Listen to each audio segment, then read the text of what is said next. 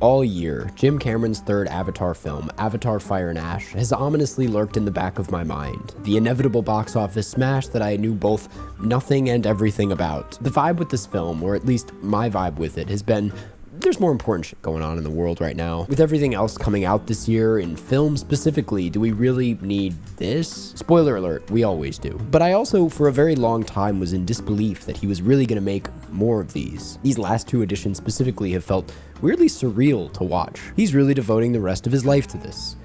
Wow. This is weird, right? I feel weird talking about this movie, mostly because the tone of my last Avatar review, The Way of Water, was significantly more excited. That film was the first Avatar film in well over a decade. There were some serious technological upgrades, and Jim had some shit to get off his chest. Fire and Ash is, for reasons we'll unpack in a second, more or less the same, with a few critical tweaks that make a huge difference. See, stability can be good, safety even better. Which reminds me, I want to thank this week's sponsor, CyberGhost VPN. A VPN is essential for protecting your digital privacy. And with over 38 million users worldwide and over 20,000 excellent reviews on Trustpilot, CyberGhost VPN is one of the best you'll find. Plenty of eyes are watching you every time you go online. And even incognito mode doesn't prevent that. Your internet service provider, your school, or your work's IT department, even your home Wi-Fi router, they can all track what you do online. And that's where CyberGhost VPN comes in. Simply select one of their over 100 locations before you browse to encrypt and reroute all of your traffic through their secure servers. This way, no one will know about your online activity. CyberGhost also unlocks geo-restricted film and TV shows from over 40 different streaming platforms like Netflix, Amazon Prime, and Disney+, making it a lot easier to find those obscure titles you didn't think were available. It works on all major devices and operating systems, Windows, Mac OS, Android, iOS, and you can protect up to 7 devices at the same time. And the best part, you can get their best deal ever at their link in the description. Just $2.03 a month plus 4 months for free. That's 84%. If we're going to follow a film like 28 years later, you've got to come up with something interesting. And this was really original. The Bone Temple, which Nia DaCosta's directed, is so extraordinarily intense. Nia has her own identity and a way of going about things. I was very impressed.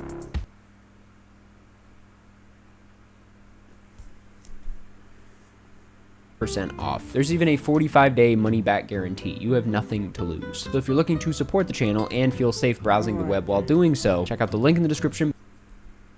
So if you're looking to support the channel, there's even a feel safe browsing the web while doing following the Sully Mangquan clan down a son who are into it. Fire and Ash picks up where we left off, following the Sully family, now down a son, who are really going through it. They encounter a rival tribe known as the Mangquan clan, led by Varang, and together with the help of Spider, must fight to protect themselves and all of Pandora. The film is, of course, 3 hours and 17 minutes long. Part of why this film may feel extremely familiar is that it was shot simultaneously with The Way of Water. There are plenty of new ideas here, yes, but the jump in technology is damn near non-existent, which is to say, it's still some of the most groundbreaking VFX work of its time. As in denial as I was going into this that it would end up working on me, I of course ended up in disbelief at what I was watching yet again. There's one shot specifically of water, just water, that made me feel like I was on drugs. Even the guy next to me had to let out a Jesus Christ during that specific shot. The skin textures look incredible, the lighting is breathtaking, again,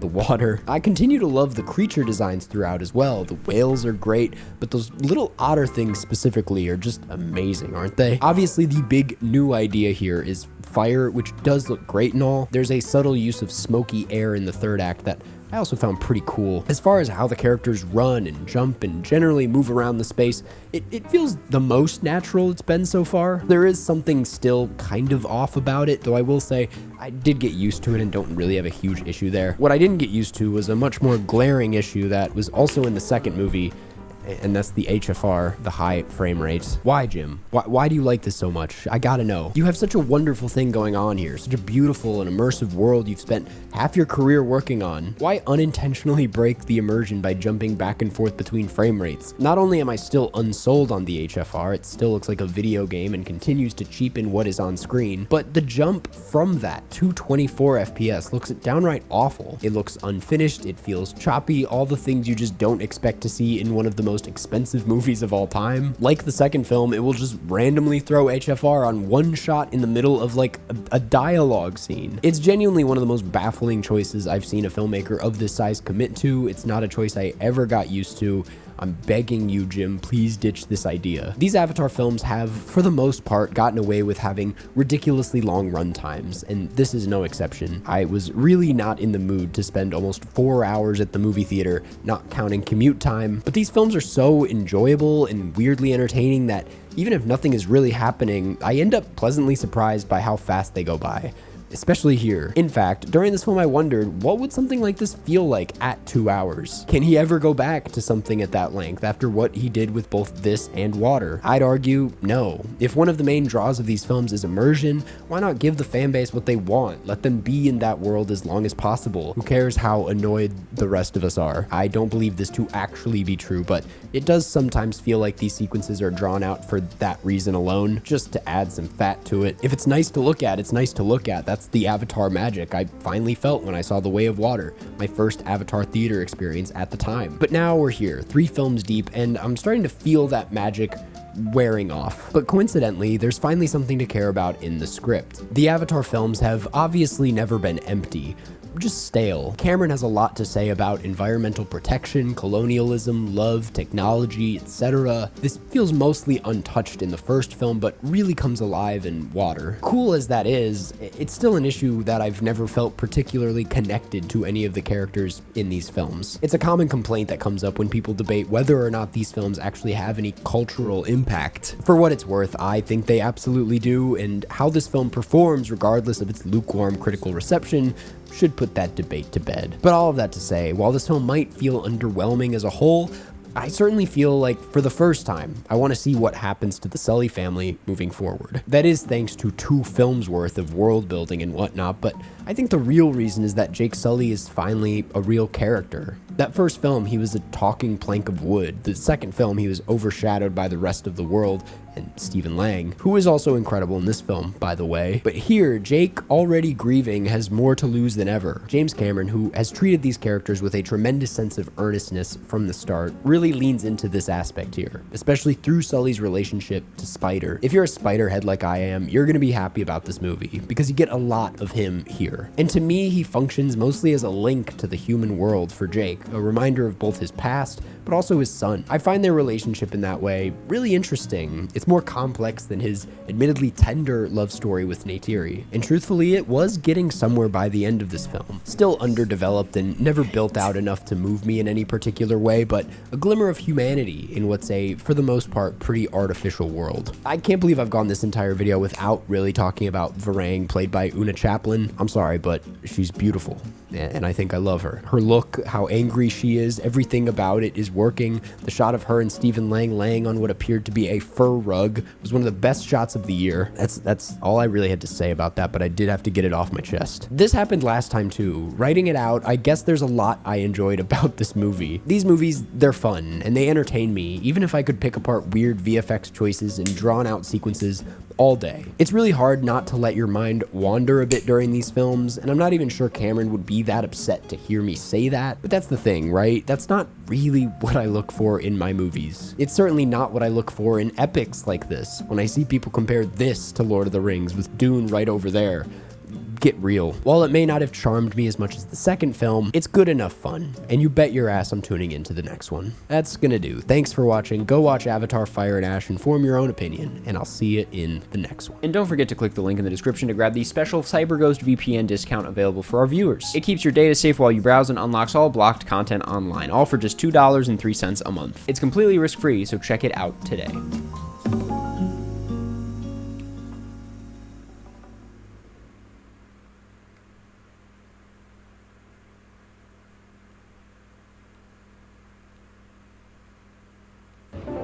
I had a crazy idea. We were surprised that no one had done it before. Success doesn't follow a formula, and neither do you. Who knew that dancing with dogs could Now this really should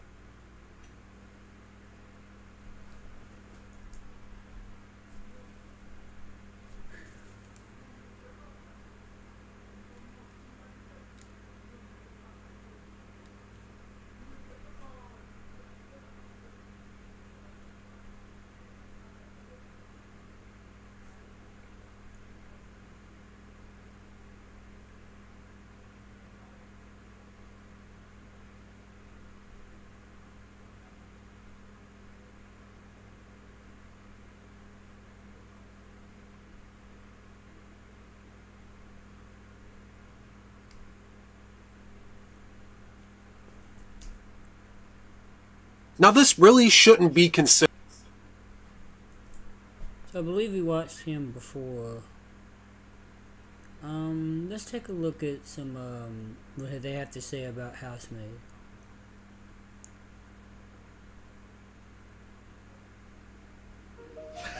Oh, man. Oh, boy. Christmas Day. Yeah. Christmas Day, and I decided to go see a movie. Now, look, I'd never seen Sydney Sweeney in anything except for Madam Web. That was literally my first introduction to her. And I know that a lot of my fan base absolutely loves her. Now, so I went to see this movie. I realized that the husband in this movie is the guy that is rumored to possibly be the next Batman. And I will tell you this, from his build, his height, his voice, his jawline, this dude might be it. Seriously. And he plays a rich man in this. Okay? So, I had to see this movie. So I was in the mood for a thriller, a mystery, something scary.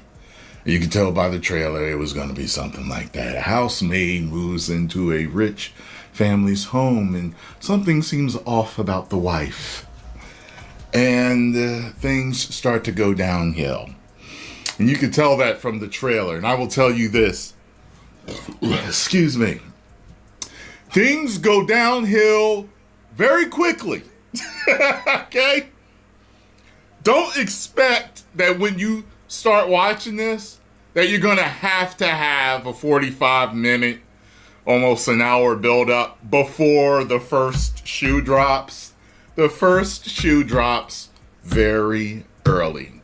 Now, all my movie enthusiasts are going to, if you're one of those people that are always thinking as you're watching, you're going to have suspects in your mind. You're going to have like, okay, so this person is this, and this person is this, and this is probably going to happen, and that's probably going to happen. There's a couple of swerves in here.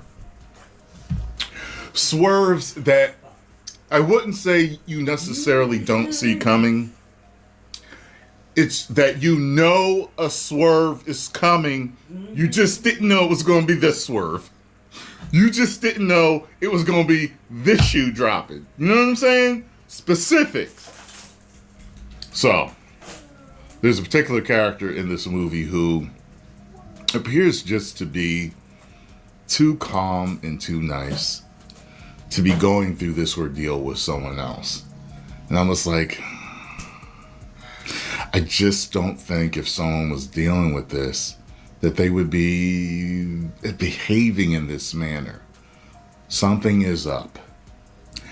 Oh boy, is there. Boy, is there. I gotta say, I absolutely enjoyed this movie. Had a good time. Me and the crowd had a good time.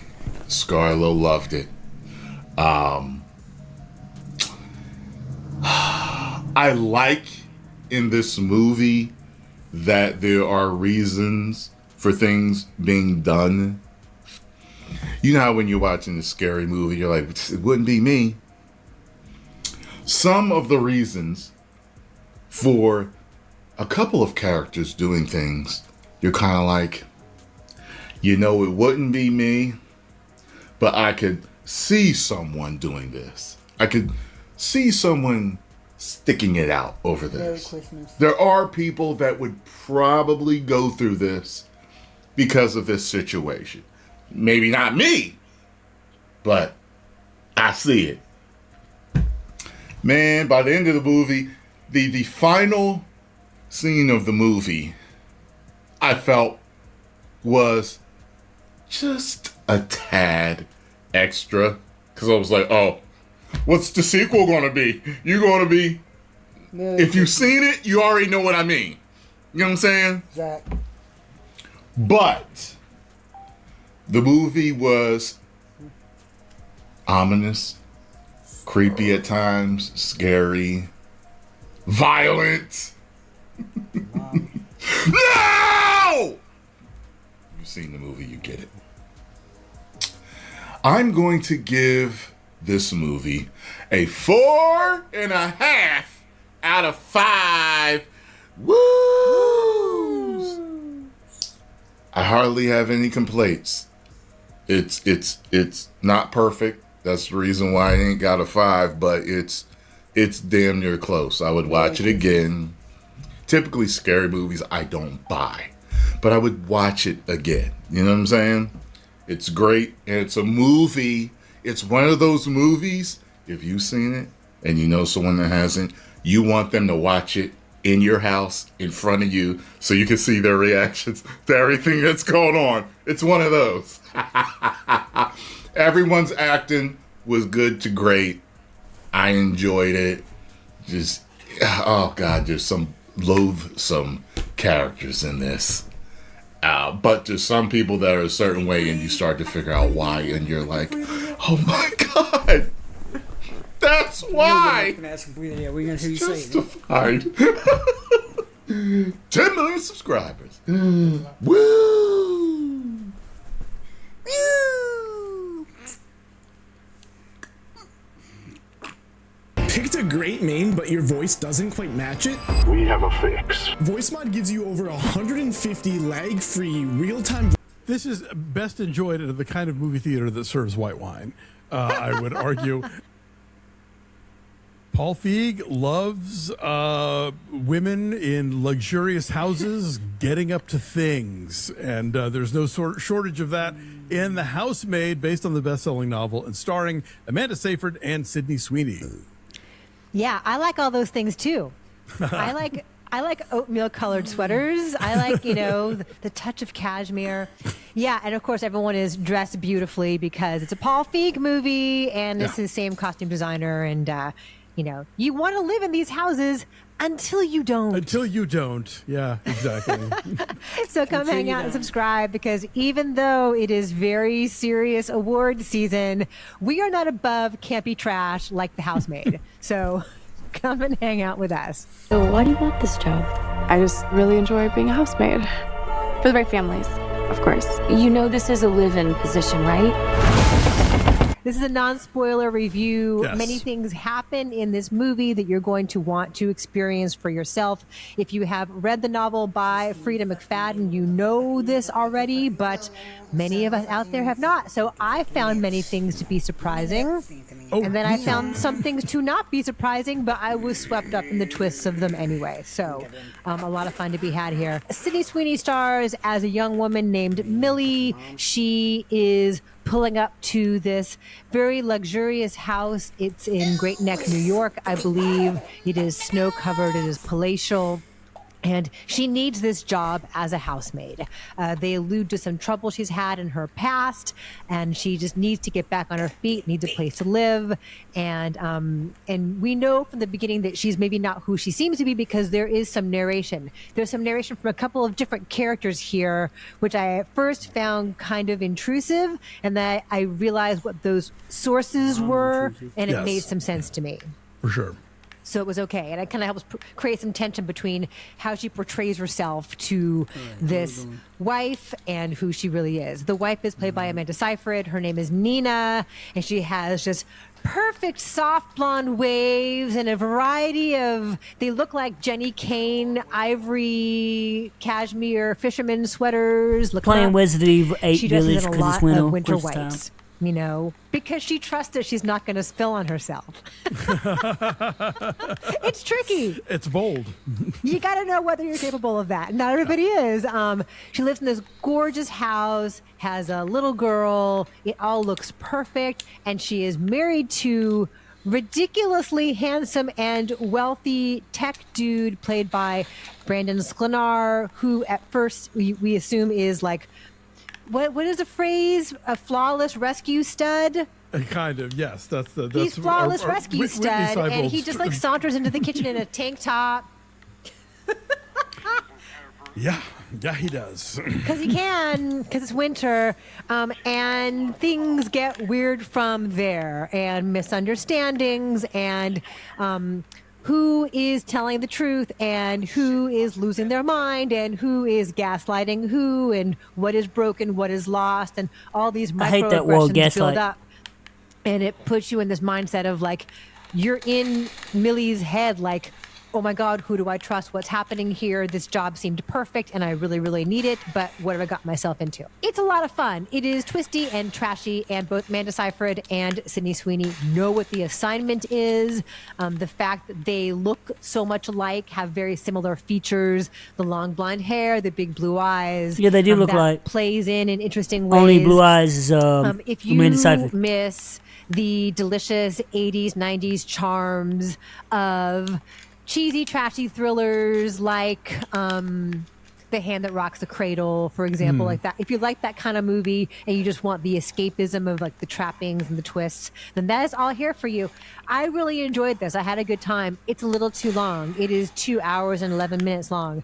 But like A Simple Favor, Paul Feig really knows how to lean into the knowing kind of twisty camp of this and has a good time with it. And I did too.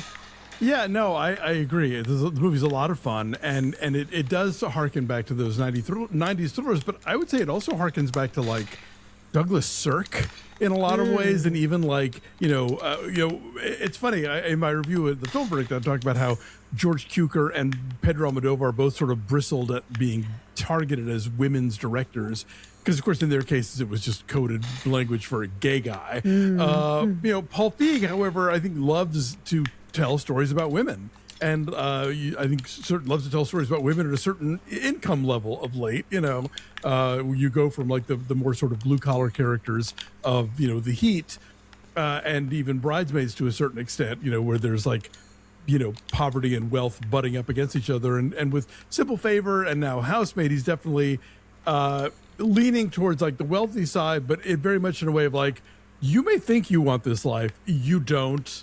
You don't, and you will leave the theater happy that you don't have this life, but I think that even like Cukor and those guys back in the day, it was very easy to sort of dismiss women's pictures, but they were very often the only time that movies were genuinely about women's concerns and women's place in society. And I think this movie, while giving you the sweaters and the sofas and the all of the sort of wealth porn, is saying things about, systemic issues that women face, and about, money and power and the kind of things that are relevant to many women's experiences in this country. And so I think that it is stealthily a movie that is about something, while very much on the surface delivering a lot of schlocky, fun, soapy trash glitz. And I'm here for it.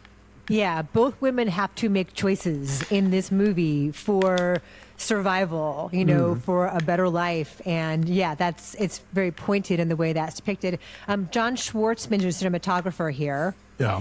When you first see a couple different staircases, twisty staircases with a very, modern kind of lamp dangling down the middle of it, like, something's going to happen, So I think Paul Feig lays the groundwork really effectively as far as like where things are going to happen. Also, I got to mention Renee Ehrlich Kalfas, who is his longtime costume designer. Again, the clothes always say so much and have a lot of meaning as these characters are dancing around each other.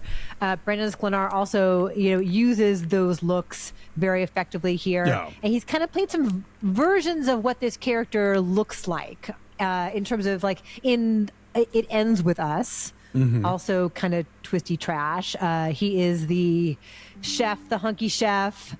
He's in Drop. Right. So he's the guy who like comes along and seems like he's blandly handsome, but there's more going on there. May or may not be. Yeah, exactly. Yeah. So I had a lot of fun with this. This is a good like go with your girlfriends. I went to a matinee. There was a whole bunch of moms there together, and it just seems like a fun kind of escapist movie at a time where, if you don't want to go spend 3 hours at Avatar. Yeah, this is best enjoyed at the kind of movie theater that serves white wine. I would argue. Also, we got to give a shout out to Elizabeth Perkins. Small role, but ooh, I have never seen her with this much like patrician edge. She is terrifying, and I loved every second of it. Yeah, for sure. The hair alone. The second you see her with the hair alone, you know that she's no good. Yeah, a very severe quaff. Yeah, this is super entertaining, and it's the kind of movie that if I ever have the time, I would love to go back and revisit, knowing now what I know and see what the movie is telegraphing and what it isn't, and what it sneaks up on you and what is sort of there in plain sight. So yeah, it's super fun. Yeah, I'm going to say an 8. Like, everyone is up for the assignment, physically, emotionally. Yeah, these actresses know what they're doing and they're having a blast with it. So, 8. Yeah, I said 8.7. Yeah, this is a treat, and it is, again, we talk about this all the time. Like, what is a movie aiming to accomplish, and what does it accomplish? And I think this movie is totally hitting a target that it has set for itself. Yep. And I think, if you don't like that target, then maybe this isn't your movie.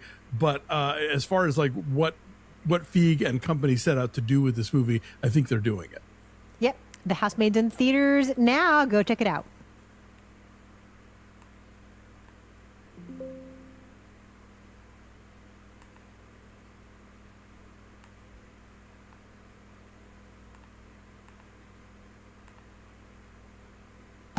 With Google Play Games, you can play unlocked.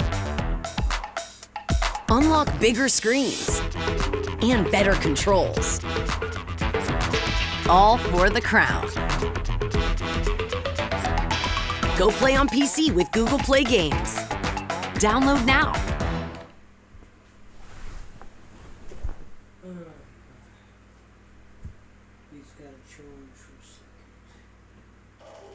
We have got to the point where literally anybody can build a fully working app without knowing how to code. This is Base 44. This is a first look at the current industry-leading AI app builder, and you wouldn't believe the kind of apps that people are creating. Smart nutrition apps, inventory trackers, onboarding tools, you name it. And if the only thing stopping me from making the app is the idea, then why not build an app that gives me endless app ideas? So let's make it. Pro tip, I draft the full app spec in ChatGPT, and then I drop the prompt directly into Base 44. It gives me super detailed structure. And here it is. Everything I laid out in detail as it goes. This is pretty awesome, but I want to make it playful. So I'm going to add a swipe left and swipe right interface. The same usability we all know. Now I'm going to add one more feature. So every idea that I favorite will turn into a kickoff prompt to start building the app itself. And that's it. Just come up with your idea, any idea, and Base 44 will do the rest. So go to Base 44 and create apps with your name on it. To hell with Base 44. Let's get this out. What's about the housemaid? This is the... No, let's not talk about the housemaid. Let's go into Avatar again.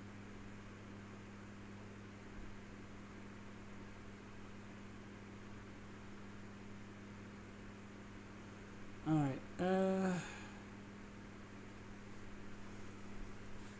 what have we not covered?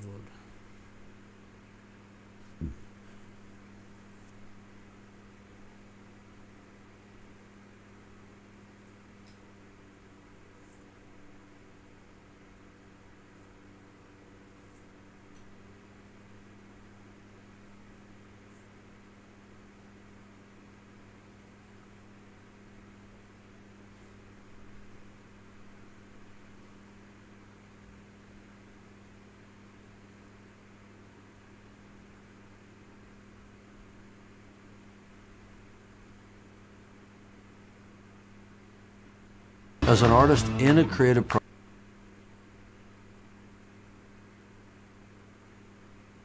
watch a lot of films that are like that, and so once in a while it's nice to have a little bit of comedic.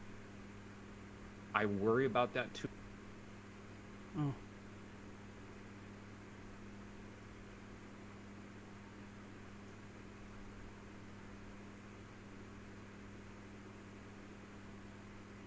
Steve and Uno, where do I start with you two? This movie, the two of you in it, my goodness, people are going to have a lot to say, and I think they're going to really like it. Anything spoilery, this is a safe space. It's going to go after the movie comes out. Okay. So we'll put the spoiler-free clips out first. Anything we talk about, I want to hear about it, and I promise I'm not going to ruin it for anybody. I want to hear about Varang. This character, power hungry, intense, really cool. And I'm curious if there was like any real life historical figures or just people you found as a way to inspire both the character, the physicality, just the whole thing. I took a lot of inspiration from Jim. That checks out. I was going to say probably from James Cameron, maybe a good starting point. I mean, you know, I think that we're all aspects of his consciousness because he wrote us into being. But I feel like one of the things that I really spotted and began to study was the power of his word.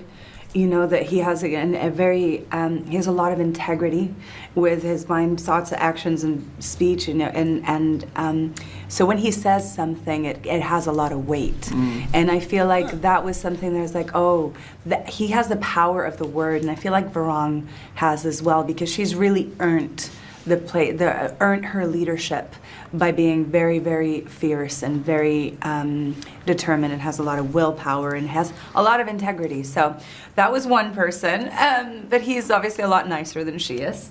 And then I just observed Idris Elba in Beasts of No Nation as well, which was pretty cool. Okay. And then Zoe as well. You know, Yeah. she is Pandora, so. You know, that's cool. Idris is so talented too. That's a good pull. Yeah, that's cool. She's absorbed all that stuff, and out of it has come something that's completely original. 100%. You know, her It's way so of good. moving, is that human? Is that Navi? Is that animal? What is it? It's quite extraordinary. I feel like maybe you're a little biased after this movie. I don't know, the way Quaritch was looking at her.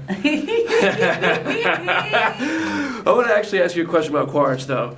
Quaritch, the human form of Quaritch in the original Avatar, not the most empathetic guy. Right. Now you have the memories of that guy, the sort of consciousness of that guy in a sense, put into a Na'vi. Do you think he's become meaner because he's wrestling with the complex of, oh, am I still that guy? Am I just something new? Yeah, it's a good question. You know, generally speaking, the more confused that someone becomes, then the more volatile they may become as well, you know. Volatility is not something, volatility was something that always Quaritch managed and manipulated. He was able to use his volatility as a weapon, you know. His emotional life, his inner life has it's become much more not in control. He's not exhibiting the same kind of control that he did. At the same time, the memories that you're referring to, the human memories, they start to get a bit hollow in a way, you know. I mean, they begin to recede in a way or wither, and that's how I conceive of it. Part of that has to do with the developing a new skin, the way a snake would shed its skin. I mean, perhaps the same sort of thing is happening with Quaritch. You know, it doesn't make him better, doesn't make him a good guy or anything like that, but it does represent an evolution. And nobody really thinks of themselves as a villain either. Well, there are very few people who do. Yeah, Certainly that's Richard III thinks of himself as a villain, Sure. but most people, some people take delight in thinking of themselves as a villain. I always think it's a bit of a fallacy when they say nobody thinks of, you know, it is true that everyone's the hero of their own story, but that doesn't mean you could be a villainous hero. That in makes any sense. case. The scene with you two in the tent, with the I don't know what that was that went up Quaritch's nose, and then everything just hits the fan. That was a really cool establishing of the dynamic between the two characters, and I would love to hear about filming that scene, what James was kind of trying to evoke from you two to make sure the story was told in that moment. Well, we shot it really simply. It was very straightforward. You know, we're going to set up it's a very simple scene between two people in a small space talking to each other with, you know, and there's very clear dynamics that happen. But the beautiful thing was that we got to that part after I'd been, you know, kind of practicing and being on the volume with the people for a while.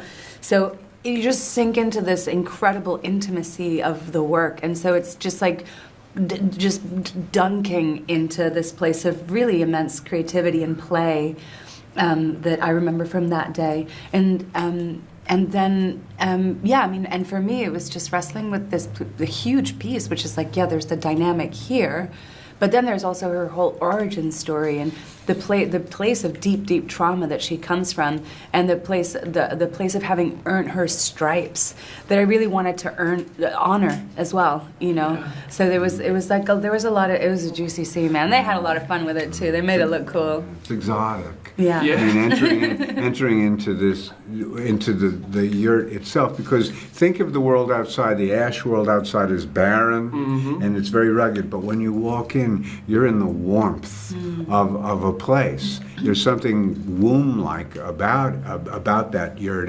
It seems to me, and it's not. And he takes a minute to kind of.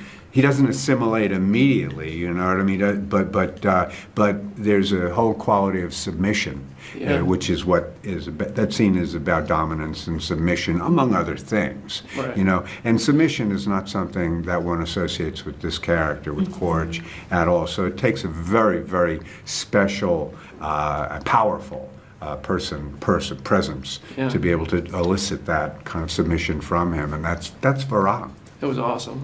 Varang has a way of holding guns where she's like doing this, shooting her like machine gun. Is that an intentional thing where you're kind of trying to show a wild nature to sort of using a foreign weapon to her? How do you kind of like? Is that a piece of physicality you have to consciously think about?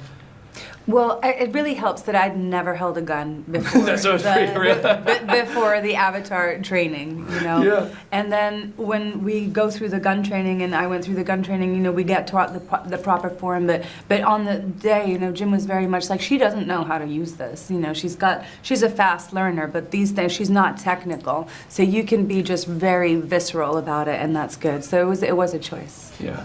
Stephen, I'm going to read you a line of dialogue, and I hope I get this right. If I miss a word, please tell me.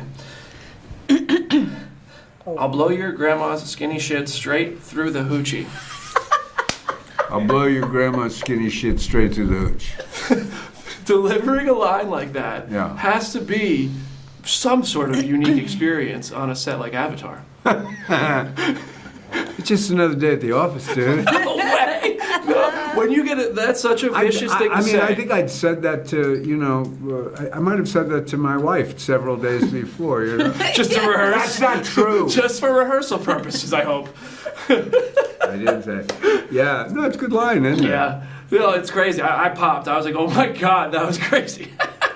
When we talked at Avatar: The Way of Water, you said the one thing you wish more people asked you about was using a tail. And the experience of using a tail. So I would love to hear, is there something for you that you wish people asked you about that is just a unique experience that we wouldn't even know? Oh, golly. Well, I thought that the questions were, I was expecting, you know, because this is the first kind of junket that I do like this, and I was expecting the questions to be a lot more like straight down the middle, but I've had some really fun moments of thinking on my feet with these questions. There's been some really good questions, so I feel pretty satisfied about what I've shared. I'll think about it and let you know. Yeah. We meet out there and we go over questions and we're like, oh, you're asking that? Okay, well then I'll ask that. Is that right? Oh, we gotta be creative. Yeah. We time with you guys. That's awesome. Thank you.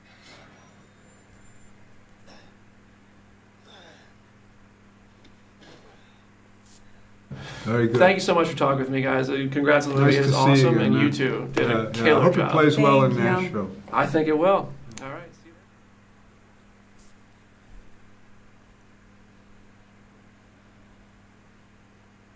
A lot of people, I mean myself included, sometimes you go to dark places in your life gets hard, and you have a moment in this film where there's a attempt. And I thought that was a really bold moment. I just say we can all see what's going on, I've known teens in distress. Look, I mean, I just say we can all see what's going on. And I thought that was a really and you have a moment in this film where there's a attempt. And Dude, just say suicide. Just say suicide. They shouldn't block that out. It's not gonna make somebody commit suicide just because you say that word. Come on, let's get real here. YouTube. I thought that was a really bold moment. Look, I mean, I just say we can all see what's going on, and I've known teens in distress and in despair.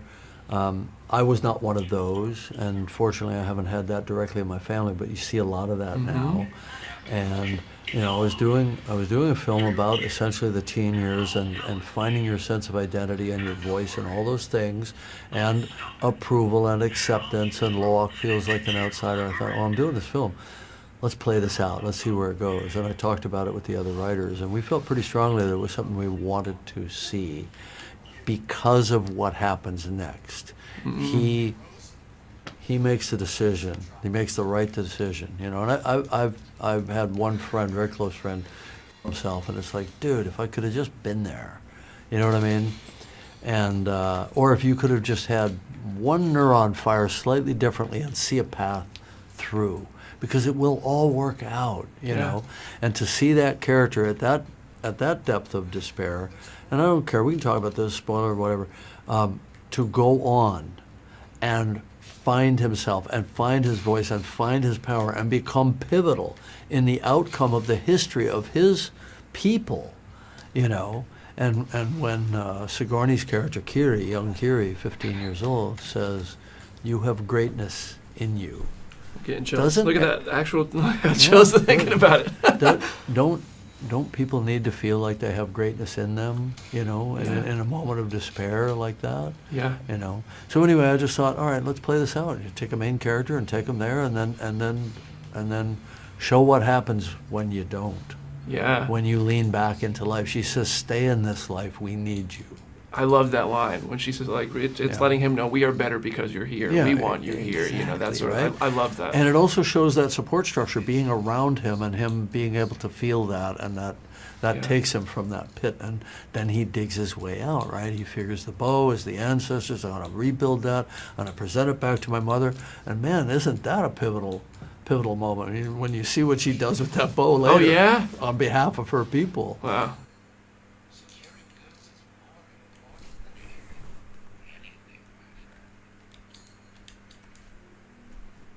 The Chevy Silverado 1500. Best-in-class standard cargo bed volume.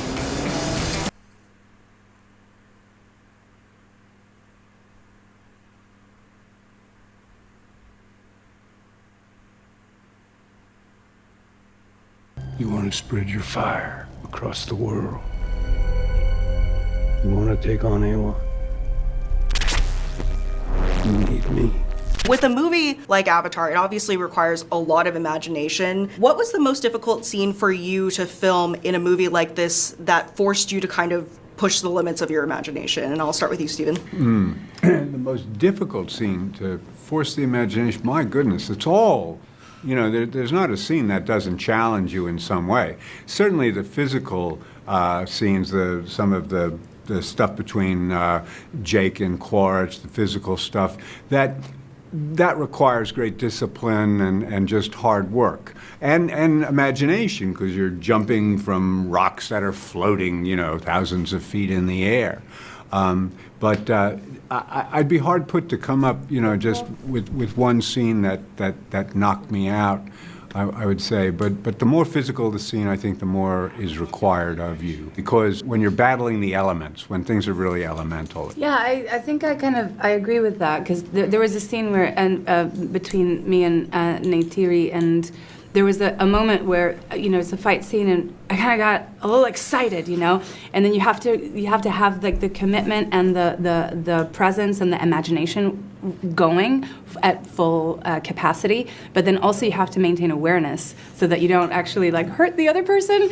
And thankfully no one was hurt, but there was a moment where she said, "Hey, just remember that I have a body, and like I need to, like, you know, take care of my body." And I was like, "Thank you," because I just learned so much from her, from having the awareness of that as well as the commitment to the moment and imagination. So, but it was all, I mean, it's like being in a playground. It's like being a child and having, you know, a little bit of like a wooden stick, and you're suddenly like a warrior in a field with a spear, and, you know, the sun's coming up, and it's like, it's such a magnificent exercise. And I think once you start, you just work those muscles, and then it's hard and it's easy and it's very enjoyable. I will say, before we jump into that, you were talking about the visuals, and that's something that I was so immersed in, is that not only is this an action-packed film, but it also is so beautiful. You want it to be Earth. You want to be able to experience it because it's so beautiful and it feels real. The way this movie is done and how immersive it is feels so visceral. It's crazy.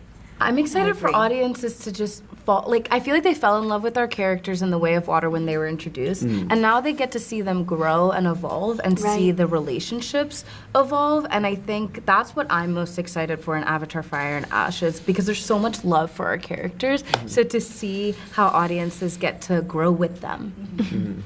Definitely. We're lucky enough to have the reference pictures around of the artwork, and then with the virtual camera, we're lucky enough to actually be able to see the world that we're playing in. But the Tulkun Council was something that was spectacular and very difficult because they're so majestic, and that scene itself is breathtaking. So to actually have an understanding of the size and scope of these things, that took a lot more focus and a lot more imagination. I mean, I love that scene, sitting in the theater with the sound So booming. beautiful. It's like my seat was shaking. It was like, it was I think fantastic. when Jim said the Tulkun's going to rise up and stand on its tail, that takes a lot to know, because it's like nothing on Earth. You know, whales don't actually, from what I know, do that. So it's like an armor-plated whale the size of the Empire State Building. Yeah, I was expecting it to fall or something like That's that, but no, right. they just stood. They just stayed And that's the other standing. piece, is that you can imagine, but then when you see it, it's like different and the same. It is, it's once you watch it, it blows your mind. Well, sorry. Are we allowed to say spoilers? No, we're no, not. no. Sorry, I'm trying to think how to There's describe a scene with Kate. Kate came in for I think 2 weeks, and then came back a couple of months later for 2 weeks to shoot all of her scenes for Avatar Way of Water and then Avatar Fire and Ash. Okay, wow. And so I did all my scenes with her in such a short time, and that was so special because she's so brilliant, but also very sensitive as an actress. And I've really appreciated her thoughtfulness and learning from her, because she's giving so much that whenever Saraya had to be emotional and defiant in a scene, I just was reacting. I was just reacting, which is the best. Yeah. Truly. I think, I don't know if I have a scene personally, but I have a moment of just in awe of what we were creating. And I remember it was the first time I went up to this giant water tank for any of the water scenes, and there was a giant wave machine that was creating these waves, and it was these, it was some scene where they were acting and they were on Ilus, and I think it was Tonawari, but I just remember feeling like this is the coolest form of acting, because they're doing the scene, but there's all of this crazy, they're actually in this wave machine with all these millions of plastic balls. It was just, I don't know, it was such a visceral thing for me. Yeah. I mean, I think the one from Avatar The Way of Water that I thought was so cool to see actually happen on the screen after reminiscing on those filming memories was when Neytiri and Took are going down with the sea dragon. And that was intense and kind of scary and amazing and exciting to film. And so to see it on the screen was really cool. And then Fire and Ash, all of these on the run, intense, complicated scenes that I got to do with my Sully siblings, I'm very excited about for people to see, and I just had so much fun filming them. But they were intense. Yeah. The rapid scene? Yeah. Steven, so your character Quaritch, I mean, he's a complex character, to say the least.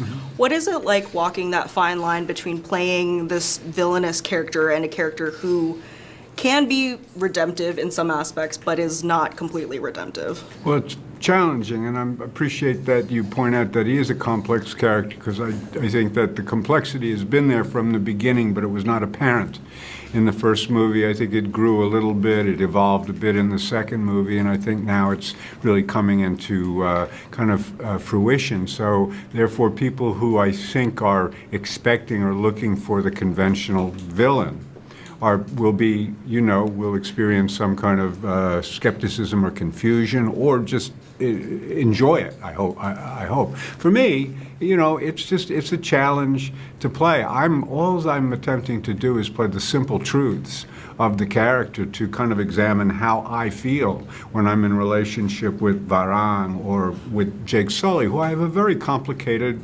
emotional relationship with, and then I have this son all of a sudden. So we're seeing aspects of the character, and I'm playing aspects of the character that are, quite new and contradictory in some fashion, But, as the great poet Walt Whitman said, if I contradict myself, well then, I contradict myself. Okay, beautifully put. Very Thank you. poetic. Sam, you've been on this journey since day one. And what is for you, the biggest takeaway from this experience, and where do you envision Jake's story going moving forward? I've always loved that the characters evolve. It's not like when we get to do a second part of the story that the characters are a carbon copy of the first one. I've always loved that evolution. Jim always said this is a family saga. That's what it is. It's about the dynamics of this family. It's a love story that the natural progression is children, and then the universe gets bigger and bigger and more complex. So, as long as it keeps building in that direction, I think then hopefully audiences will connect more. And as long as we stay true to these characters, we can be as spectacular and as breathtaking as we want with the vision, but it has to be about heart and love. Jack, I just have to say, Spider, to my homies at Collider, some of us are very big fans of Spider. Oh, thank you. Thank you. I'm curious, there's so much mocap in this. Did you ever want to be like, can you put me in a suit and let me be a Navi for like a day? It's funny, you're the second person that's mentioned this. So I was in a suit for 2 years with the cast, but, playing a human, but I was still in a suit. And there's plenty of times where I'm like, I wonder if they could just like work some magic and make me an Navi for a day. But I mean, I was fully there. I did all the suit stuff, and I often think about what I would look like and what I, sound like or look like and feel like as like a real blue Navi. But at the same time, I have to remember that Spider's character is, in his heart, is more Navi than anybody. He is like kind of the embodiment of that Pandora spirit. And it's just ironic that he is in a sky person's body. Yeah. Auto insurance all seems the same until it's time to use it. With USAA, it's easy to file claims, schedule repairs, and access roadside assistance right through your app. Or you could take your chances somewhere else. Get a quote today.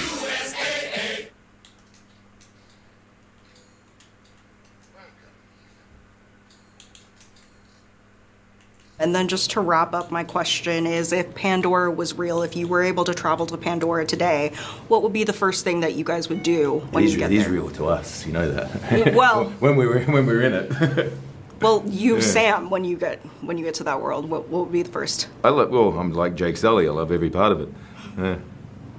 I would fly on the Akron. It's pretty cool. Sounds pretty amazing. Yeah. Well, I'd make sure my ammo belt was packed full. Yeah, because you never know what's going to come out of the woods. Okay, in character, I love that. Yeah. Said like every character. It's awesome. Yeah. Go to the Wind Traders. Actors? Go to the Wind Traders. As yourselves. I really love the reef. I just think it looks so beautiful. I want to go underwater and explore and see all the beautiful creatures, and I want to ride an elu. And also the bioluminescence. I really want to see that on Pandora. I mean, we have bioluminescence on Earth, but Pandora is just, it's another level. It's epic. And then also, I really want to fly in the sky, fly on an ikran. Oh, yeah. Yeah. I would go swimming in the reef, and then I would climb the Hallelujah Mountains, because that shot, every time we see the Hallelujah Mountains, and Jim brings it back on purpose. Like, he knows what he's doing when he brings, because it's always in the beginning of each of the films. Yeah. And it's like, you gasp. Because they're so magnificent. They're incredible. Well, that's why they're called the Hallelujah Mountains. Like, is there a way on this day that we have in Pandora to just hit every stop? Well, on a Ikron, you probably can. Or with the Wind Traders, they're trading. They're moving a little slower, I think. A little bit, but it's cool. They're like Navi pirates or something like that. It's so cool. It's so cool. And they wear ponchos. And then just wrapping up, Bailey, I have to ask, what is more difficult, playing a Navi or playing a child vampire? I think Interview with the Vampire was probably harder. Oh. Because we didn't have to do night shoots. And I think all of us now have done night shoots, and there is something about playing a Navi and then being able to be in performance capture. It's just the same call time almost every day. There was just more consistency. But I think that's more of a personal thing. As an actor, give me character work and I will sink my teeth into it.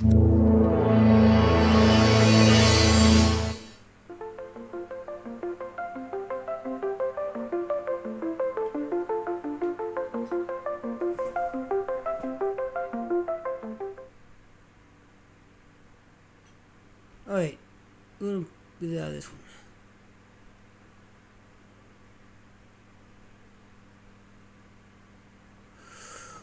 process with a bunch of collaborating artists, including my wonderful cast, that's validating. And I thought that was a really bold moment. I mean, I get along very, very well with Disney, but it worried them. Look at that actual chills thinking about it. Total annihilation is a reason to fight. You saw something there that other people haven't spoken about, but I think it's important. James, Avatar Fire and Ash is awesome, man. Thank you so much. Cool. For I showing like it to the us. feedback. Hey, there's a big theme of this movie with a main character who is seeking validation by learning his dad is proud of him. Yeah. And I'm curious for you, Yeah. at this stage of your career, you've won awards, you've made box office hits. How do you find the things that make you feel validated, that make you feel fulfilled through this creative process? That's a in really movies like great Avatar? question. And obviously, there's a lot of personal psychology from any writer going into their stuff. And you know, there are father issues, you know, on both sides of the fence here between me and my kids and me and my dad, right? And being a father gave me a completely different perspective on that. But in terms of personal validation, really, it's the people around me. It's my family. It's my kids. My wife Susie. You know, any accolades outside that are kind of secondary. Ultimately, Yeah. you know. I mean, I do feel validated when a film that I've worked on and all the people working with me have worked on so hard actually connects. You know, humanly connects, right? Feeling like people are crying or they're laughing or they're cheering. You know, and we seem to be getting all three of those Oh, yeah. with this film. Big time. Yeah, And, that's validating. I mean, as an artist in a creative process with a bunch of collaborating artists, including my wonderful cast, that's validating, right? I mean, that's why we do this. We don't want to strike out. I don't want crickets in the theater. You know what I mean? No, never. Any Yeah. response is better than crickets. Yeah, you right, know? right. Yeah, no. And you talk about connecting to anything spoilery. I'm going to hold until after the movie comes Yeah, cool, out. And this question's kind of touch on that. But you talk about connecting with things, and like a lot of people, I mean myself included, sometimes you go to dark places in your life. Life gets hard, and you have a moment in this film where there's a suicide attempt. And I thought that was a really bold moment. I mean, I just think we can all see what's going on. I've known teens in distress and in despair. I was not one of those, and fortunately, I haven't had that directly in my family. But you see a lot of that now. And you know, I was doing a film about essentially the teen years and finding your sense of identity and your voice and all those things, and approval and acceptance. And Loak feels like an outsider. I thought, oh, I'm doing this film. Let's play this out. Let's see where it goes. And I talked about it with the other writers, and we felt pretty strongly that it was something we wanted to see because of what happens next. He makes the decision. He makes the right decision. You know, and I've had one friend, very close friend, kill himself, and it's like, dude, if I could have just been there, you know what I mean? And or if you could have just had one neuron fire slightly differently and see a path through, because it will all work out, you know. And to see that character at that depth of despair, and I don't care, we can talk about this, spoiler or whatever, to go on and find himself and find his voice and find his power and become pivotal in the outcome of the history of his people, you know. And when Sigourney's character, Kiri, young Kiri, 15 years old, says, "You have greatness in you." I'm getting chills. Look at that actual chills thinking about it. Don't people need to feel like they have greatness in them, you know, in a moment of despair like that? Yeah. You know. So anyway, I just thought, all right, let's play this out. You take a main character and take them there, and then show what happens when you don't. Yeah. When you lean back into life. She says, "Stay in this life. We need you." I love that line when she says, like, it's letting him know we are better because you're here. Yeah, we want you here. You know, that's exactly, right. I love that. And it also shows that support structure, being around him and him being able to feel that, and that takes him from that pit. And then he digs his way out, right? He figures the bow is the ancestors. I'm going to rebuild that. I'm going to present it back to my mother. And man, isn't that a pivotal moment? I mean, when you see what she does with that bow later. Oh, yeah? On behalf of her people. Wow. You know. No, I really adored what you did with a lot of the Thanks. emotional depth of You this saw film. something there that other people haven't spoken about, but I think it's important. Yeah. Oh, I bet it's going to be, people will talk about it once it hits the theaters and I everybody hope can so. see it. It's going to last. Yeah. It's going to land with a lot of moviegoers, I think. And I had to insist on it. I mean, you know, I get along very, very well with Disney, but it worried them. I could imagine though. It's a big studio film. It's an expensive movie. I fondly hope that the net charge will be positive on this. But then it lands and it sends the message that you just touched upon. And I mean, another scene I think that's going to resonate with a lot of people, and it's a bit more fun than that one though, is Quaritch and Varang. Oh boy. That sequence was something, man. I we loved went it. there, didn't we? Yeah, I love how you have this like dominant, submissive dynamic with somebody who's not naturally the submissive person in any facet of his life. I know. Can you talk about creating that dynamic between those two characters and how you pushed it with like sexual tension and also like leadership, like combating each other? It's very much a power dynamic, and I love watching that scene and seeing how the power flows back and forth. It actually doesn't flow back and forth. It's all on one side initially, and then all of a sudden, wait a minute, it's on the other side.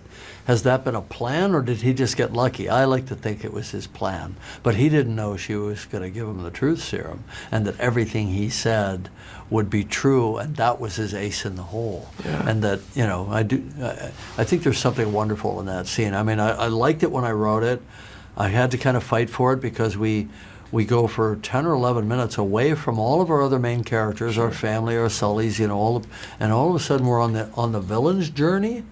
And it leads to a love story? Are you kidding me? But it's fascinating. Yeah, right? I found that to be. My ultimate rule is it's going to be in the movie if it's cool. It's pretty simple. It's pretty damn cool. And visually, it's one of the biggest swings you've taken in this franchise, which is full of big swings, too. Right. Yeah. But all the scenes I like the best, since we're going to this level of detail, are the two-handers, right? Jake and Neytiri, some of their dramatic moments in their marriage, in the privacy of their home, Spider and Kiri. And Quaritch and Varang, you know, Jake and Spider. That's all of these, you know, extended, long, slow. I mean, not scenes you would expect in an action movie. I mean, it's an action movie. There's no question about it. We don't stint on the action at all, or skimp on the action. But yeah, I mean, as a writer, that was so much fun, right? To actually get to spend the time with these characters. Yeah. And I find it interesting how you capture all-out war in this movie. Oh, yeah. And there's this sort of way I noticed that good guys are killing bad guys. They're each killing each other. They're each killing each other's animals and creatures. And yet I feel like when we see the sort of suffering, we only see the pain, mostly see the pain inflicted on the good guys, as if you're trying to make sure we don't empathize with the bad guys. Can you talk about how fighting for what's right Exactly. and walking that line requires that sort of portrayal? It's a fine line. Yeah. Right? Because we go into Tulkun culture and they say, you know, killing only leads to more killing, an endless expanding spiral, right? And that's the world we live in right now. That's what we've seen. We've seen it in Gaza. We've seen it in Sudan. We've seen it in Ukraine. Mm-hmm. And, you know, you're doing an action movie. People are going to fight. Right? But are you fighting for a just cause? Are you fighting for what you believe in? Are you fighting from a place of hatred or revenge? You know, and they had to talk to Tulkun into it, you know, a little bit of a spoiler, but you know, they had to talk them into it through, there are some fights that are righteous, and total annihilation is a reason to fight. It's existential. Right? A lot of the political, I grew up in the Vietnam era. I saw, you know, wars in Afghanistan and so on subsequent to that. And it's like, they were all geopolitical. They weren't righteous, you know. And they're kind of war for war's sake. And I think the Monquan live that way as well. They kind of make an ethos out of being terrifying, being powerful, inflicting pain on other people. Versus Jake, who wants to stay away from it. He knows the pain and loss that it can cause, and he won't do it until he's forced to, until there's no choice. It's so well done, man. I loved it. This is my way of saying thank you for hopping on Director Debrief with me. There's so much cool Avatar merch out in the world. There's now this James Cameron. Oh my God, this has got to be like the South Park version of me, right? With the white donut for a beard. Yeah, hey man, the likeness is uncanny right there. No. How do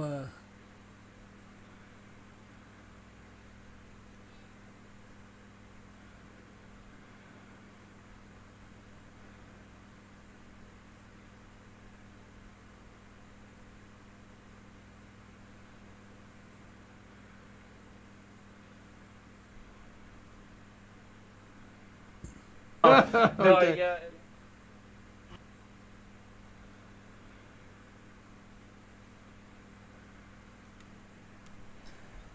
Build a website you love with Wix.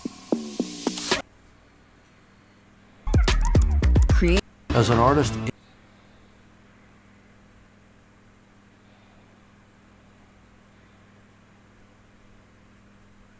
There's so much cool Avatar merch out in the world. There is Right? now. This James Cameron. oh my God, this has got to be like the South Park version of me, right? With the white donut for a beard. Hey man, I like the it. likeness is uncanny right there. No, Okay. yeah. All right then. So. Sorry.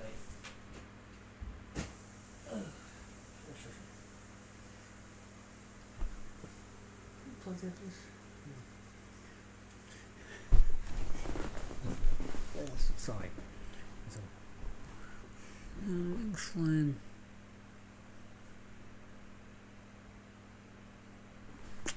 So just about.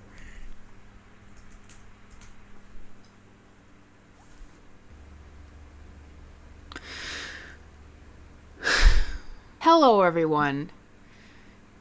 Female Frodo Baggins here, and this has been the worst year of blockbuster movies No, that it I've hasn't. ever experienced in my life. Well, you, because I you have don't like never before movies. been through a year with practically no movies that were released as blockbusters that I actually enjoyed.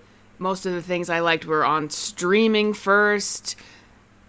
And the movies themselves, the experiences were just abysmal, where every time I would be happy to go to the theater again, and that would dissipate as I actually watched the movie itself.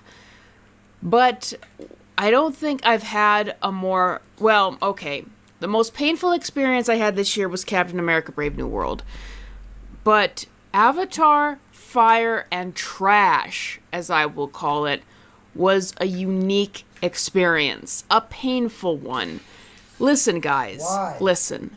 I've been to so many awful movies these years, movies that I would never watch unless I was doing this channel.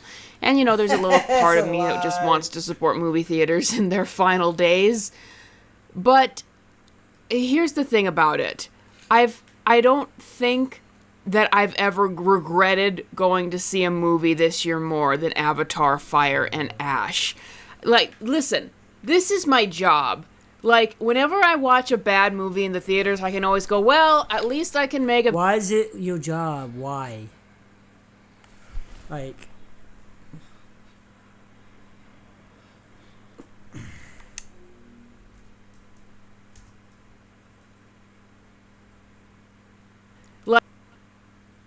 Like, whenever I watch a bad movie in the theater,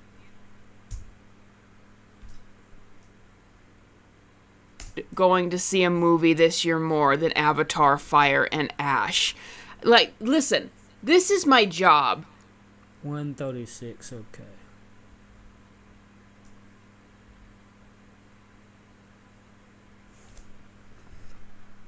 Ugh.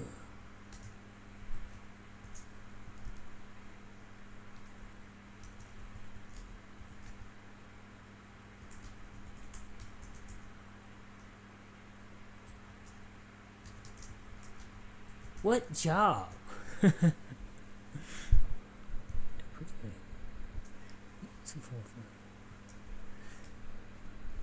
Okay.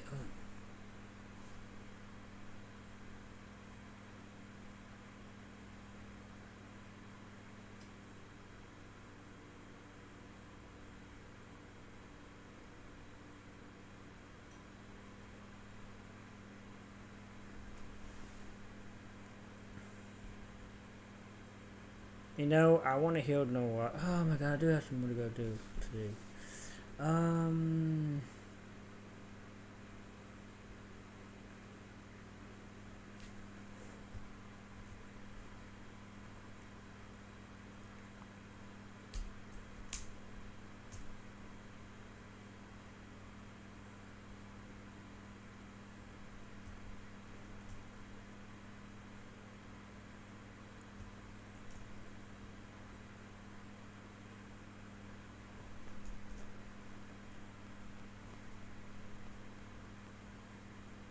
What's that whole job?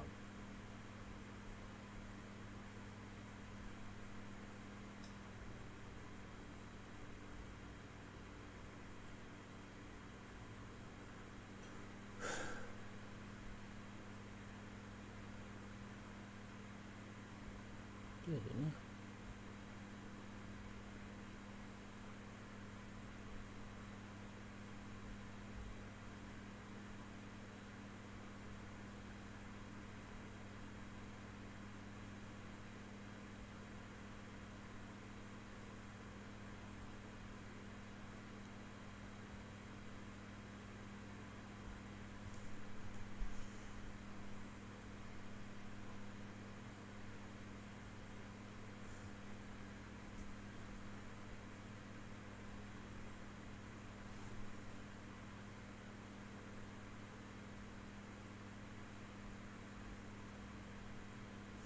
Now go listen to the Grifters.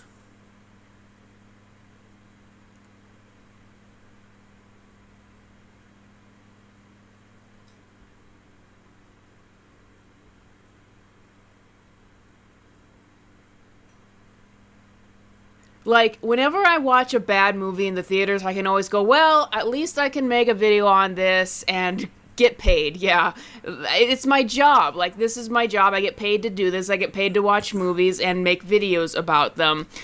But so with that in mind, like, there's no way you can think that it's really a waste, right? It's your job. Even if you don't like to do this part of it, it's still your job. It's still what you get paid to do. But Avatar: Fire and Ash, even with the knowledge, because even if I don't do a review of a movie, I still use it to inform, like, my perception about movies today and all of that.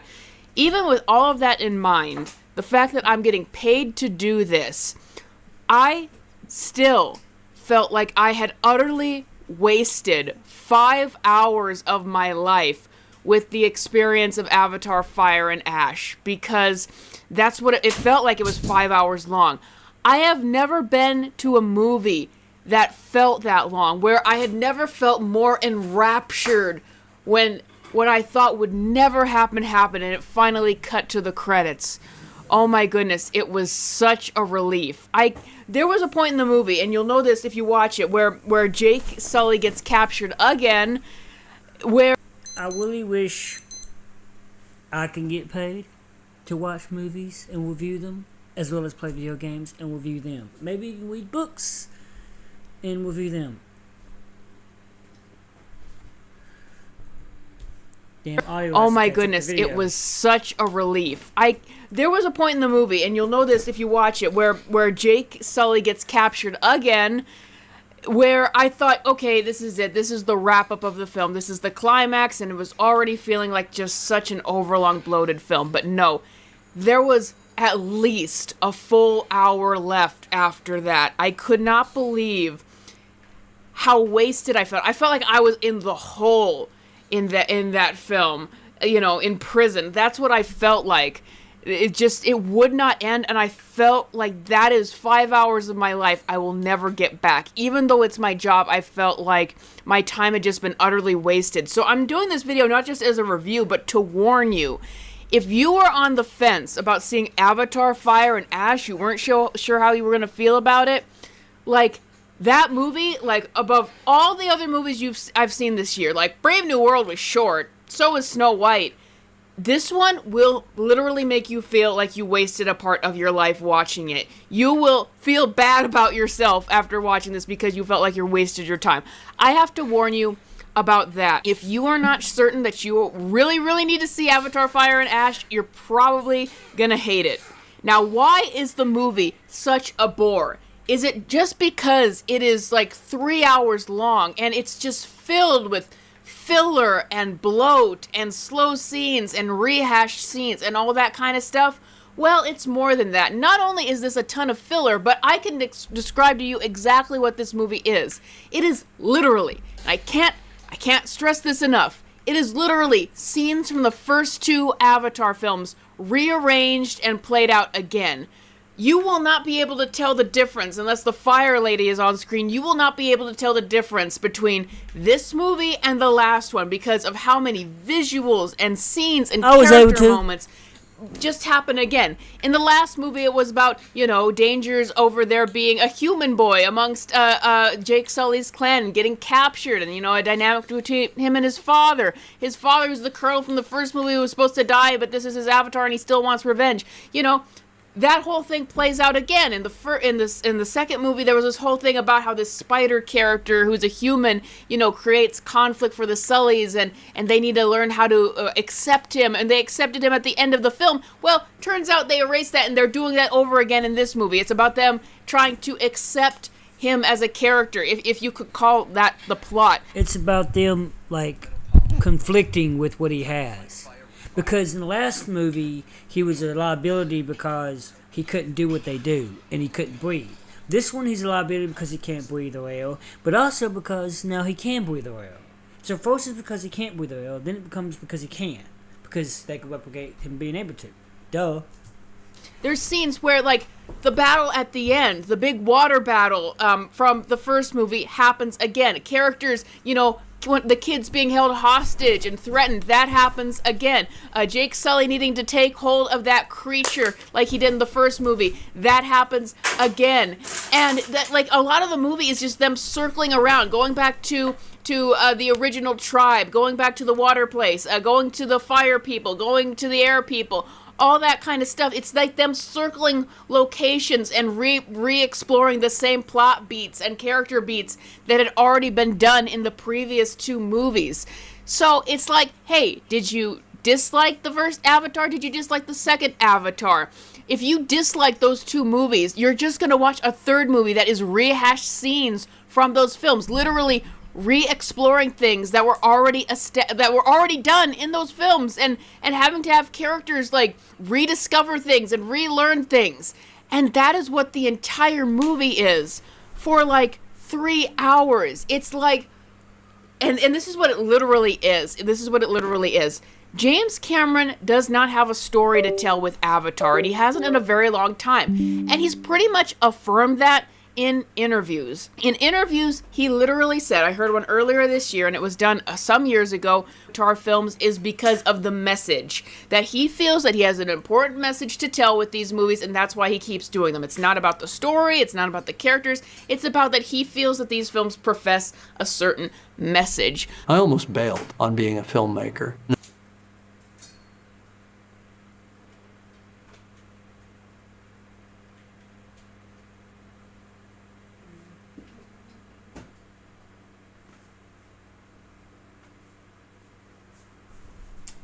Start your journey.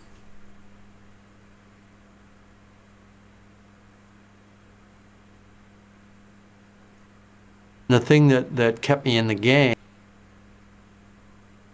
I could swear that that speed now is not enough.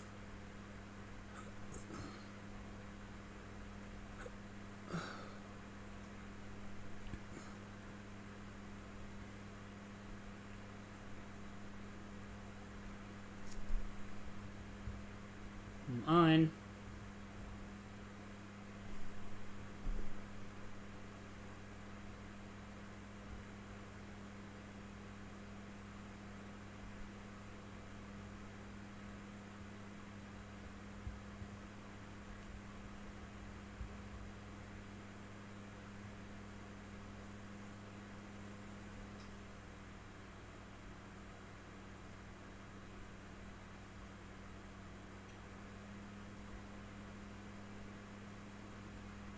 Was the possibility of the Avatar universe reaching a lot of people with a persistent message and reaction on the part of the audience to maybe fight for and protect that which we're losing. But I think it goes further than that, because lately James Cameron, after saying that he's going to make 12 Avatar films, recently getting up to this film has been saying that he wants to step back from it as a director. He did not say 12, he said 6.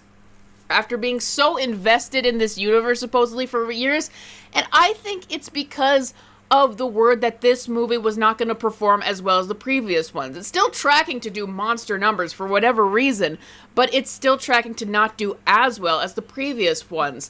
Now, I think that is also part of it, is that it's an ego thing for James Cameron, that Avatar was the highest grossing film. He has re-released it to make sure that it remains the highest grossing film. Avatar 2 got $2 billion, didn't it? And I think if the money isn't there, if the ego isn't there about getting those high numbers, he has no reason to do these films. And that's what I felt like with this film. At best, there were aesthetics in the film. Like, it felt like anything that he was actually inspired to do in this film was an aesthetic. Like, he imagined, like, this Bonnie and Clyde sort of thing with the two characters. He imagined this sort of brutal fire tribe that is just killing people. He imagined, like, the aesthetic of mourning their son. But there is barely there's no new story here, though. It's all just rehashed things from the previous two films and rehashed plot points just drawn out in the longest way possible.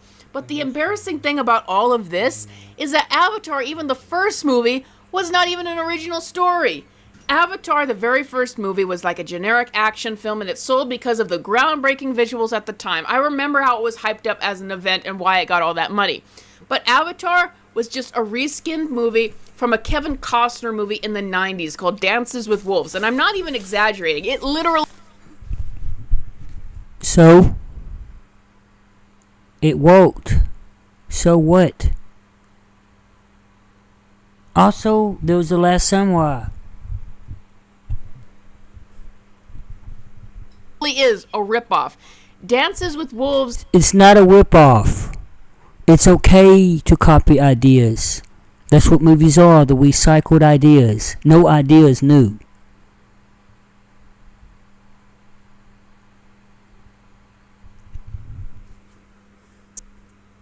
Wolves, and I'm not even exaggerating. It literally is a ripoff.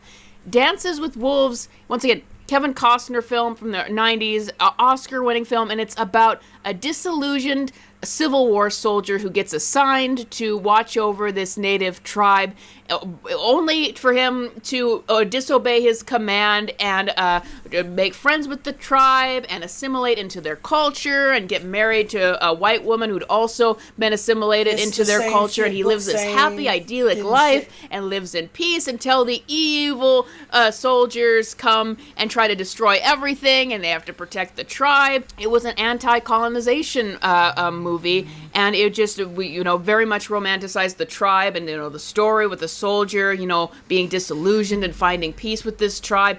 It's the same thing as Avatar. It's the exact same movie, just reskinned as a sci-fi epic instead of the one that was set back in Western times. Like, that is the entire thing. So even considering the first Avatar movie, that movie wasn't original. The idea, I guess, of the blue people and the Avatar was James Cameron's original idea.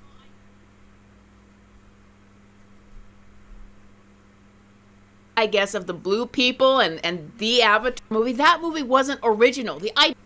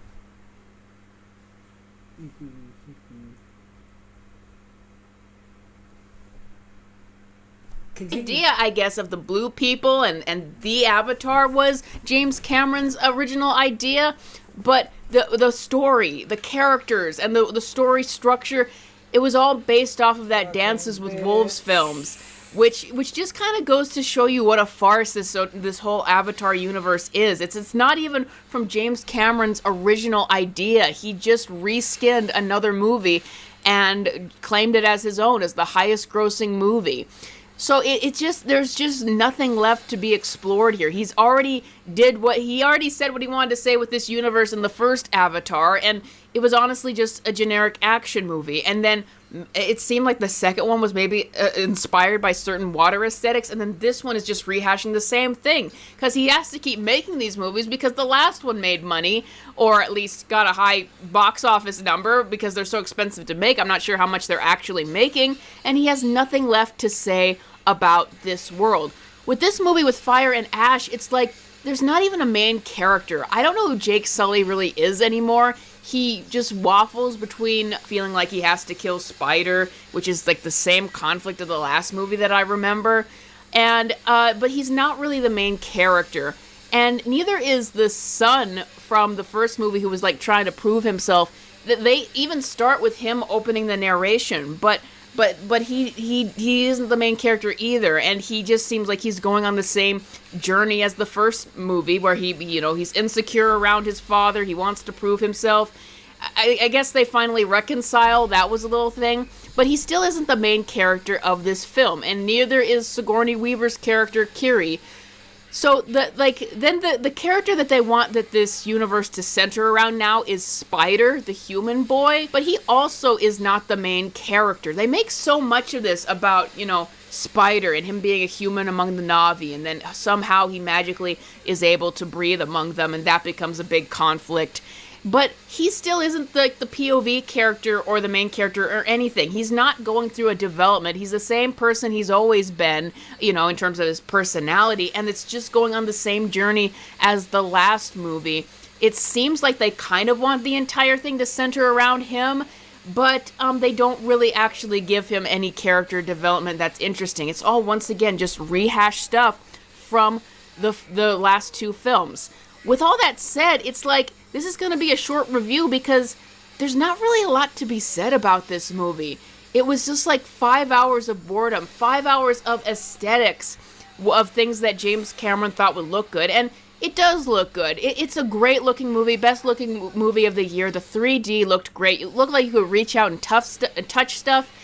And it's nice to see, a film that actually looks like a film rather than just content. That's one thing, but unfortunately, there's just nothing to it, and visuals will only carry you for so long if there's no story. The only thing I thought might have been able to be interesting about this film is the new fire villain from, the Fire Tribe or whatever. She also is just the most superficial character, where it didn't even feel like she needed to be there other than to add just anything different. And she's actually not in a lot of the movie. She's not the main villain. She's like a side villain in the movie. And there's like a scene that's like an acid trip with her and the Colonel, and it's really trippy and weird. And a lot of it felt unnecessary. Like the stuff with her and the Colonel where they're Bonnie and Clyde and they're hooking up all of a sudden. That just felt unnecessary. And then at one point, Neytiri helps one of the pregnant warrior from the first movie who went to battle in this movie while she's in labor. She helps her give birth. And it wound up just being kind of comical to have that happening in the middle of everything. But yeah, it's an overlong, self-important movie that I feel like James Cameron didn't even want to do at this point, but he has to do. He feels obligated to do it because these are such high-grossing movies, and maybe, I don't know if this is still true of him, he feels like there's some sort of message to tell. At this point, I've said all I can say about the Avatar film. That's the big problem with it, and I don't even feel like talking about it any longer. It was just nothing, and I wouldn't recommend anyone going to go see it because it was so devoid of everything. It just felt like I was watching Avatar ambiance for 5 hours, and I was annoyed because of all the rehashed plot beats from the previous two films. There is very little in this film that you haven't already seen in the first and second Avatar, so might as well not draw this review out any longer. Thanks for watching this. I mean, if you get anything out of Avatar, I mean, more power to you, but it's just nothingness, and it's disappointing. You know, and it just feels like there's very few people in Hollywood who can even make a movie anymore. If even one of the greats like James Cameron just can't do it anymore and just can't make anything engaging. Because at least I was entertained somewhat by the first Avatar when I watched it, but boy, at this point, it's just like Hollywood is dead, and it's unfortunate because theaters might be on their last legs, and if this is what they're putting out as their major blockbusters, then they definitely are, and that really disheartens me. But that's all I got for you guys today. Thank you for watching this review. I'm glad I don't have to think or talk about Avatar after this. Please support me on Patreon or membership if you would like my work, and I will see you guys next time.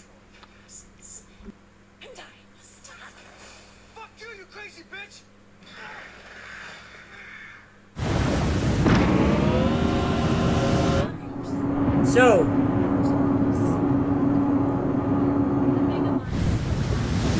You want to spread your... does anybody notice how they always say the same thing over and over again? Anybody notice that? Where are you? Show yourself. Why did Rose come to me? Was it because of her? Does anybody ever notice that? You are true specialists. They always say the same thing over and over again. Your worth as a lab rat has run out. Miranda, you coward. Come out and face me. Your fire across the world. You need me. Congrats on this film. It's so amazing. I want to start with you two because you've been a part of the franchise since the beginning. Yeah, I think we saw that already. I will make sure to sample your blood for it. Once dawn breaks, the ceremony will be complete, and I will become her true mother, bound for eternity light.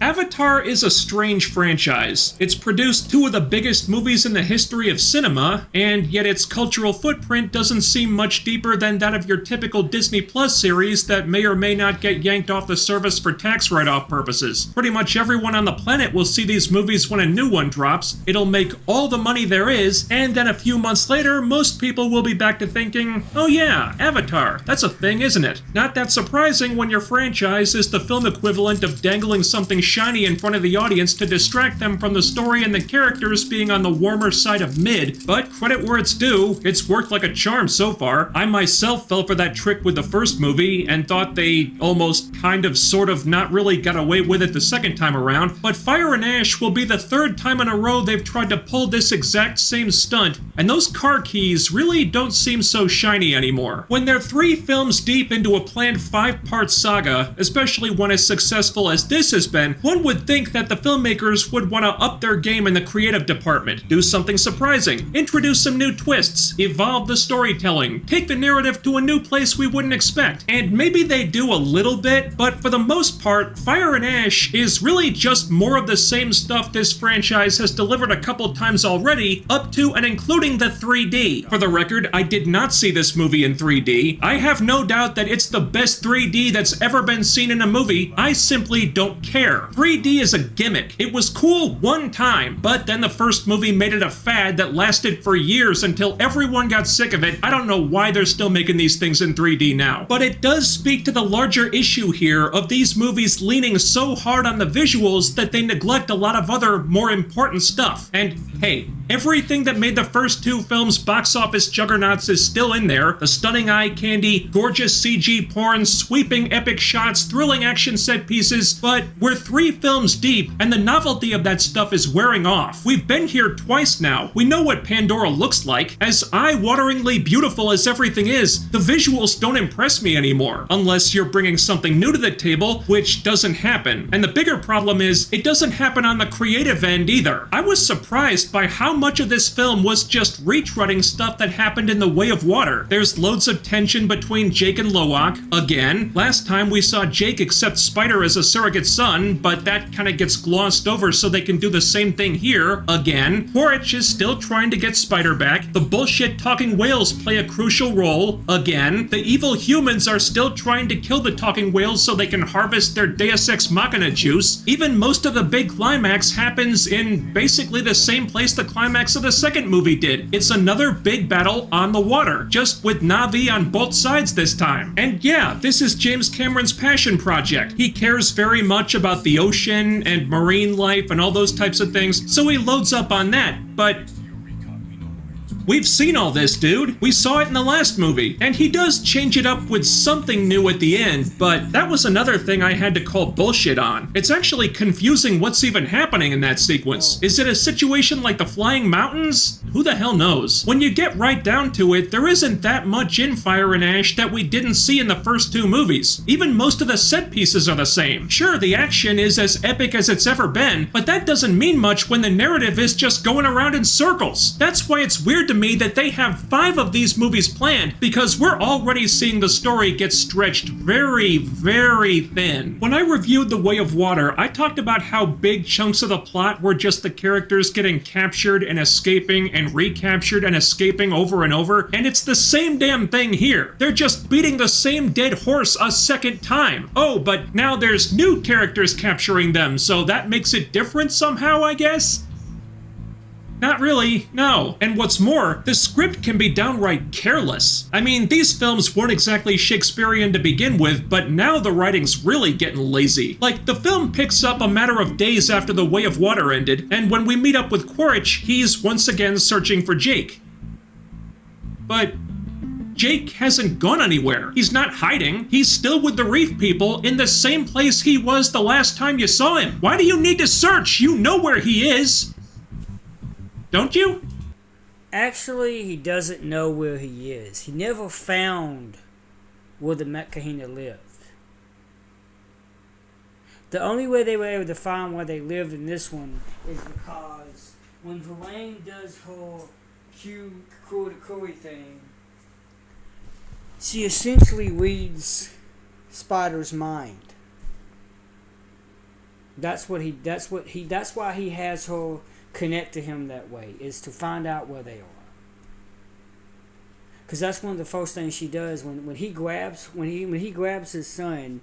She connects her Curie to his, and then she reads his mind, and then they immediately go. From there, they immediately go to the location. So he never knew exactly where they lived. It just so happened, because that's why in the second one, he says to the Australian guy, I forgot his name, "You want to go hunting? Let's hunt." The reason why he says that is because he knows if they start hunting for Tokun, eventually the Met Kahina will come after them to defend their friends, to defend their brothers and sisters. That was his plan in the second one, was to lure them out, because he doesn't know the location. And he never learns the exact location because he went from little island to little island, but he got no luck because none of the Met Kahina would give up Tonawori's particular tribe, sub-clan. So that's why, because they tried that with the first Met Kahina, or the first one we see, and they were unsuccessful. So he says, you know what, let's just hunt the Tokun, because that's why Garvin says if we do that, if we kill them all, they will come after us. Exactly. That's what he wants. He wants to lure them out. And basically, Jake does the same thing in a way. He tells the Tokun to pretend to gather during your little ceremony thing, because they're going to come hunting for you, and then that's when we're going to ambush them. So, spoiler alert.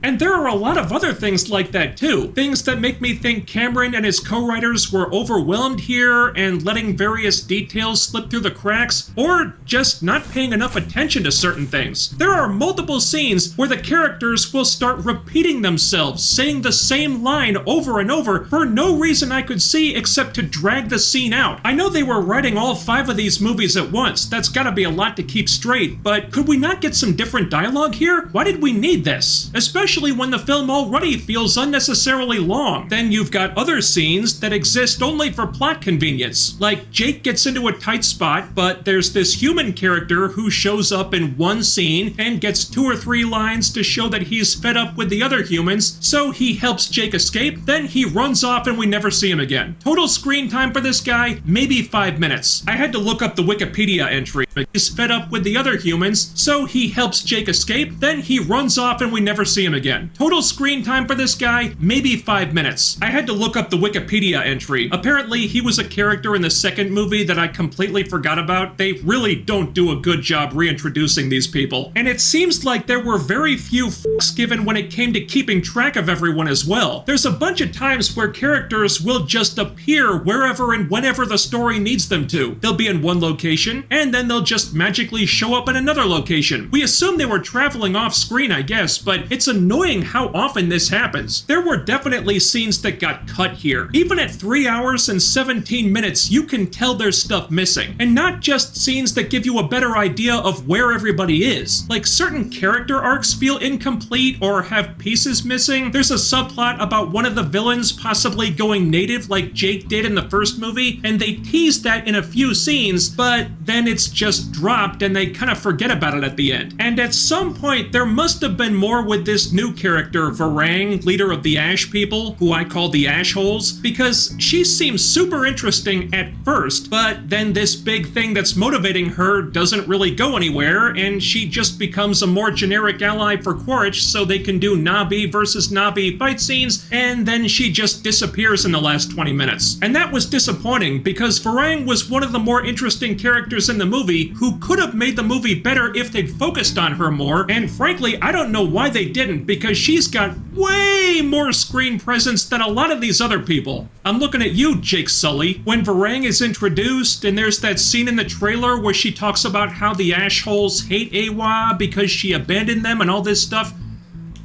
that was cool. I wanted to learn more about the Ashholes because they were different. They were something new, which this movie really needed. And it seemed to me that's what the movie should have been about, because you've got Navi characters whose faith is being tested. Thought it would be too. They're wondering why Awa. Honestly, I thought it would be more about the Ash people and why they chose to deviate from the traditional Awa, attitude. Because you've got Navi characters whose faith is being tested, they're wondering why Awa won't help them or whatever, and then over here you've got this heretic spitting in Awa's face. There's a lot you can do with that. Like, maybe it turns into this big ideological tug-of-war between the different Navi factions, and there's characters switching sides because they've lost faith in Awa after the tragedies in the Way of Water. That's what some of these characters are going through in the film anyway. Why not lean into it? That, to me, sounds way more compelling than the movie we got, which was just more save the whales, humans are bad, colonizing is evil type stuff, as if we haven't seen that before. But instead of that, Varang gets 1 or 2 exposition dumps where she explains what the Ashholes deal is, and then afterward they just turn into extra bodies for fight scenes, and them hating Awa doesn't really go anywhere. The trailer made the Ashholes look a lot more important than they really are. They end up being just a glorified plot device, which really sucks because on paper, they were one of the few interesting things the movie had going for it. Aside from that, the best ideas the film has are about Kiri and Spider, but they're not handled all that well either. There's this development with Kiri about the mystery of how she was conceived, and it's played like some big revelation, but it's pretty much exactly what everyone thought it was in the second movie. There's no surprises there, and even with that being the case, it's still pretty much the closest thing to a mic drop the film has. And they do some new stuff with these weird abilities of hers, but they're still no closer to explaining them. What do they mean? Why are they a thing? I feel like we should have gotten those answers in this movie, because it all connects back to Awa, and that's what a lot of these characters are grappling with in the film, but they're still saving those answers for later. They've got a good concept, but they're dragging their feet so much on fleshing it out that I'm kind of getting frustrated with it now. And by the time they finally do get to whatever the point of this is, I think most fans are gonna be like, Yeah, we figured that out for ourselves like 3 movies ago, dudes. I'd say the plot about Spider is the one that's the least phoned in. And this was in the trailers, so no spoilers, but he gains the ability to breathe the air on this planet. And I liked how this played out because it's a miraculous thing, but it's also a huge fucking problem. If the humans can figure out how to replicate this, they'll colonize and the Na'vi are screwed because colonizing equals evil.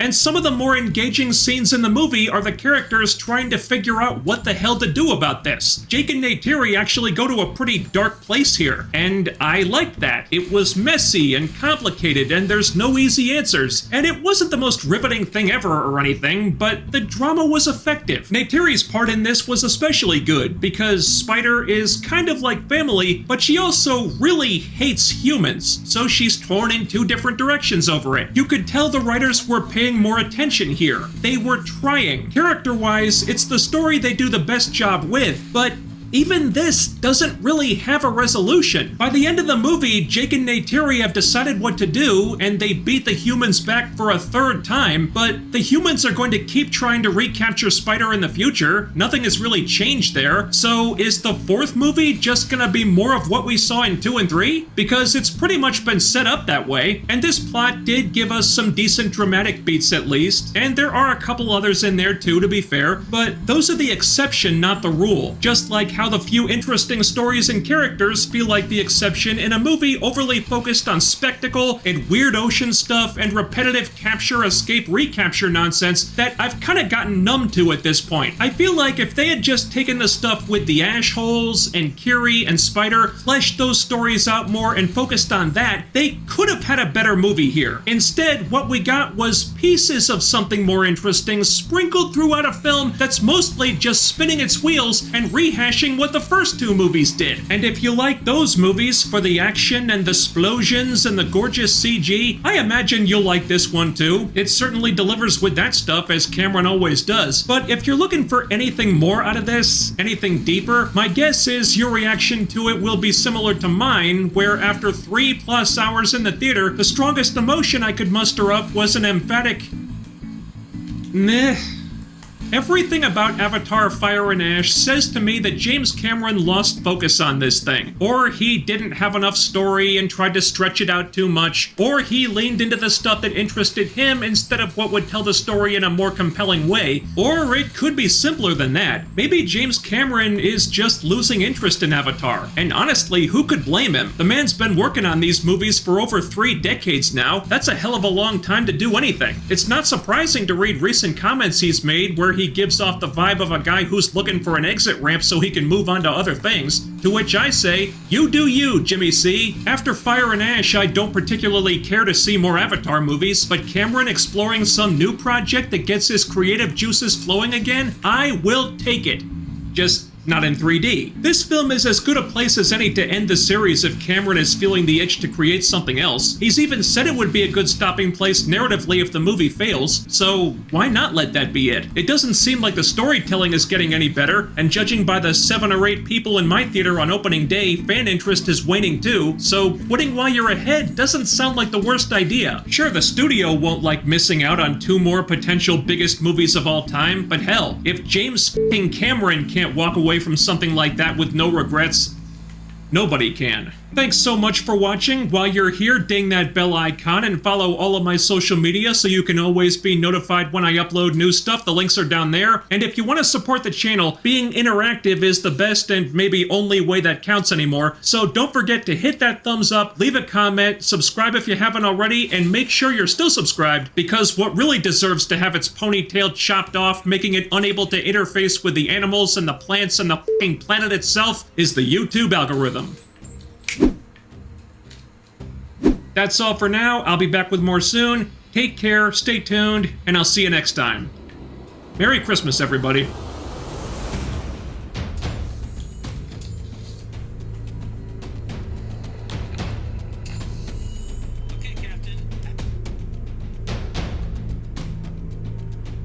Oh, wait.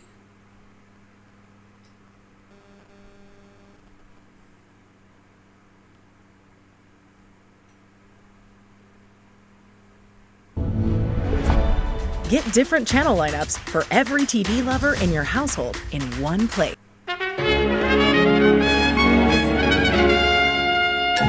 Avatar, I don't even know how.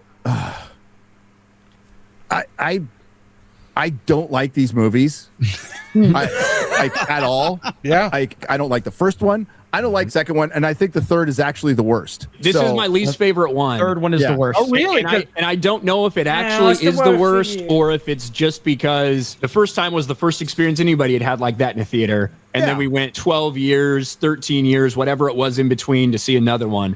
I felt like I had just watched this movie. Yeah. I felt like I had just watched Way of Water not that long ago, even though it was fucking 3 years ago. Okay. And when I went into this, I got to be honest with you, you could put these two fucking movies side by side, show me different screens, and unless that one fucking kid who died is in it for me to point to, I would have no idea which movie is which. It was the same fucking movie, basically. This one had a fire lady.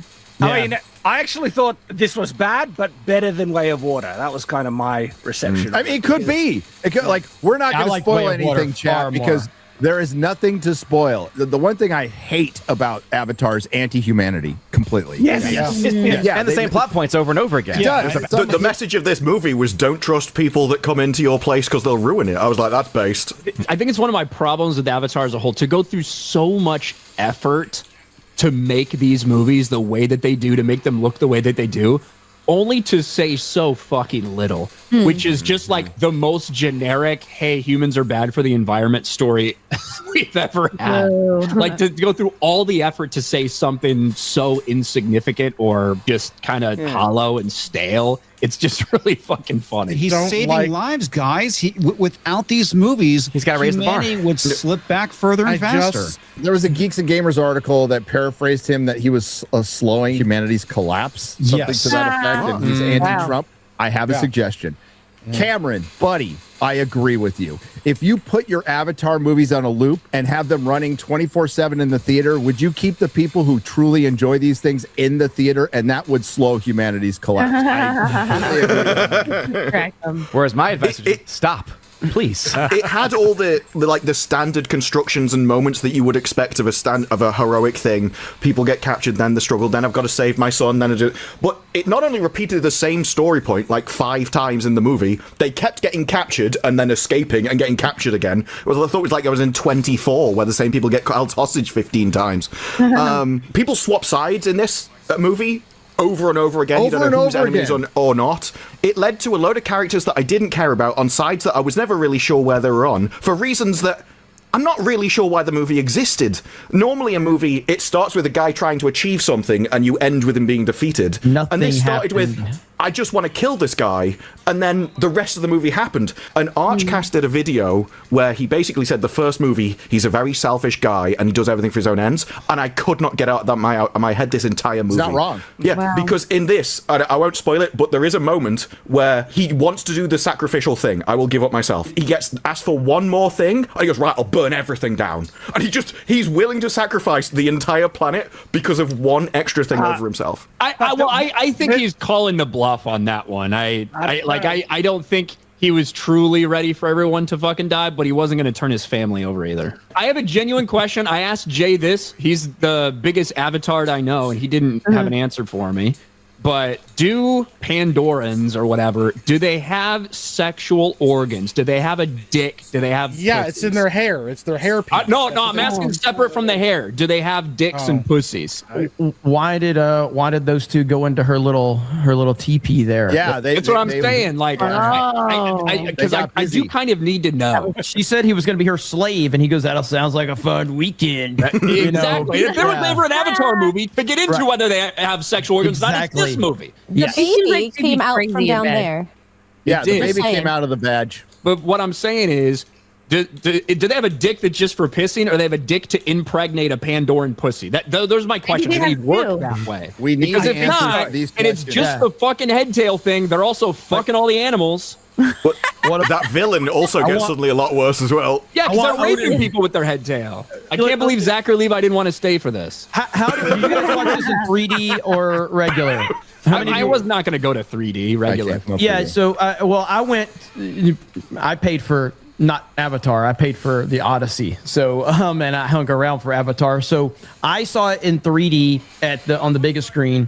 And honestly, it was distracting how good it looked. It was almost too smooth with the visuals. It was distracting how good. I mean, it's phenomenal. A high frame rate. I think if you're not seeing it in 3D, it probably stands out more, some of the high frame rate moments, because I think it's made for 3D. Yeah. But yeah, it does look good.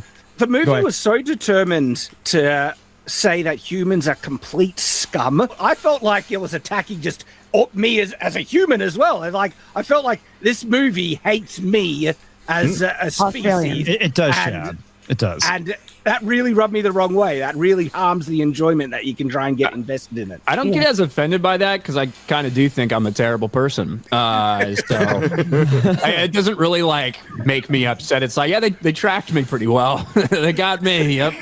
Good representation of if every human was like me. We would be killing all the whales for infinite life. Yes, of course we would. This felt like an AR movie because it was academically correct in all the way it was put together, but I felt nothing. There didn't seem to be any humanity in this at all, and it's probably because the humans were the villains. Did anybody else cry when the baby was born and the mom died? No, I was wondering why this pregnant woman's fighting again. Yeah, why the hell is a pregnant woman... But it's still not real. Why is a woman who's going through contractions fucking fighting in a battle? Crazy. Yes. Whoa, no, back that up. Why is a woman fighting in battle? I love how the female general just constantly gets disrespected. Nobody's listening to a fucking thing she says. They put their hair penises in a bunch of whales in the second movie. They put the same thing that they used to fuck a tree into a whale later in the second film. And now they're having 3-ways and 4-ways in this movie. There was a foursome. Yeah. Yeah. Yeah,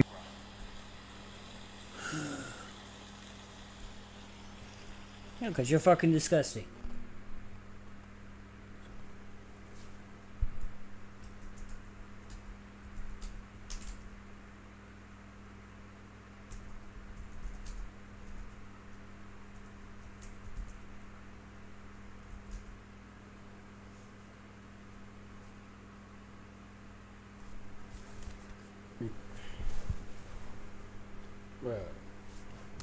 I'm not gonna listen to any more of that.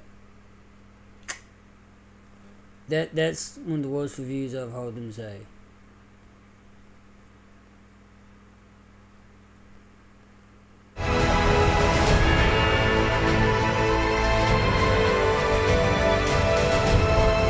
Hi, Jim Cameron here. I'm the director of Fire and Ash, and you are watching IndieWire. Well, I actually want to get started with a casting question for you, because one of my favorite parts of Fire and Ash was the new villain played by Una Chaplin, who I thought was just fantastic. Not a villain. Yeah. Okay. She just has her own agenda. All right. Well, be that as it may, I'm just curious about the casting process because, again, I thought her performance was fantastic. How did you land on her?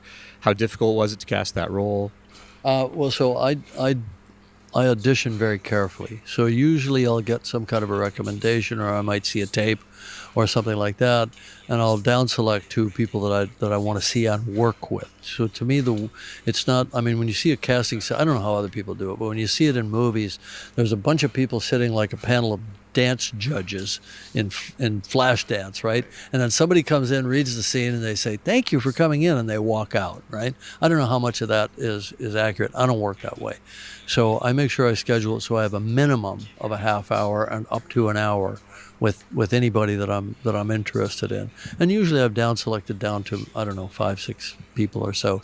Because first of all, I want to meet the actor. I want to see them in the flesh. I want to see, what their affect is and how they might look on camera. And I operate myself with an HD camera. We even do a little bit of lighting, nothing elaborate, but just a little bit that's sort of kind and models the face.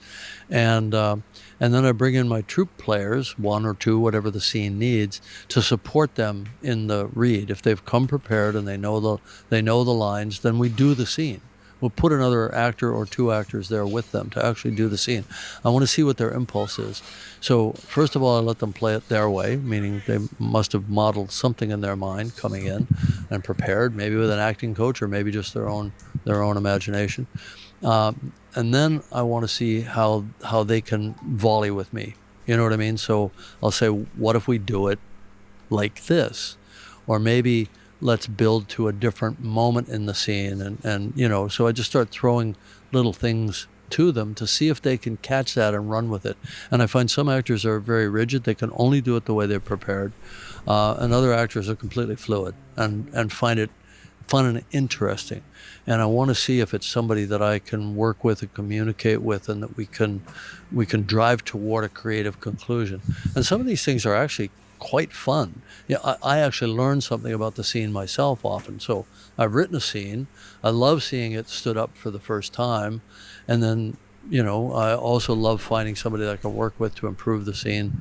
And then that's usually where, because I've learned that the biggest mistake that you can make on a movie is not going over schedule or over budget or making visual or design mistakes. It's the casting.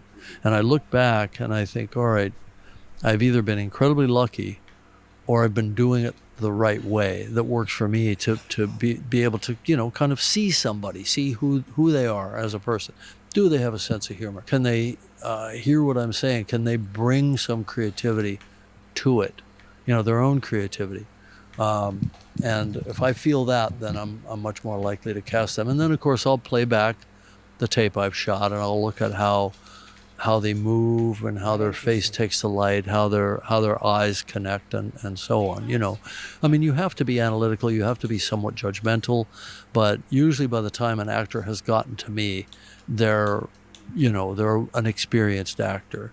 And so, unless I'm working with kids, right? So there I have to look past any kind of mistakes or mannerisms that they might have to what their potential is, because they may not have done that much. So what do you remember about when you met with Una?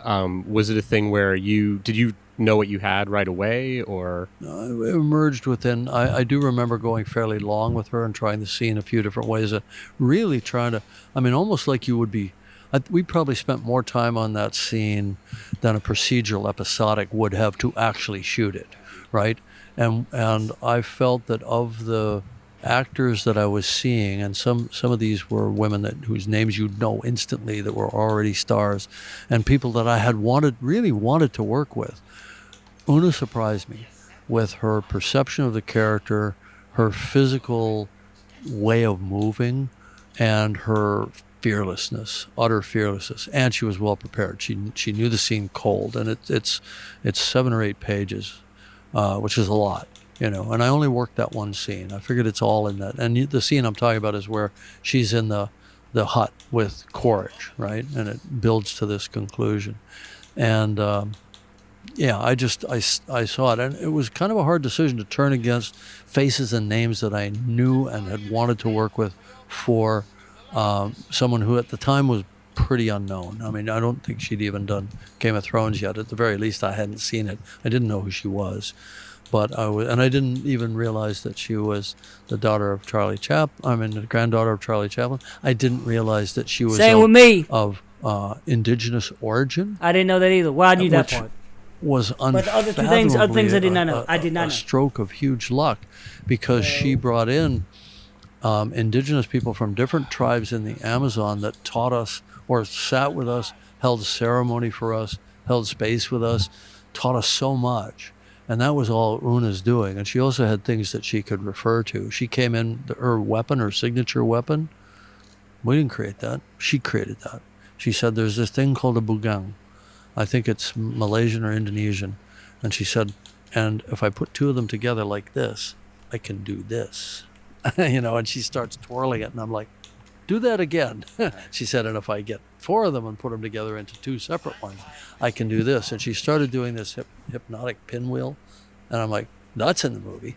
Because we have this sacrifice ceremony that they do kind of impromptu out in the woods. Nobody will ever notice this, but the Ash carry a thing called a Y bow, which is a bow, but one end of it bifurcates into 2 kind of mini bows, right? And you see them pin spider with it and things like that. Jake actually uses one that he gets from one of the guys. Well, it turns out if you put 2 of those together and you stretch a piece of leather across it, like it forms a drum head, and that's what they're drumming on. So when they go out on one of these raiding parties, they take they take the elements of the fire ceremony with them, so they can do it anywhere they go. But some of that stuff came from her.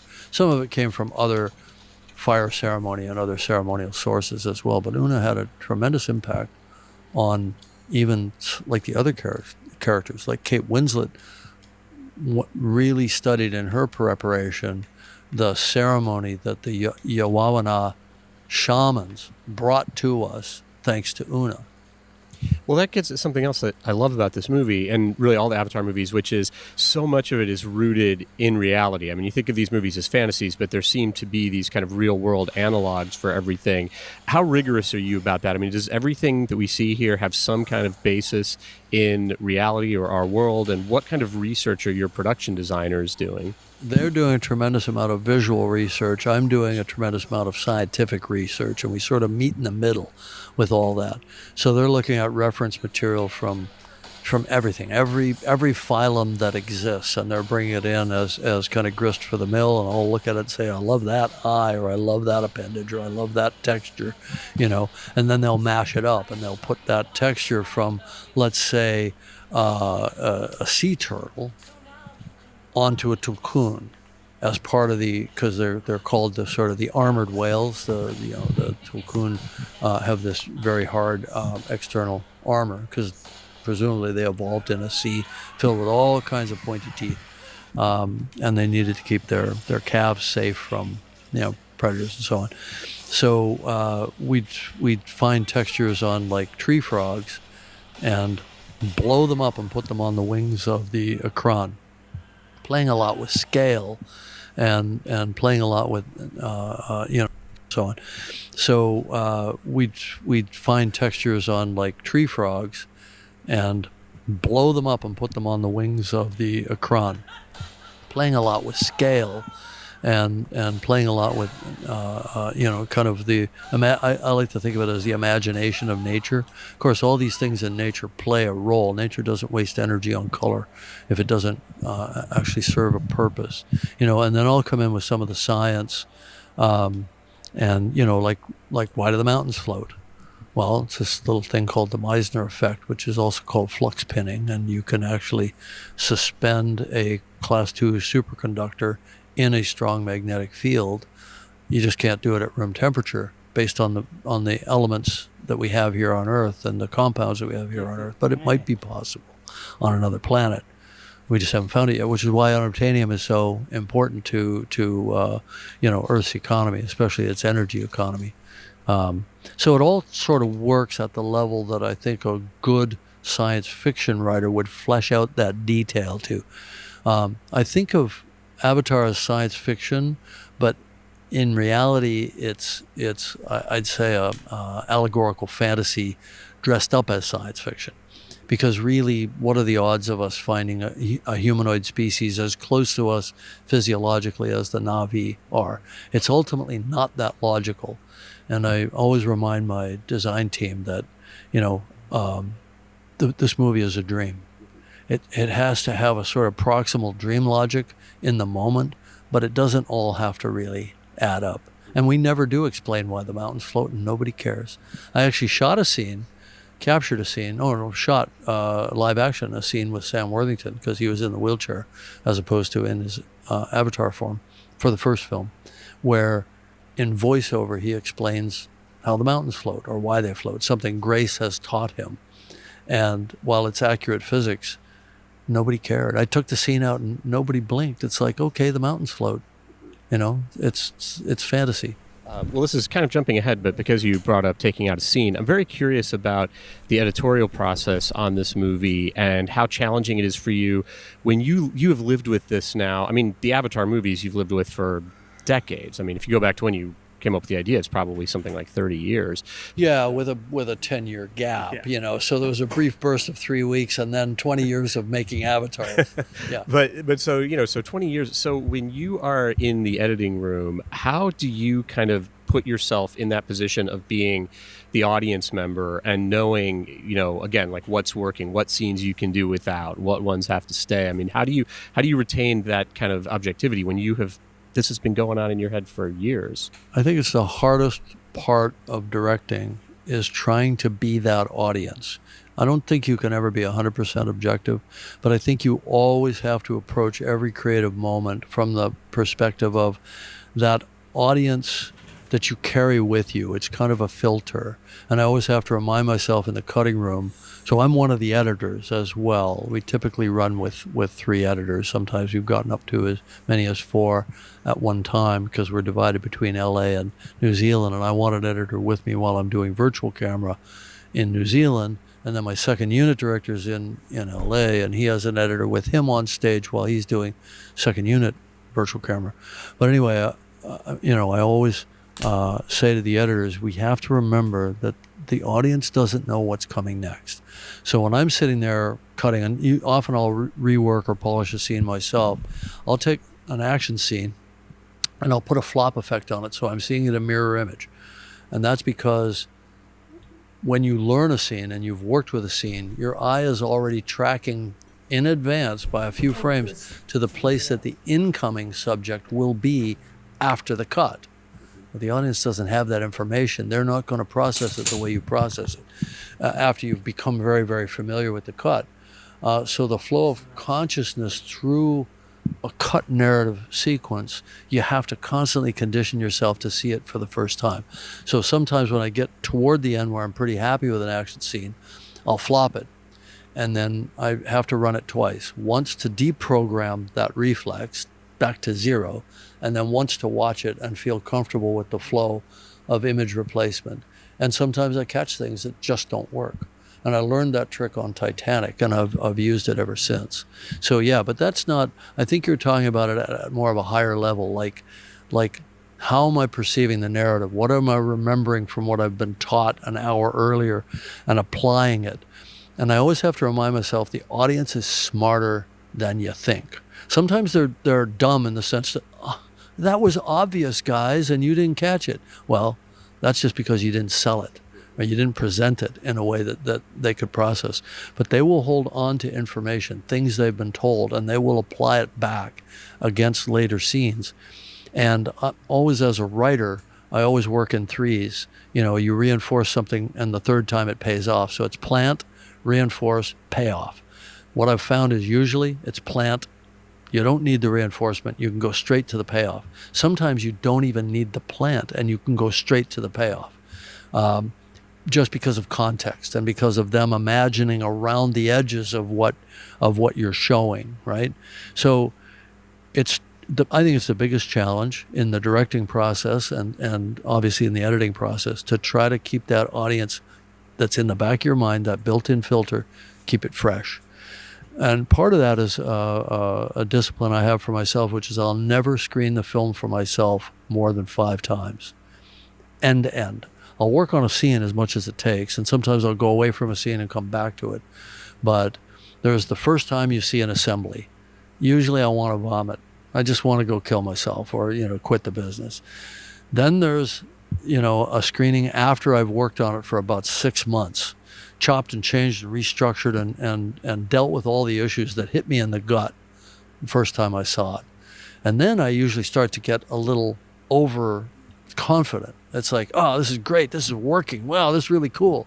Then the next time I watch it, typically I puke again. So it's a bit of a sinusoidal, but I think of it as an inverse asymptotic curve. It's big and it gets smaller and smaller until you finally arrive at where you don't hate anything and you're relatively pleased with it. And that involves, in the case of this film, Fire and Ash, we probably took out over a half hour of material.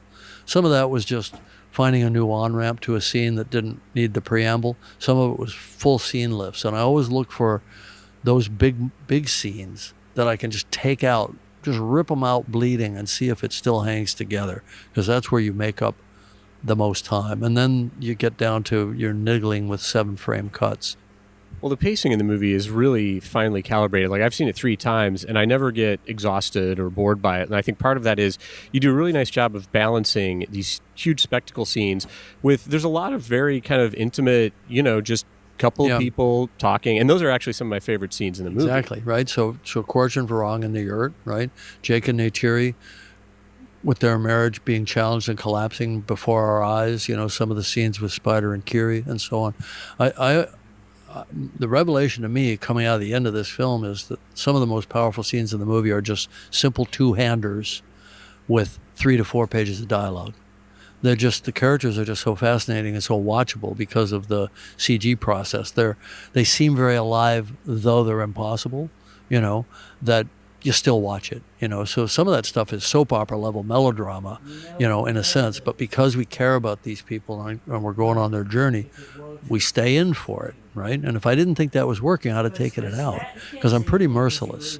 I mean, I'm really merciless. I come in with what I call the velvet chainsaw, and we're going to start hogging big chunks out of this. And it's not like we have like A scenes and B scenes that aren't as good. We shoot everything up to a level, of a certain level of excellence or a standard, working with the actors. We don't abandon a scene. We don't do anything cursory. So the things you're taking out are perfectly good moments. It's just in the overall orchestration, it turns out we didn't need them. They were belaboring a point, too much setup, that sort of thing. Having been doing this for over 40 years, do you get any better at recognizing what those things are going to be that you don't need, or does it still surprise you? What I find is if you overly edit at the script stage, sometimes you miss some lightning strikes that are actually pretty great. I think especially in performance capture, because you gotta bring it more into focus before you can really judge a scene. I want to be there with the actors, and it's so quick. So relatively inexpensive to do a scene in performance capture. I always overwrite it a little bit, and then ideally the thing I will change going forward is I'll be more merciless in my edits before I get it through the pipeline and we're actually spending serious money on the scene. And for the most part we do that, but every once in a while you think there's no version of this movie that doesn't have this scene in it, god damn it, so we ship it off to Weta and they do a fantastic job, and then ultimately you realize I don't need the scene. And there's nothing more heartbreaking than taking out a fully rendered scene. We don't do that very often, but it has happened. Well, I agree with you that some of the most powerful scenes in the movie are just the two-handers, and I think, again, that speaks to this performance capture process and how it has changed your relationship with the actors. You've talked a lot about how it's kind of liberated you, it's liberated them, it gives you so much more focus on them. And I feel like you've talked about it a lot, but I still want people to really understand this, because I was thinking about Sigourney Weaver's performance in this movie, and she's in her 70s and she's playing a teenager. Yeah. If she did this in a movie with makeup and prosthetics, she would be nominated for every award there is to give. If you could have done that, if you could have even pulled that off, right? Yeah. But she is, that is what she is doing. She is giving a full performance as a teenager here. It's so counterintuitive that somehow people seem to instinctively get their minds around adult actors playing adult characters. Jake, Sam maps to Jake, Zoe maps to Neytiri in a way that people don't really question. But when they hear Sigourney is doing a 15-year-old, they call it voicing. And it shows up over and over. It drives me nuts. She's not voicing Kiri. If you're voicing a character for an animated film, you're basically in a sound booth for a couple days, maybe 3 days, right? Depending on how big the character is. She was on these films for 18 months. She's doing everything. She's acting everything. It's every glance, every breath, every hand gesture, every step she takes. It's 100% physical, mental, vocal, heartfelt performance, full body.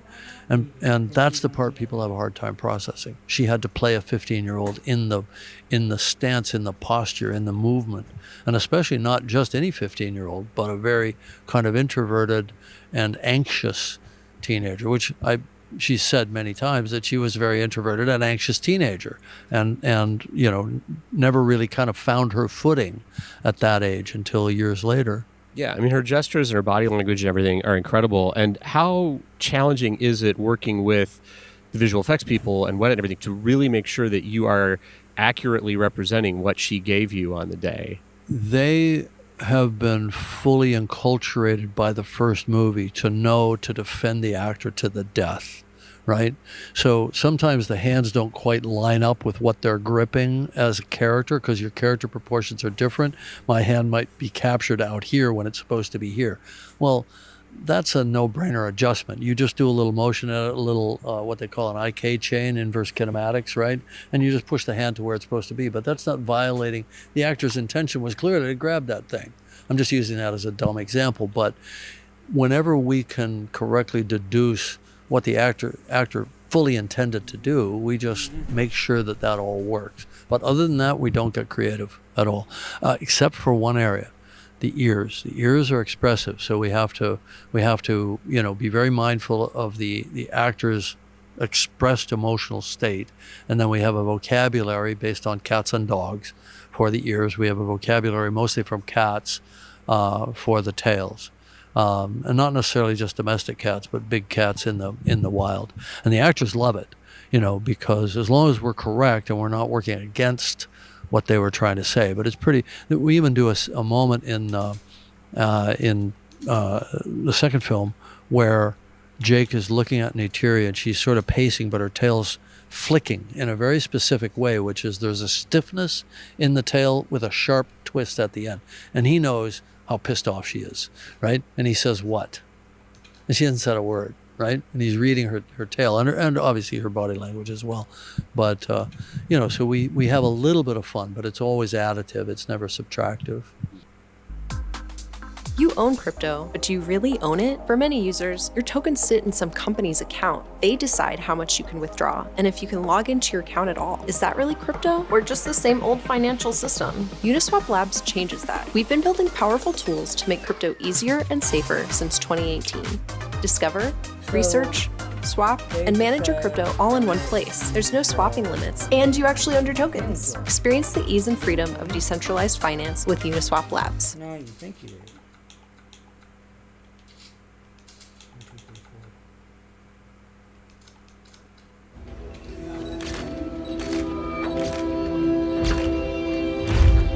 Want it! Come on! Come on! You gotta want it, Rick! That's right! You're not 12 years old! Now, I know that, this technology was largely developed because, in a way, it's the only way you could tell this story. You can't do it without it. But have you thought about, what are some of the other applications of this technology? Like, for example, say I wanted to make a movie about Napoleon, and I thought Jacob Elordi is the world's best actor, and I want Jacob Elordi to play Napoleon. Is this something that you think could absolutely do it? I mean, if you as a filmmaker thought that was worth it and you wanted it to look exactly like every portrait of Napoleon, so it was Napoleon, and you had an actor that bought into that idea, and actors fall out across a whole spectrum of, no, it's going to be my face, it's going to be my interpretation. I'm going to be so fluid in my demeanor that I can play that guy, even without makeup. I can't remember which movie it was. I think it was Oliver Stone's Nixon, where it was like, we're not even going to do the nose, right? It's going to be an acted Nixon versus going all the way down the rabbit hole of playing, let's say, Churchill with a fat suit and all the makeup and the jowls and everything, and going to make the actor look exactly like Churchill. Now that actor has got a double challenge. They not only have to play Churchill, but they have to somehow do it through however many pounds of makeup, however many layers of prosthetic makeup. I would say if you're going to that end of it, then do it this way, because now the emotiveness is not muted by the prosthetic makeup. I went down this path I had noodled around with it a bit on The Abyss, and then we committed to it on Terminator 2 with the liquid metal guy, the T-1000, and Stan Winston had been my close creative partner on that film, doing the prosthetics part of the T-1000, and then ILM did the CG part. Stan came out of that. He did Jurassic Park, which was also a split. It was kind of a hybrid model. The T-Rex, big T-Rex was done with hydraulics, but a lot of it running and chomping and doing a lot of its more athletic things was done with CG.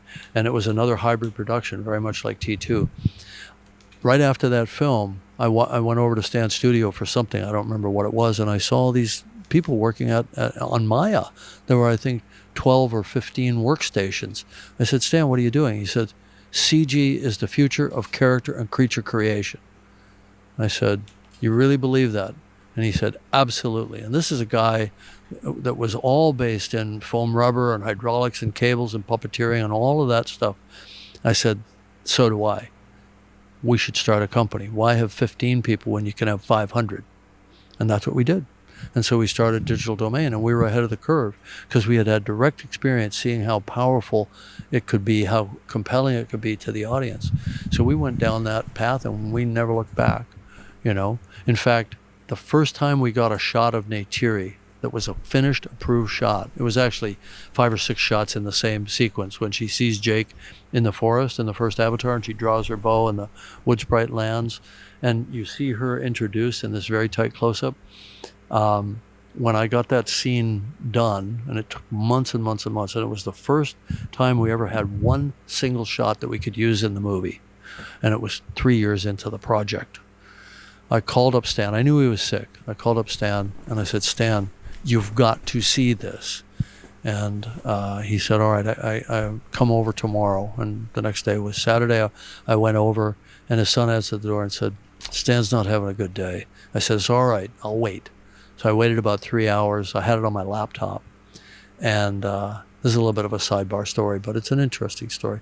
And his son, Matt, came down and said, nah, it's not going to be today. I said, all right, I'll come back tomorrow. Came back the next day, 10 a.m. Housekeeper answered the door and told me he'd died. So he never saw it. But it was his vision, as much as mine, at least as much as mine. And so I always feel like we're sort of carrying that idea on, that it's all about putting something on the screen that's compelling. And the more impossible and unexplainable it is, kind of in a way, the better, you know, because Stan never wanted you to see the guys with the levers and the cables and all that. He just wanted you to see the magic, right? So I applied that rule for, you know, Avatar and The Way of Water. And then The Way of Water came out in the middle of the whole beginning of the whole dust up around generative AI in the film industry. And I thought, man, we kind of got thrown under the bus a little bit because people didn't know what was what and how it was done. And they didn't know that it was all actor driven, which is why this time I've bent over backwards to say, this is what the actors did, you know, trying to hide the magic worked. It worked fine for the film. It didn't impact our box office negatively, but it certainly impacted, I think, the recognition in the acting community of what Sam had done, what Sigourney had done, and so on. Well, and, you know, absolutely. I think that the funny thing is, seeing behind the curtain doesn't actually make the movie any less magic or effective. And, you know, it never has. I mean, I remember watching, you know, I used to have like the big box set Laserdisc of Aliens that you put out. And, you know, you watch the commentary on that and see the behind the scenes stuff. And it doesn't make the movie any less scary when you watch it. And I feel like it's the same thing here. I feel like sharing the technology in a way, you know, once the light goes off in the theater and the story starts, it doesn't matter. It becomes its own experience, and it casts a kind of a spell, I think, over the audience, and they willingly suspend disbelief. It's a contract. It's something that's mutual. You have to go with an intention to want to enjoy it, and a movie has to really sort of piss you off and stumble around a lot before you lose that participation. You know, so yeah, you're probably right. I was just thinking, you know, I used to love those HBO behind the scenes featurettes that they'd show before the movie came out. And, you know, it'd be some guys in a car and they'd hit a pipe ramp and they'd flip over and then cut, you know, and everybody'd run in to make sure they were okay and all that. It's like, okay, that kind of adds to the mystique. But seeing people in leotards with a camera bolted to their head, I thought that kind of wouldn't work the same way. I want to end by just talking a little bit about John Landau, because he was absolutely, I think I told you before, he was one of my favorite guys I ever met in the business. Just absolutely, I've never met someone who made everyone feel like his life was a party and you were all invited. And this was... That's a good way to put it. I want to remember that one. Yeah, and this was, you know, so basically finishing this movie, this is the first time in probably 30 years or maybe even more, I don't know, that you're finishing a movie without John Landau. And I'm just wondering what that was like, if you saw the movie in some way as a tribute to him, because I know that, you know, in a certain level, these movies were as, I don't want to say they were as much his as yours, but he loved these things. I mean, he loved them and he believed in them. And I've said this before publicly in recent weeks, that there were times when I lost heart on Titanic and on Avatar. Those were both the most grueling test of staying in and you know, going the distance that I've ever been involved in. And John always believed in the films. You know, I think as an artist, you're supposed to doubt yourself to a certain healthy degree, to drive harder, to push harder, to be better, to be good, you know. But there's a point where it all just seemed, and on Titanic, it was grueling. I mean, they had their knives out.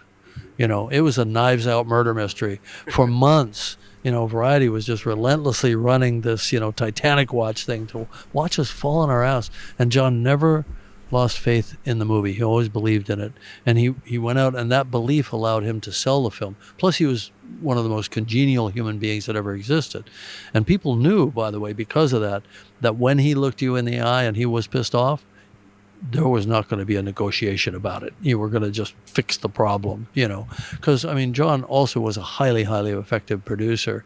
And he was, you know, just razor sharp all the time. He was always ahead of the curve. And usually when I'd take a problem to him, I would immediately feel the ripples of the response coming back through the rest of the team.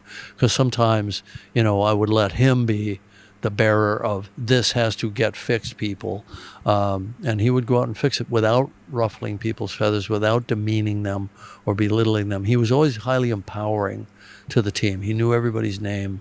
You know, it was pretty remarkable to watch. And, you know, when he got sick and we wanted to take some of the burden off him so that he could focus on healing, of course, he didn't want that. He wanted to be front and center the whole time. He stayed and he fought through it as far as he could. But he did die in June of last year. So the last year and a half, or yeah, almost a year and a half, we had to do on our own. And I couldn't imagine going out and headhunting another hotshot producer. It just wouldn't fit our culture, right? So I just quietly worked with the people that had surrounded John in those you know, time between year between his diagnosis and his death, and taken on part of the load. I said, all right, guys, it's us now. It's us now. And we're going to have to work harder, but it's us, and we know what to do. And I've talked to everybody about this, and they said it was the same process for them. What would John do? You know, in a given moment, what would John do? And sometimes, you know, he'd take the path of least resistance to keep the peace, or sometimes he'd fight, you know, and it's knowing the difference. So yeah, I don't believe people truly die in the sense that their existence is imprinted on everybody around them, and that ripples outward endlessly. So, you know, and everybody has modified their behavior based on the gift of having gotten to work with him.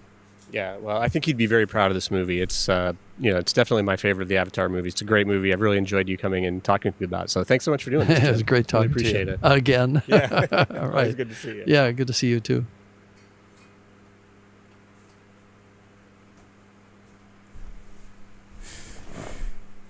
Okay, if there's one AI site builder you need to meet, it's this dope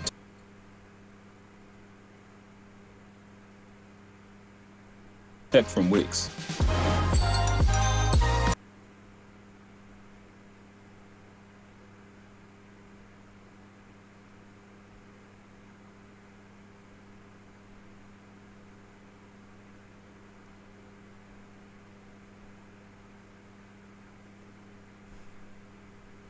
I did a movie about that. I think I know. Hi, I'm Sigourney Weaver, and I'm here with Zoe Saldana to guess your movie with Letterboxd. So, supernatural horror, right? One of the best Star Trek movies, and by far the funniest. And he gave it 4.5 stars. Am I supposed to guess? Yeah. Oh, Galaxy Quest? Yes. I knew it. I knew it too. The Star Trek reference threw me for a second, but it's absolutely right on. I felt like the movie felt the same as the last one in a lot of ways, just more hollow, I guess. I just feel like we're really overlooking the fact that they have dicks in their hands. And the fact that James Cameron was like, I wrote this shit, and people watched it and gave me billions of dollars for it, and I'm gonna make another one and they do the same thing. And now you're telling me there's another one. They have 4 ways with their penis hairs. Why are we watching these movies? Yeah. Harry told us to.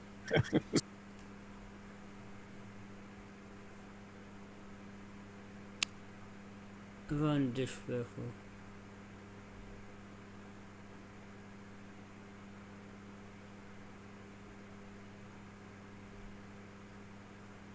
Down that road, it's 3 hours of nothing, like absolutely nothing. And the only thing worth going to was the Odyssey. Subscribe. Why would they watch a movie that they don't like? Just walk out the. I would rather you walk out within the first 30 minutes than to just stay, oh hell, within the first hour. Then just watch all of it and then talk bad about it. Yeah.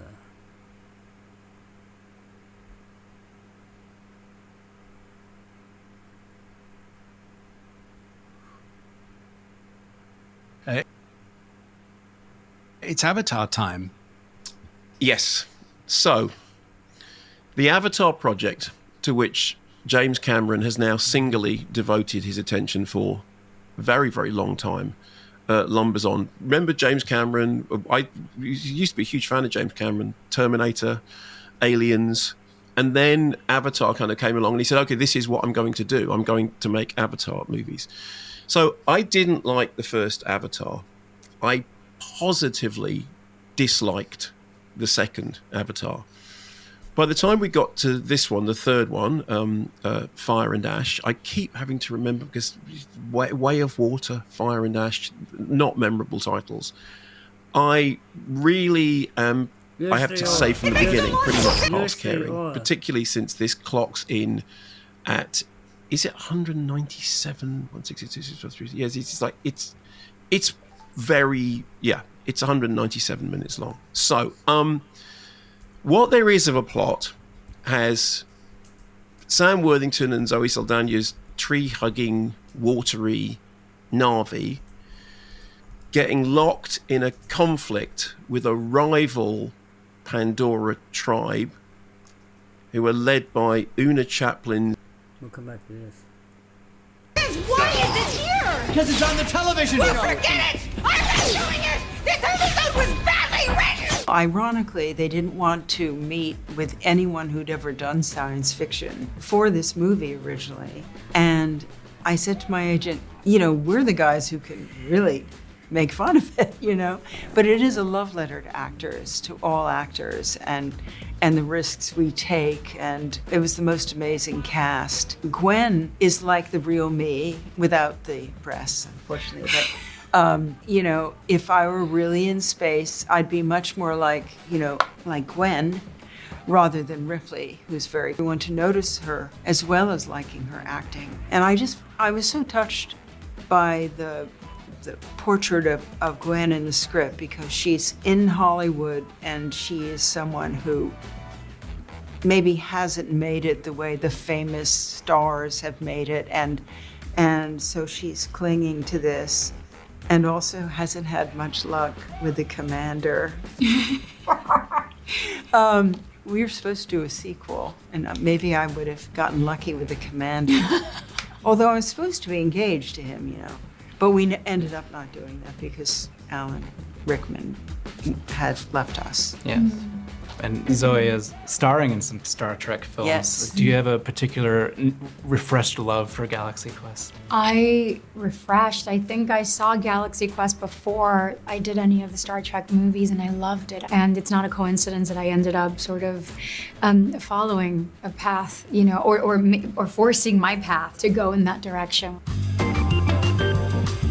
Genuinely one of the greatest coming-of-age films of all time. Huh. Center Stage? No. Would you like a hint? Wait. Give me another one. Crossroads? No. Oh my God, Drumline? Yes.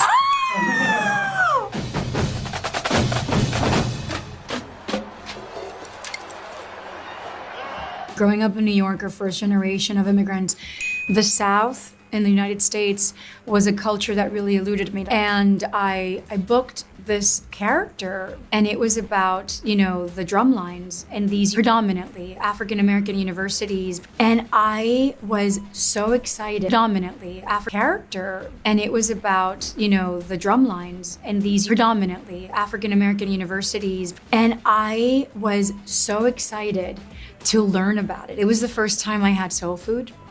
It was the first time I had Chick-fil-A. I'm not joking, guys. It was also the first time that I was exposed to the college, you know, culture of competition, competitive sort of sports, but through music. And it was very harmonious. You know, I never went to college and I never had any desire to.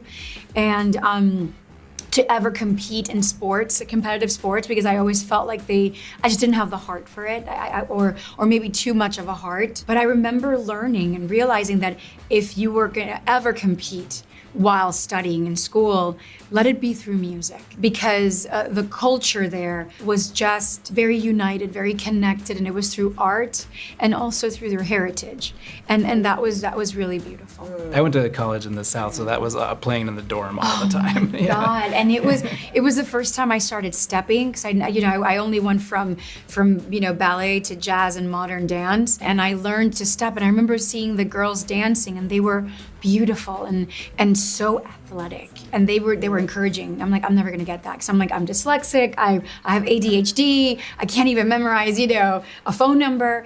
And within, I would say, 2 hours of rehearsing those steps, I was able to do it. And I remember also feeling very connected through my African heritage to the culture, the Black culture in the South. Like I said, I didn't know that much about it. I know Afro-Caribbean culture and Afro-Latino culture, but I learned a lot, and I've been connected to them ever since. Okay, Anne Outright, and by the way, 4.5 stars, they got married because they were told that it was a good idea, and they showed up to the party because they knew that it was a bad idea. I did a movie about that. I think I know. About marriage? I'm so tall that I rarely was cast as, a wife. Wives are supposed to be small. Was it an independent film? Ish. Kinda. Would you like a Yes, hint? I'd like a hint. Oh, a whip. Oh my gosh, yes, of course, that is a marriage movie. Ice Storm. Yes. That Such a was great my movie. first scene too, that whip scene. And I said to Ang, what am I supposed to do with this? And he said, whatever you want. I thought, okay. It's not packed with explosives, is it? No. Play with a whip. I loved Janie. She was so unhappy. And No. play with a whip. I loved Janie. She was so unhappy and was trying without much effort to be a decent mother. And somehow the whip made her feel more in control of her life. But it is funny that was my first scene. I'm like, what am I doing? But it works very well. You can't tell, luckily. Now, I love that movie, and it was with all New York actors. We'd all kind of come up together, and to work with Ang Lee was such a joy. We did a big Happy New Year message to each other and went and ate red food and chocolate and stuff, and then yelled over the hill, "Big luck." And that was how we started the film. I know, it was super cool.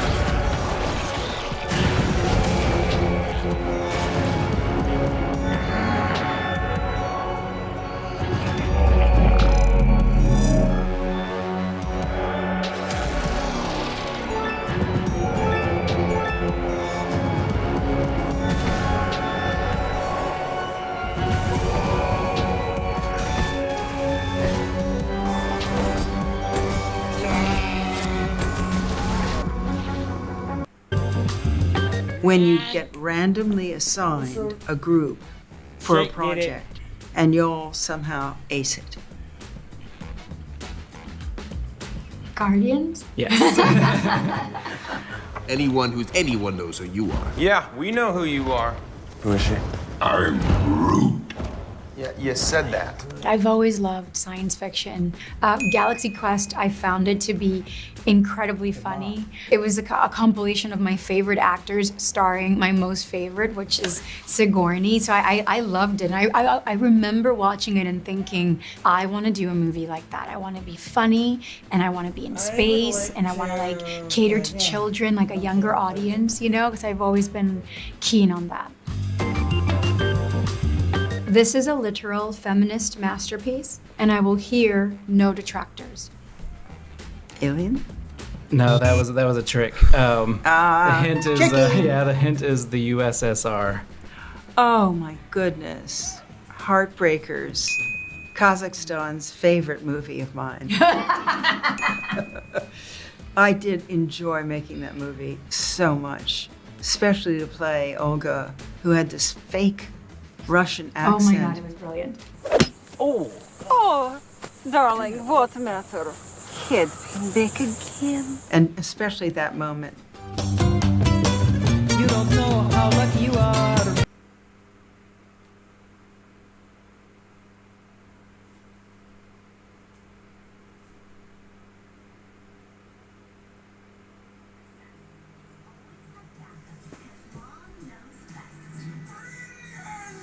Watching how the Grinch stole Christmas during Freeform's 25 Days of Christmas. Boy, back in the USSR. I used to do a lot of cabaret, and so I felt quite at home. And I had a great costume, which is all I really care about. I really wanted a hug, but this film was a pretty good substitute.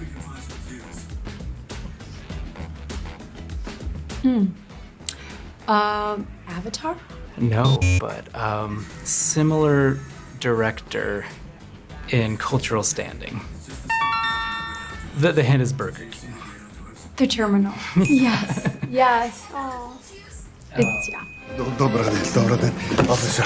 Doris, my friend say you are Stalin. Snoworsky, Stalin. What? Stallion, like a horse. Stand behind the O-line. I feel a great sense of pride that I'm a part of something that is so special, that makes people feel connected to something simple but important and essential, which is just, human connection, the connection that we can provide for each other through compassion. Cannot live like this, baby. In hate. So like Steven Spielberg into James Cameron, revisiting characters, because you both have done numerous franchises. How is Avatar even more different and special to revisit? And then years later, you see the results. And so maybe it's like watching it for the first time. It is like watching it for the very first time. The world keeps growing.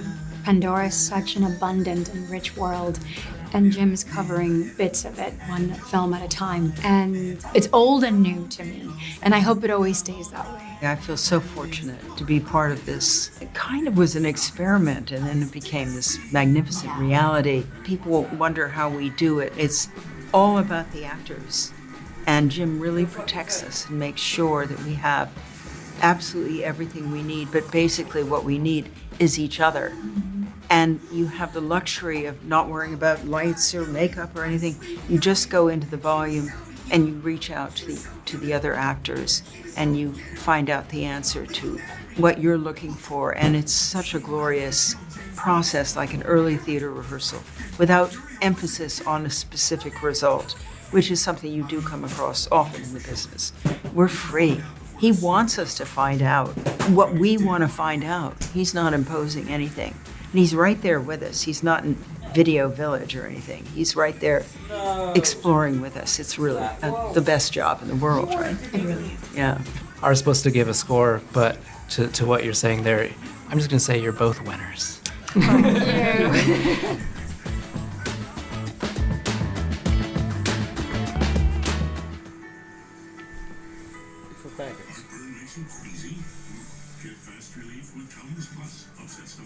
So much great football coming on here. The holiday exclusive, Sunday Night Football, the bitch, playoffs, the bitch the could Super have Bowl. done. How? Oh wait, he was molded with her. I forgot. Yeah, he was molded with her. So yeah, he had to get some good guys. Okay, I get it. You might as well defend your fucking goal, I guess. I guess. Should I guess? It doesn't matter.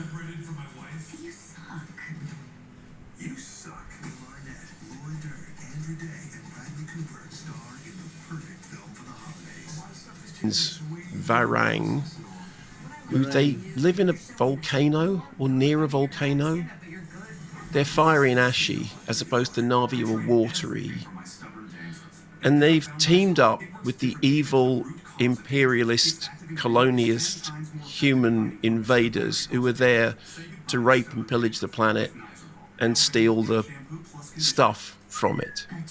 I think we have a clip. Should we have a listen? Excellent. I'm looking forward to this. Okay. Yes. This is the only pure thing in this world. The fire came from the mountain, burnt our forest. My people cried for help. But Eva did not come.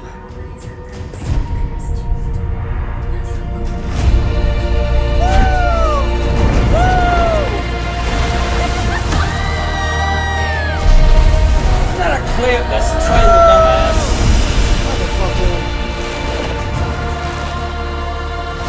This world goes much deeper than you imagine. That's not the clip, that's the trailer, dude. Come on. Muscle up the enthusiasm. Get real. All right. So in the past, it's wet Smurfahont. You call it what you want. Fern Gully in space, wet Smurfahont, Lord of the Rings. Anyway, whatever you call it, for all the innovation that is happening in each of the new movies, there's no getting beyond the fact that we have seen all of this before. And we're now going to have to see it again at bum-numbing and bladder-busting length, okay? Firstly, just when you think that everyone has finally abandoned 3D, here we are again, balancing those ridiculous glasses on our noses, or in my case, balancing those ridiculous glasses on my ridiculous glasses, and remembering why it is. Guess what? You could have saw it in 2D where you didn't have to need the ridiculous glasses, dumbass. You really could have done that. That the 3D craze, exactly as I had predicted, came and went and continues now only in the mind and world of James Cameron and in movies that need to be theatrically released in international territories which demand that they will only take the movies in 3D versions, okay? It's a long time since I put the 3D glasses on. I can't remember the last time I did it. And I put them on. I thought, oh yeah, I remember why I hate this. I just remember, yeah, fine, just sit with your head like that. I said, fine. So there's that for 3.25 hours or wherever long it is. So for the first hour and a half, nothing of any consequence happens at all, except there is some sort of, hobbly knobbly, bob blongy, bongy, bingy bongy stuff, which attempts to establish these kind of internecine rivalries between characters that I've forgotten about from the first film, couldn't remember in the second film, struggle to identify here in the third. And at one point, I was trying to figure out who's playing what, which one is because one of the things is and Kate Winslet. So, and Kate Winslet is in it. And, she's only a brief, but and Kate Winslet is in it. And Kate Winslet, who can hold her breath underwater for whatever it was, she said, like 7 minutes. And you're trying to map them onto, Sigourney Weaver and all that stuff. And trying to do it by remembering people's names. But I can't remember anyone's names. Can't remember any characters' names at all, okay? What I do remember is, it's all the bits from other. So you get the Star Wars dogfights, although then it's not X-wings, it's flying beasties. And incidentally, we're now so many hours into it, they still haven't figured out how to do the heft and how to do the weight and how to do the gravity thing. The people riding around on the back of the flying beasties, it's still just sort out the heft thing. Why aren't they falling off? I'm sorry. It just doesn't make any physical sense the way that it doesn't work, okay? You get the cosmic merging thing with the next world, because there's the whole thing about that kind of like oceanic hot tub time machine with the big bluey thing in it, and you connect your hairpiece to it, and it somehow then you're in the land of the elders, where characters who are dead aren't dead, but they're just living in the next world or something. You get the characters who were humans who got killed and then now's come back. I mean, the main one who's now come back as a giant smurf who looks like an angry cat in military fatigues. And I'm thinking, was he more interesting when he was human than now that he's a giant smurf? I mean, there are times when you look at the screen and you think this is like some nightmare furries convention. This is just, this is a whole bunch of people cosplaying being animals and about to get French. There's whales. Well, hang on a second. Hang on. Get French. So are you saying this is an Avatar film with erotica? No. Well, there isn't. Yes, I suppose there is what in the world of Avatar stands for an erotic frisson, I suppose. But as I said, the only thing I could think of was just furries, and we've sort of been there before. There's also there's whales. There's a lot more whales. There's a lot Wales more, with an H. Whales with an H. Okay. Yes, right. Not whale. They don't go to Wales. There's a lot more whales, and whales talking to people through the miracle of simultaneous Na'vi translation. You know, the whale goes, "Woo!" He said that the Big Bob with the diddly bong, we do not kill people. We are a peaceful nation. Then he goes, "Woo!" He said, but in this case, yeah, you know,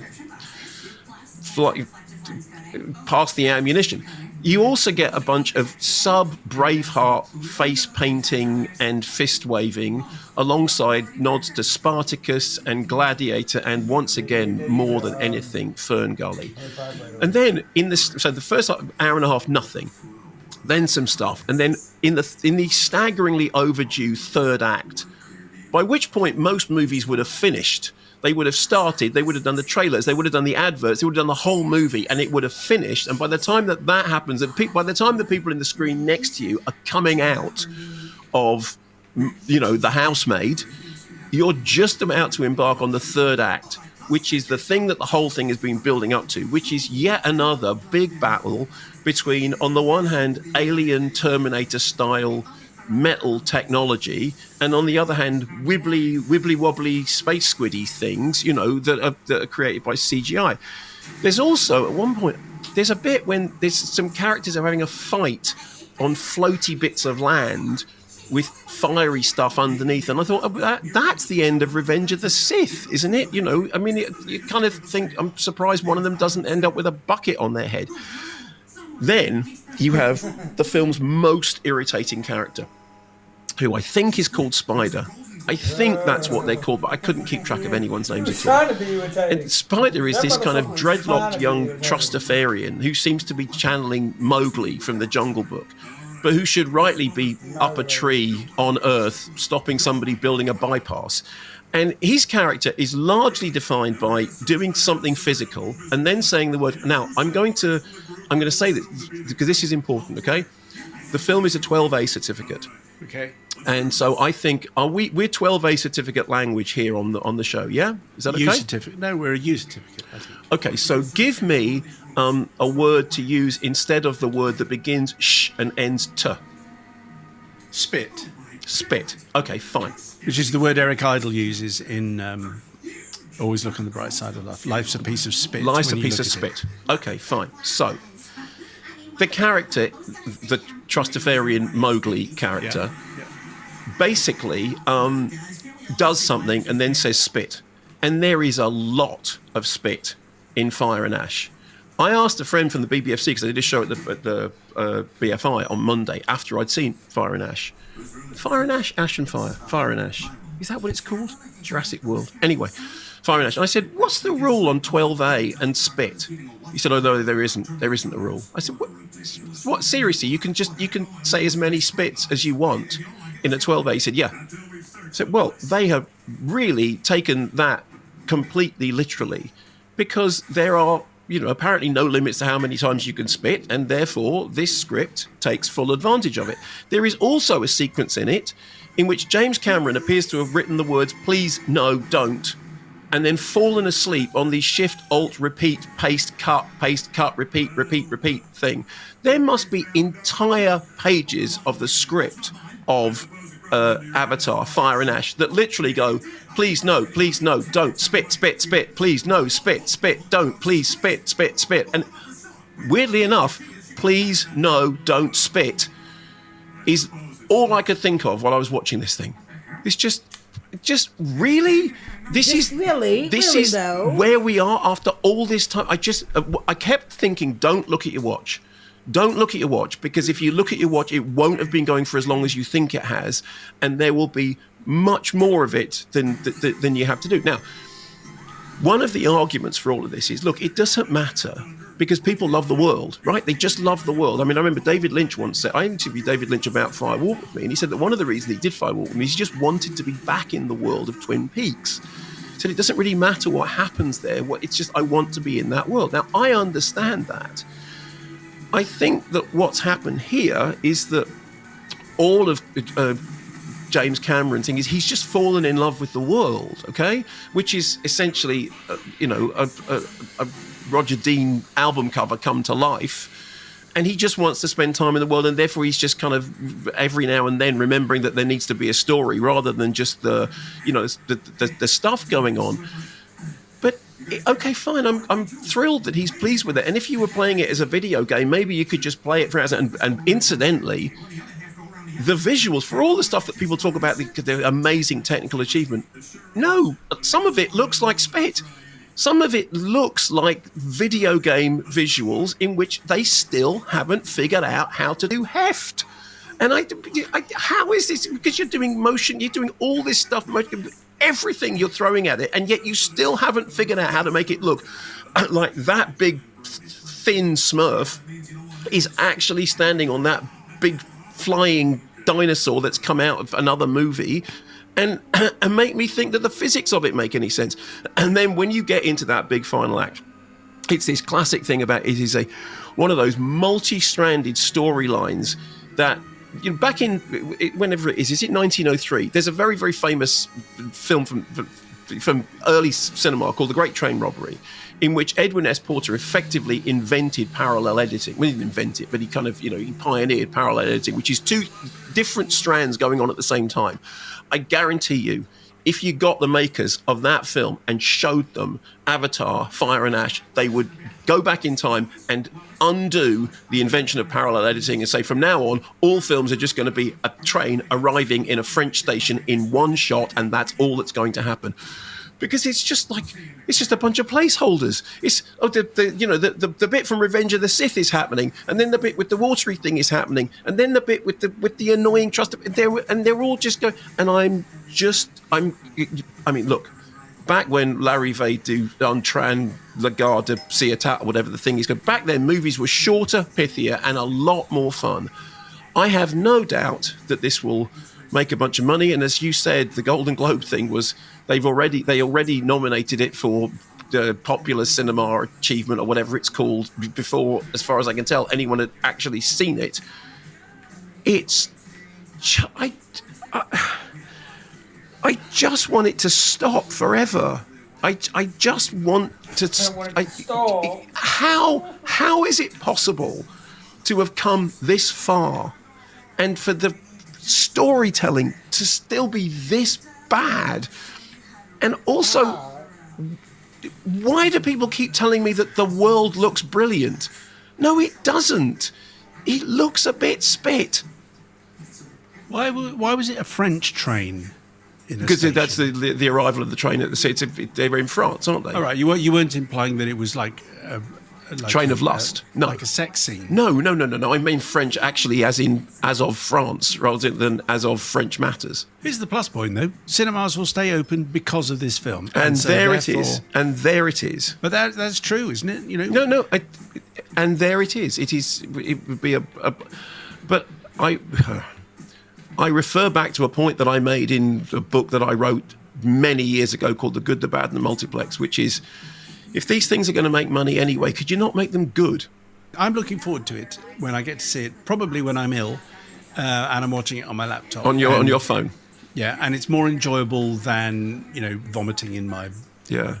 Incidentally, Avatar Fire and Ash is out this week, not 26th. It's the one that's out this week. Okay. Yeah.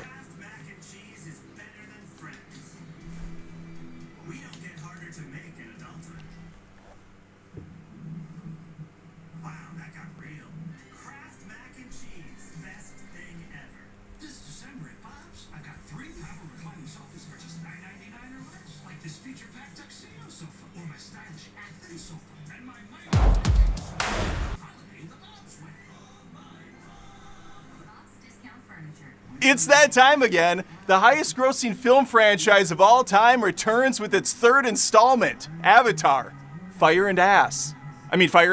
Well, that don't unfortunately resolve because we have to keep this franchise going for money, of course. And later, and all right. Okay, we've seen that one.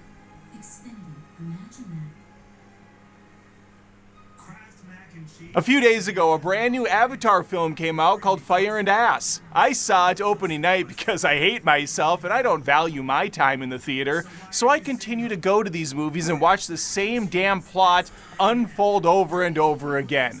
Oh, there's ashy people this time. Lottie freaking Dodds, the same movie. This will inevitably generate $1 kabillion like they always do, and then everyone will forget about their existence until 12 years go by and the next Avatar movie comes out. In fact, I told people I was going to this movie a few days ago, and most of them responded with, wait, there's an Avatar 3?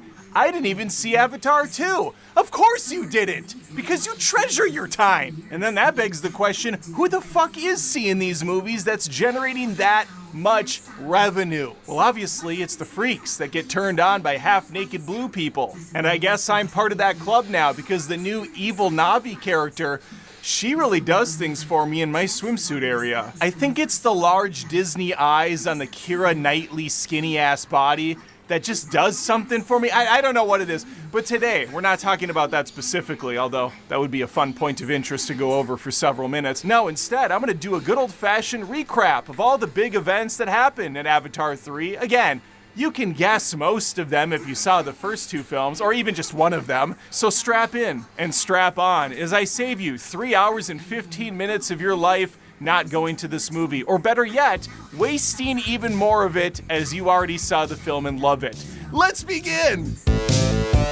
As I go over this film and regale you with the events that occur, if you wouldn't mind subbing to this show, Adam Does Movies, on YouTube, Spotify, Apple Podcasts, anywhere you watch or listen to this thing, it'll be there for you. And I would also point out that, believe it or not, I am not an expert on all things Pandora / Na'vi / Avatar. I'm not even sure why they're called Avatar anymore. There's not really an Avatar to be found. After the first movie, that transition was completed and everybody's essentially just in Na'vi bodies now without a human companion. So it's not an Avatar, it's their actual body they need to stay in. Hollywood's never been great with titles, though, and that's really not an issue I have with this film, just a point of observation. Of course, short for observation. The other thing I want to point out with this recap, like all recaps, I'm going off of memory, the old noggin, and it's not firing like it used to, I'll tell you that much. So I will probably miss things, small things, big things, things in between. I'll do my best, though. We open on planet Pandora. Jake Sully and his family are still living with the Water Tribe as they completely abandon Natiri's family in the second film because stupid reasons. I'm honestly not sure what that was for because it didn't really amount to a hill of beans, as the kids say in 1942. Quaritch, or as I call him Quarbitch, continues to survive after dying 2 times over. He's back. Don't worry, he'll die again at the end of this movie. I would say he's like Darth Vader, but he has no aura, he's not cool. You know who he is. He's Captain Phasma. They tried to make Phasma a thing. They killed her, brought her back a couple times. She sucked. And that's how I feel about Quarbitch. But he's very much front and center in this film. He's gonna get himself what they call an arc. But that arc kind of goes, blah, blah, blah, blah, blah, blah, blah. It's not an arc. It's a shark. That doesn't make sense. In the second film, Jake the dumbass Sully said, hey, we gotta leave the tree place because, you know, it's way up in the sky and it's hard for the bad guys to find us because of all the trees, and we don't want the family to be destroyed by bombs. So let's bail on them without the humans knowing that, so they still think we're up in the trees and they will still try to attack the tree people, but you know, we won't be there, so at least we won't die. Instead, let's live out the rest of our lives in an unfortified large beach cabana with a bunch of strangers that we now have to get acclimated to. We're ocean people now. The jitterbug. A jitterbug. You got the boom boom dan of it dan. This turned out to not be a great plan in the second film, as Jake and Neytiri lost one of their kids. Don't worry, they have like 15 more of them. These guys have been fucking like rabbits, but still, it's not ideal. And as I pointed out, Corbett is still very much alive and still very much wants to kill Jake Sully and his entire family. But Jake has one piece of property that Corbett very much wants alive, and that's little Spider. That's right, Corbett has a son named Spider, and he's back, baby! Not only that, he's gonna be front and center in this flick, getting an ample amount of screen time. If you didn't like Spider in the second movie, oh, buckle the fuck up. He's all over this film. He's gonna be pushed and pulled between fathers. Which one should he side with? Well, it's really never a challenging decision for him. I mean, he plays nice with Corbett when he can, but he's Team Sully through and through. Unfortunately for the little spider cub, that is not reciprocated by Neytiri. She hates his ass, and she makes it known right when this movie fires up. She's doing a head count to the kids. You're here. Spider, kill yourself, or I'll do it, so help me. Just say the word. Jake and the rest of the family doth protest, though. They say, cool your jets, lady, because it's really not a spider thing at all with Neytiri. She just hates humans. And she hates them because how awful they were to the planet. They destroyed her tree. They killed off a large swath of her tribe. They cannot be trusted. Except for the one, you know, she married and had kids with. But Spider has the blood of his father pumping through his penis, and so she knows the only way to kill the snake is to cut off the head.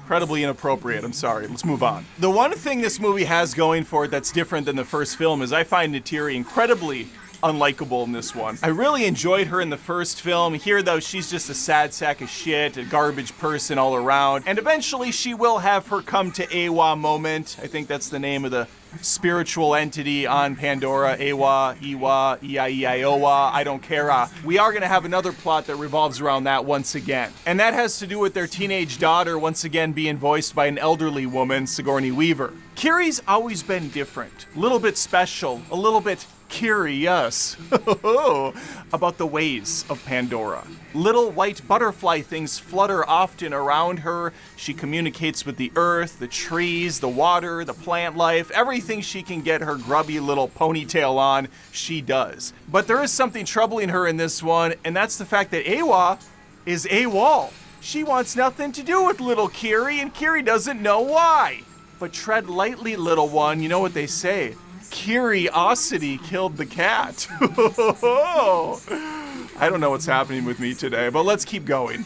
Since there are 800 plot points going on in this film, most of them carried over from the other movies, let's wrap them up individually. So the real deal Holyfield with Kiri is she is actually a midichlorian-produced child, kind of like Anakin Skywalker. She has no father. Sigourney Weaver's character died in the first movie, but not before the Na'vi attempted to do a spiritual awakening, wrapping her in the roots of the planet and doing a ceremonial chant to try to revive this bitch.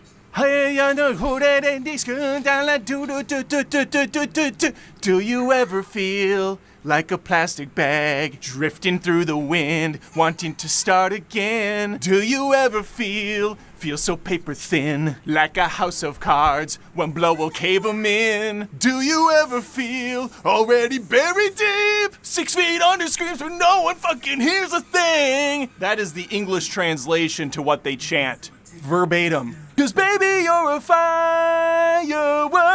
So by the time the final act rolls around, chaos is everywhere.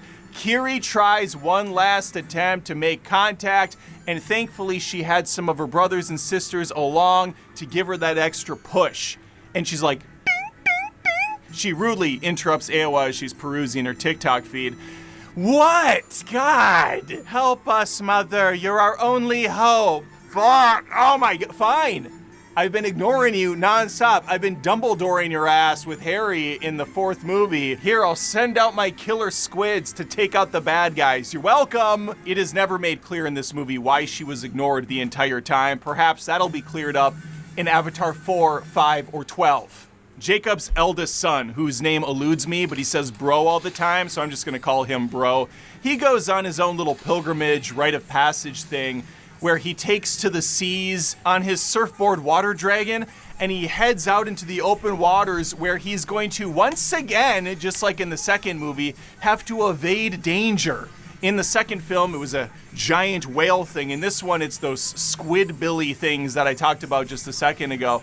They're after him, so he's hiding in the rocks, and all I'm thinking is, yeah, that was the same exact scene we had last movie, but okay, we'll do it again here. Everything else is the same. His mission, which he chose to accept, was to seek out the little whales that were being harvested for their Fountain of Youth secrets. That was never once mentioned in the first film, but now it's a big thing. He convinces them to go to the whale elders, one of which has these giant nose bling rings in. I don't know who put that in his face. It's pretty awesome though. And this is to help convince the elder whales that the humans are garbage and they should be destroyed. Eventually the white elder whale, who put that in his face, one of which has these giant nose bling rings in. I don't know who put that in his face. It's pretty awesome though. And this is to help convince the elder whales that the humans are garbage and they should be destroyed. Eventually the wisest of the whales, we'll call him Chad because I don't know their names, he looks at the one little whale that was completely fucked up, like his eyes are gone, he's got little spear things all over his body, and Chad's like, oh, you are hideous to look at. Fine, God, we'll kill the humans. Just get this thing out of here. Get.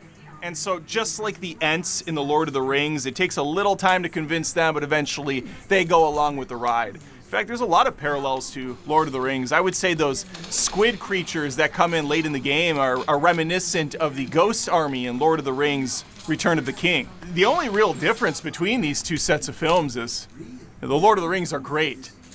Okay, I covered 2 plots. Let's get to another one. Spider. As I stated, he's got a lot of stuff going on in this film. He's got the mom figure who wants to kill his ass. We've all been there. I can relate personally. Subscribe. He's on the run this entire film, gets kidnapped several times by different people. We'll get to the Ash folks in a second, but eventually he will get into the hands of his father. He's going to be locked up, and he will eventually escape, getting back with Jake Sully, who he will protect, only to have Jake turn around and want to stab his ass, killing him. It's a complicated relationship. It's really more of a relationship. And I guess now would be a good time to really talk about the new villains of the film, the Mongquan clan, aka the Ash people. Ash people, Ash people. They're led by the evil, seductive, sultry, hot, fiery, gorgeous, lovely, luscious, beautiful, orgasmic Varang. And just describing her is now the only way I can achieve climax. Varang has a sad sob story where she watched her entire village burn to the ground. She was surrounded in the flame, and that gave her the brilliant idea to cover herself in ash and just be an all-around garbage person. You know, it's a little odd that in the first Avatar movie, Neytiri really hates the humans because they're destructive, they're violent, whereas the Na'vi's the complete opposite. They're compassionate, they're loving, they're one with the world and the spirits, and it's kind of odd that we never watched Avatar movie. Neytiri really hates the humans because they're destructive, they're violent, whereas the Na'vi's the complete opposite. They're compassionate, they're loving, they're one with the world and the spirits, and it's kind of odd that we never heard about the Ash people, who are worse than the humans here. This tribe is a bloodthirsty, power-hungry set of folks, and they're not new.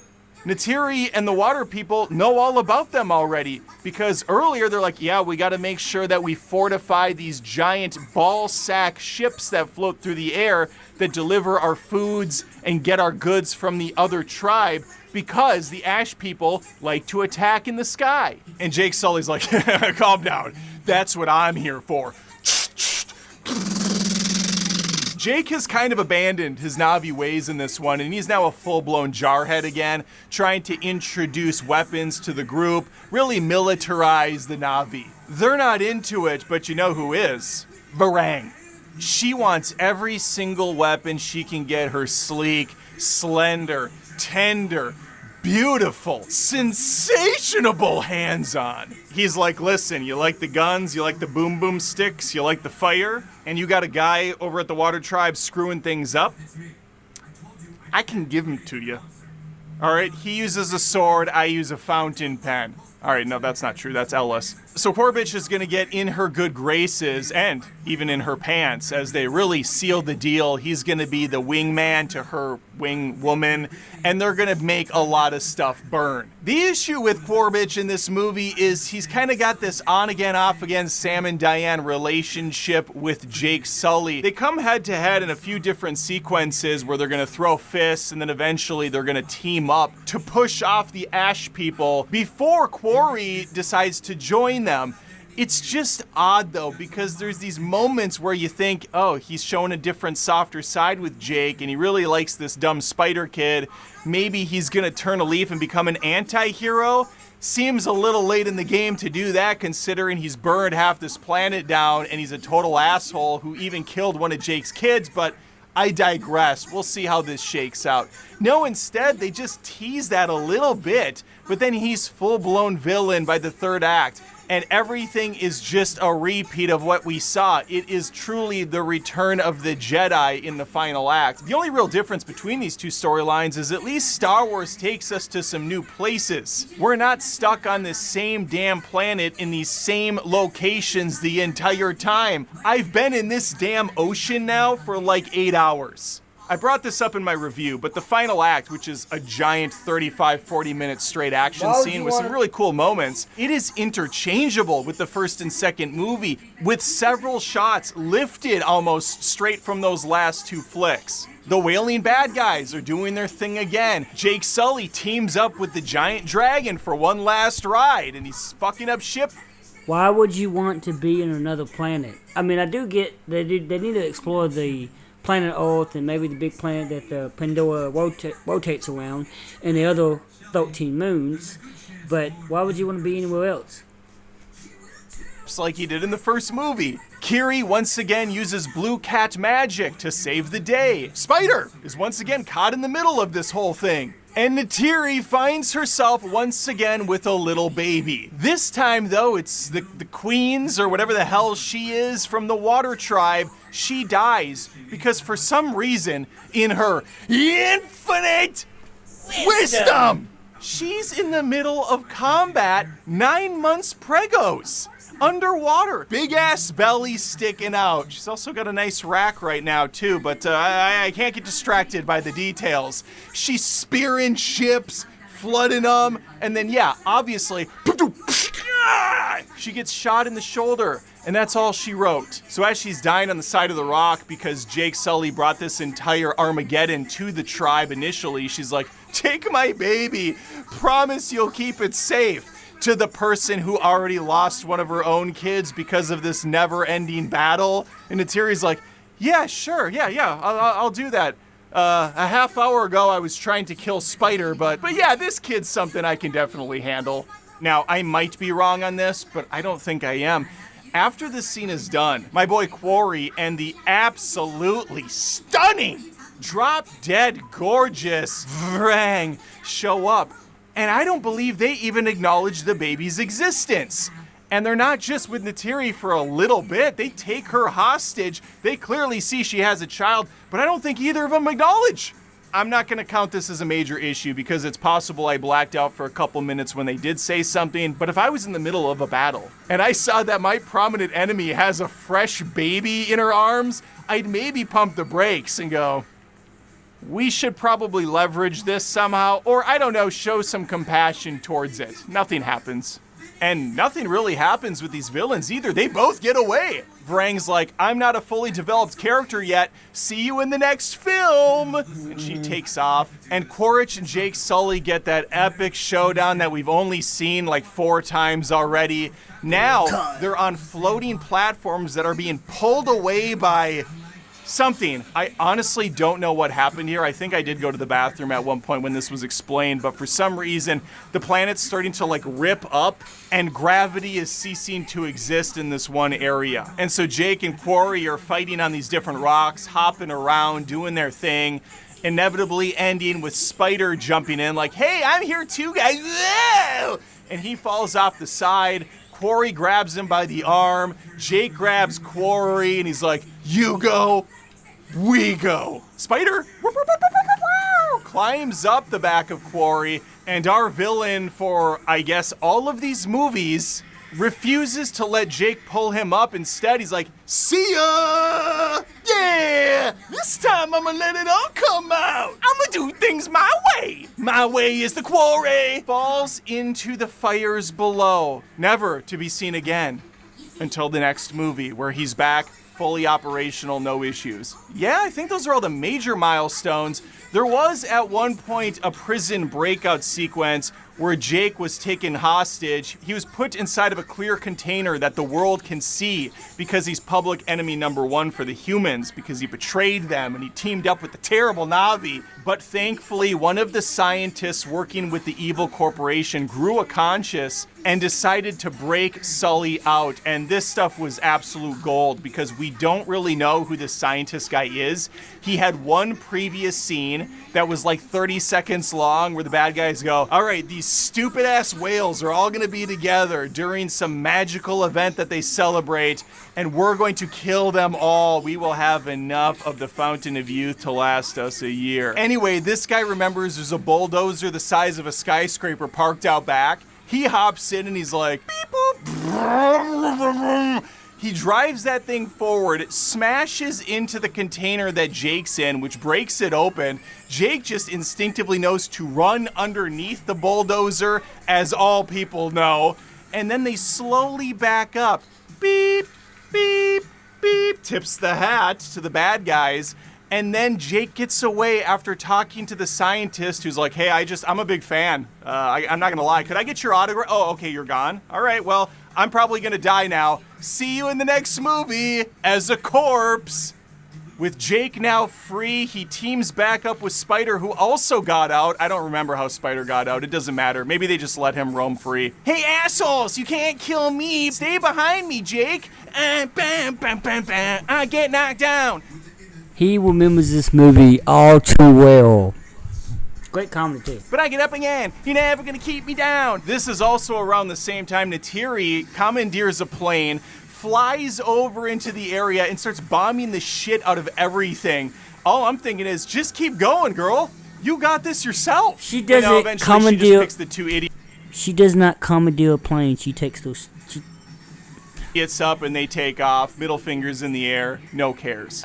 This is awkward / slightly embarrassing. If you're watching the video right now, you'll notice I'm in a different outfit. If you're listening only, I could have kept going and you would have been none the wiser, but the cat's out of the bag now. During my mad dash rush to cover Avatar in all of its splendor, I forgot to mention what is arguably the greatest plot point of all of them. And I didn't realize it until the next day. I actually woke up around 3 in the morning in bed, sweating head to toe, freaking out about this. Like, did I mention the spider thing? I don't think I did. I better talk about it tomorrow.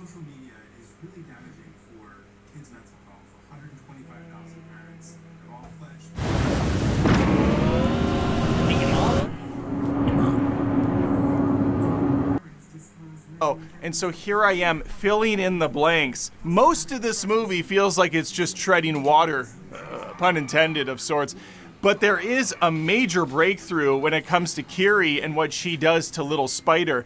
Early on in the first hour, we see that this dipshit kid requires a mask, oxygen to breathe the atmosphere of the Na'vi planet Pandora. So he has the one he's wearing. and a single backup mask. Well, after Jake and his family hop aboard one of those giant ball sack ships and float across the country, they get attacked by the Ash people. This is a pretty awesome action scene, actually, but it is going to end with our kids getting separated from the family, Spider amongst them, and unfortunately his backup mask was lost on the ship. So this poor bastard is on his last legs, and he's about to keel over when Kiri says, "Hold up, I'm going to try to fix this fucker myself." She reaches down into the roots, ironically webs up the spider, and she manages to completely change his inner structure, giving him the ability to now breathe on Pandora, mask-free. And it's probably a good thing that happened when it did, because this whole mask fiasco was really getting annoying.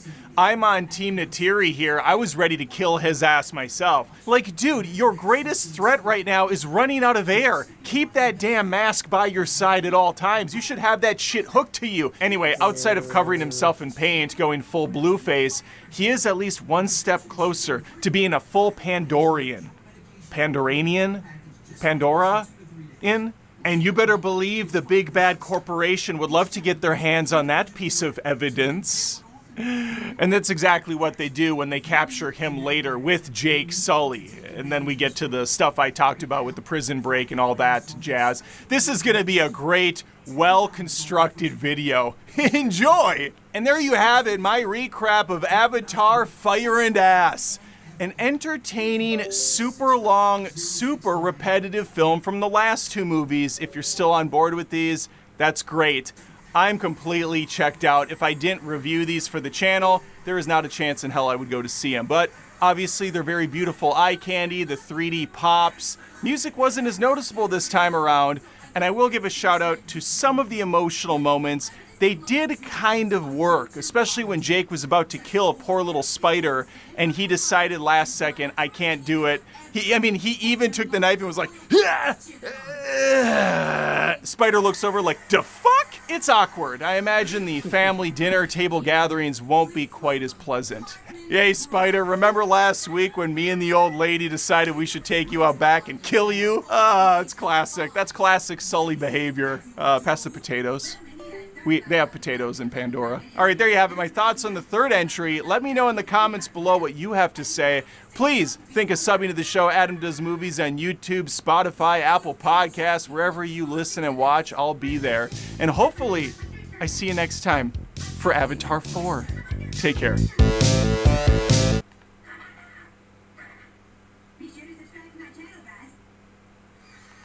James Cameron, I think it's time to move on.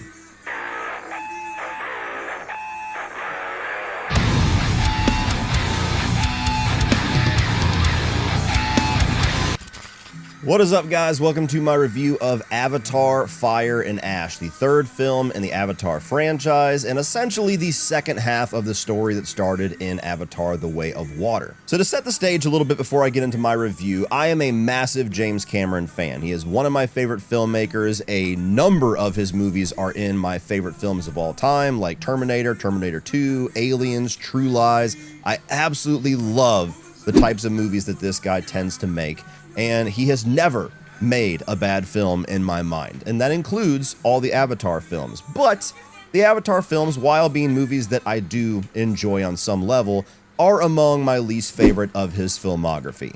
And despite the fact that you cannot argue at all with their success, the first Avatar is still the highest grossing film of all time. Way of Water did way more money than I expected it to, and time will tell if the third one repeats that. I have always selfishly wanted like the alternate universe where James Cameron didn't spend the last almost 20 years of his career just on Pandora. How many other movies, how many other amazing stories could he have told outside of the Avatar films? And so while I certainly had some interest in this third film, it's always a really cool spectacle experience when you check these out in theaters with the IMAX and the 3D, which is how I choose to watch them and how you should choose to watch them if you have the theaters near you to be able to do that. I wasn't all that excited for this third one. Now, as far as the story of this film, as I said earlier, this is essentially the second half of The Way of Water. Originally, these films were conceived story-wise as being one film, but there was clearly way too much for it to fit into one movie, and so Cameron split them into two. And so this is a lot of the aftermath of the events of the previous film. They're still kind of getting into this water clan that they're now living with, and all the while you have this new threat of this Fire and Ash clan, essentially, these really evil-seeming Na'vi that are starting to attack this water clan while Quaritch is still out there trying to get Jake Sully. And so, to a certain extent, it's kind of business as usual, but this one does have a little bit of a darker edge to it. So does Avatar Fire and Ash do anything to rise above the experiences of the past two films? Is it a significant drop, or is this pretty much exactly what you would expect from an Avatar film at this point? Well, starting off with the positives, of course, the most obvious thing ever to say in an Avatar review is, God damn, this movie looks incredible. The visuals are the absolute legacy of these movies. Like, they are so far and above any of the other 3D or CGI that we see in modern blockbusters that it's ridiculous. Like, every time these movies come out, that's one of the main reasons why they make so much money at the box office, is because they really do provide an experience that draws people to the theater, because you want to see it on the biggest screen possible with the 3D glasses. Even those of us like myself that hate 3D absolutely want to watch these movies in 3D, because essentially they're like a roller coaster ride. You go there for the thrills, you go there for the dopamine, you go there for all the wonderful visuals that you're going to see. And this, for the third film in a row, has absolutely matched, if not completely surpassed your expectations on a visual level. James Cameron has always been a master with action set pieces and delivering spectacle, and that is another way that these movies have always over-delivered. And this movie has a ton of action in it. It doesn't really let up at all. It doesn't really take a whole lot of time to get into it. I would say there's a solid argument that maybe this is the most action-packed of the three of them.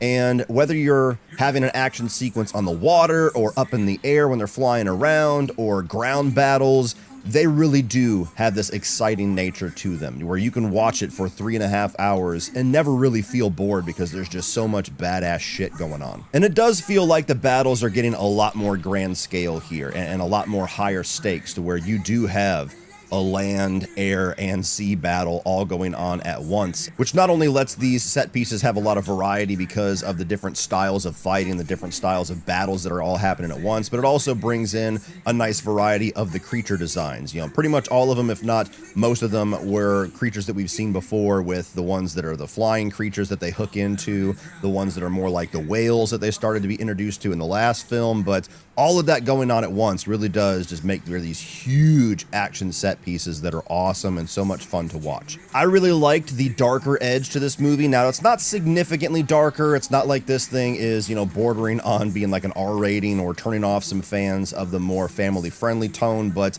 it does feel like it has more of an edge to it. Some of that is with this new villain, where they're painted in ash. They're a lot more vicious and a lot more murderous than the other Na'vi that we are used to. It feels like with the growing stakes of this continuing story that there's just a lot more at stake. There's a lot more personal emotions attached to it. A lot of the characters at play here have a lot more grit to them, where some of them are very angry and vengeful. Other ones are just putting everything they have into their mission, and they will stop at nothing until blood is spilt.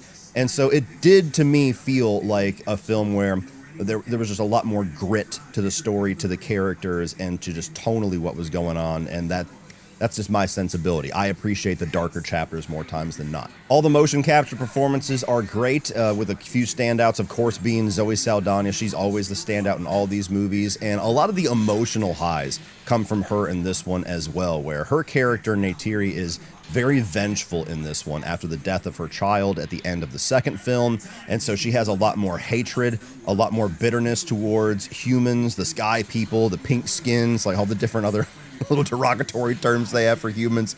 And so there's quite a few moments where, even though she's clearly going down a pink ass dark path, like, you feel where that is coming from, and you're invested in seeing whether or not she's going to succumb to it or overcome it.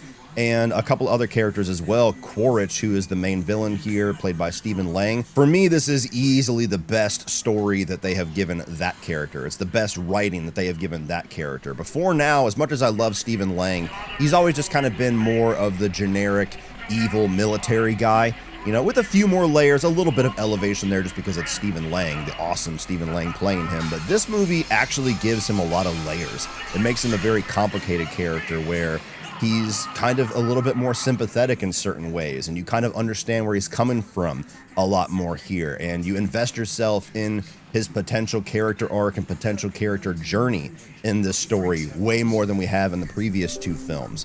And so he, to me, was the biggest surprise in this one on a writing level, was just how much more of a layered villain he is, how much more of a complicated villain he is in this third chapter. And finally, I really liked the addition of the new villains with Varang, I believe is the name of the leader, the female character, and then I think it's the Mangquan clan. I'm not very good with the lore names and everything in these movies, which, you know, I guess I'll get into more later, but I really enjoyed them. I thought that they were creepy enough. They really did have that darker edge to them, as I said earlier, and they get into a little bit of their tragic backstory to make them feel somewhat fleshed out. I wish they had given them a little bit more focus. You know, for a 3-hour and 20-minute film, it feels like there was plenty of time to shove some of that in to make them just as complicated and layered as they did Quaritch, but nonetheless, even as just the evil Na'vi, they did really well on a visual standpoint, being painted in red and ash, from the stakes that they bring with how driven they are and how ruthless they are and how they team up with Quaritch and just get all the more powerful. Overall, what I'll say to wrap up the positives is if you're an Avatar fan, if you really enjoyed the previous two films, I think it's a safe bet that pretty much everything you enjoy about those movies is carried over here. Some things are done just as good, a few things are done better, a few things might be a little bit weaker, but it's a pretty consistent sequel if you enjoy what these films are going for. Moving on to the mixed, really the only one that I have here is the high frame rate. Now, apparently this does differ depending on your theater, depending on whether or not they're actually going to be displaying it through their projectors with that high frame rate. And it's just one of those extra layers of technological advancement that a few filmmakers, notably James Cameron, are really trying to push because they believe it adds to the immersion. It plays at a heightened frame rate to where it looks a little bit more natural. There's not like that film grain or that 24 frames per second divide where you clearly are looking at a video, you're looking at something that was recorded. This feels like you're actually there in Pandora during those sequences. And I do think that it adds a certain amount of immersion. I do think that it does add a little bit of that that uncanny valley being taken away with the 3D and the visuals and the high frame rate all working together to make that very signature Avatar experience that we all adds a certain amount of immersion. I do think that it does add that film grain or that 20. Believe it adds to the immersion. It plays at a heightened frame rate to where it looks a little bit more natural. There's not like that film grain or that 24 frames per second divide where you clearly are looking at a video, you're looking at something that was recorded. This feels like you're actually there in Pandora during those sequences.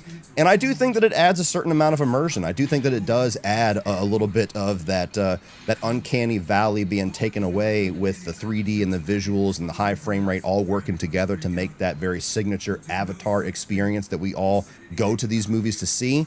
At the same time, it's not the entire film. And you can tell when they switch between a regular frame rate and the more high frame rate sequences. And so I could see it being a little distracting and actually taking people out of the movie if they don't get into that. And even just in and of itself, even if the movie, the entirety was in high frame rate, it is something that if you've never seen it before and you don't know what you're looking at, your eyes might be a little bugged by it and you're not understanding, like, why does it look this way? What was my brain interpreting on these images that makes this feel different than any other thing I've ever watched before? And I've already had some people reach out after they knew that I saw the film and ask, like, what was going on with the projectors? Like, did you have this problem in your movie? And it's like, oh, it's not a problem. That's what they wanted the experience to be. Either just you like it or you don't. And now moving on to the negatives. And much like how a lot, if not all, of the positives of this film were pretty predictable, all of us that have seen these movies before, whether you like them or dislike them, you know exactly where this movie is going to shine. It's kind of the same thing for the negatives. Well, it's Groundhog Day.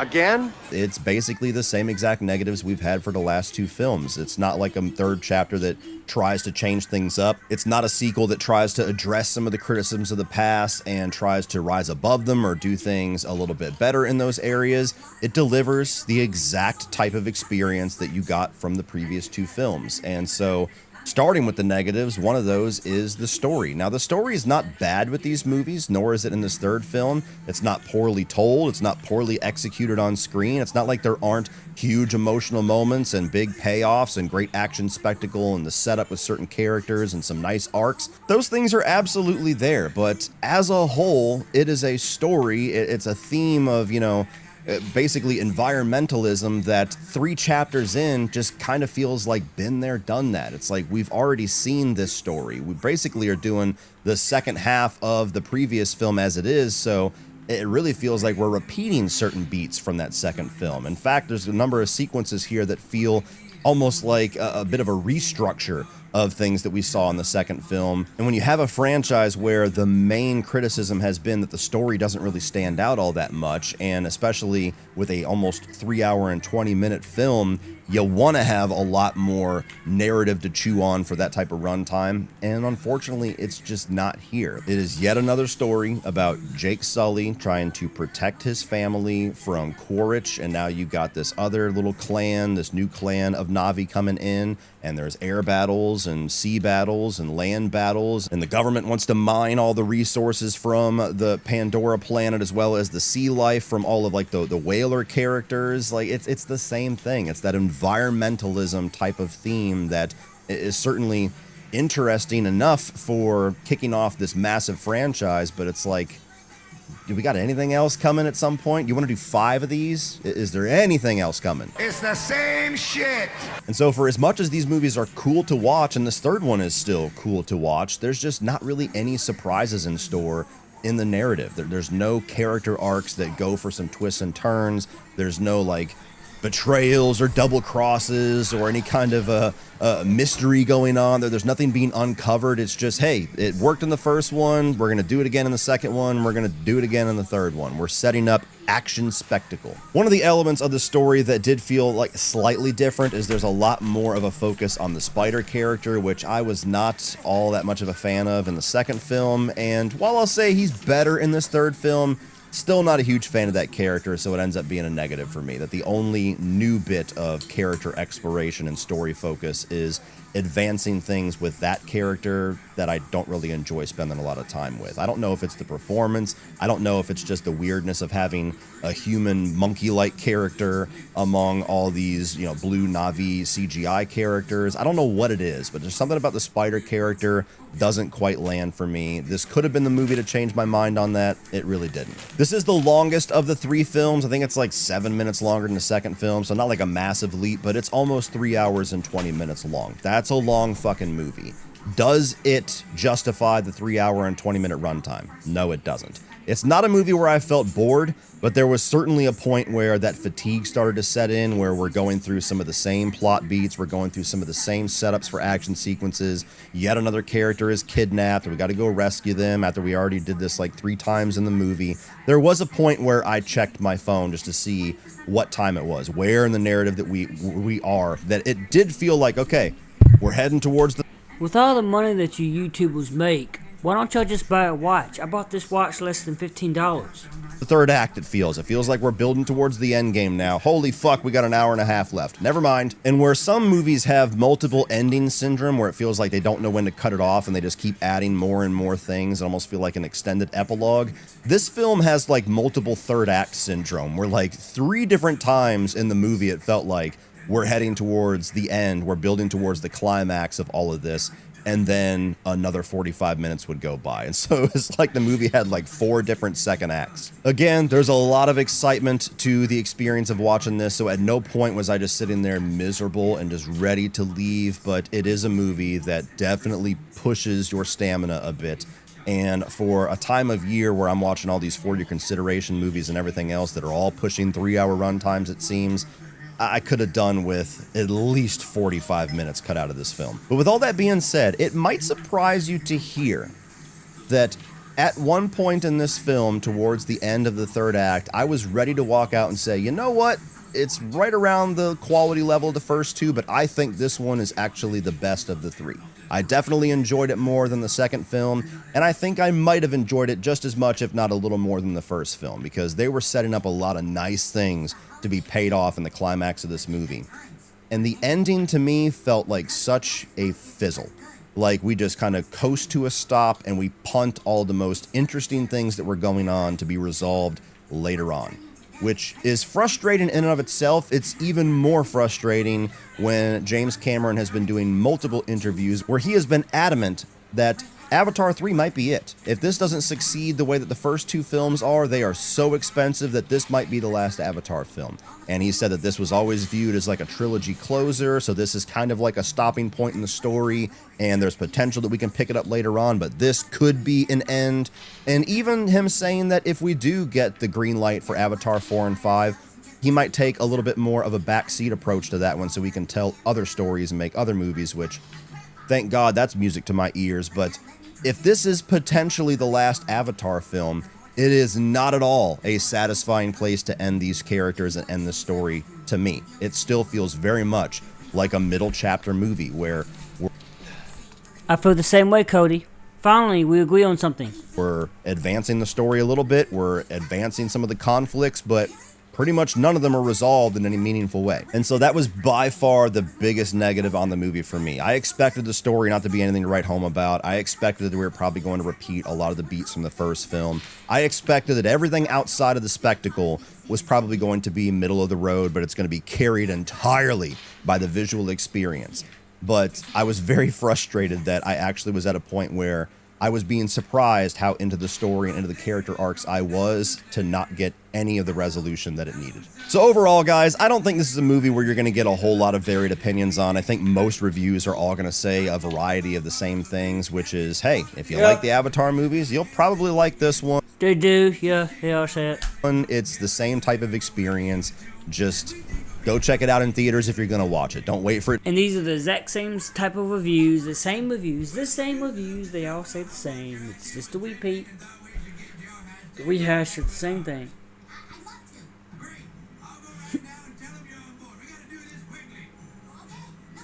To go to streaming, don't wait for it to be on VOD. This is a theatrical experience. That is where this movie lives and breathes. So auto insurance all seems the same until it's time to use it. With USAA, it's easy to file claims, schedule repairs, and access roadside assistance right through your app. Or you could take your chances somewhere else. Get a quote today.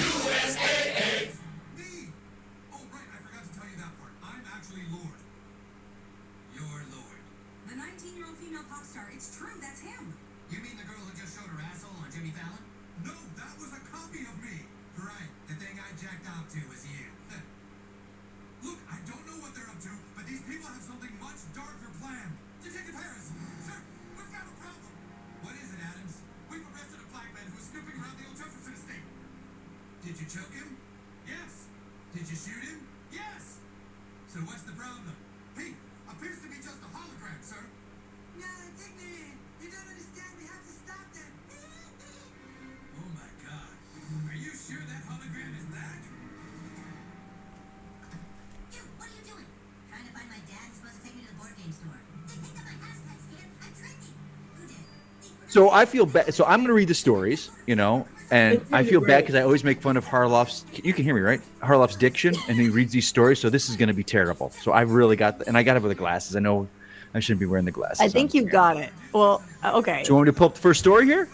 Yeah, but one thing about me is I have to pull it up, right? Because Luke isn't doing it. So I was going to pull it up on my screen to read it. Yep. But you wouldn't see that. I have to actually pull it up. So yeah. You know what you have to do while I do that?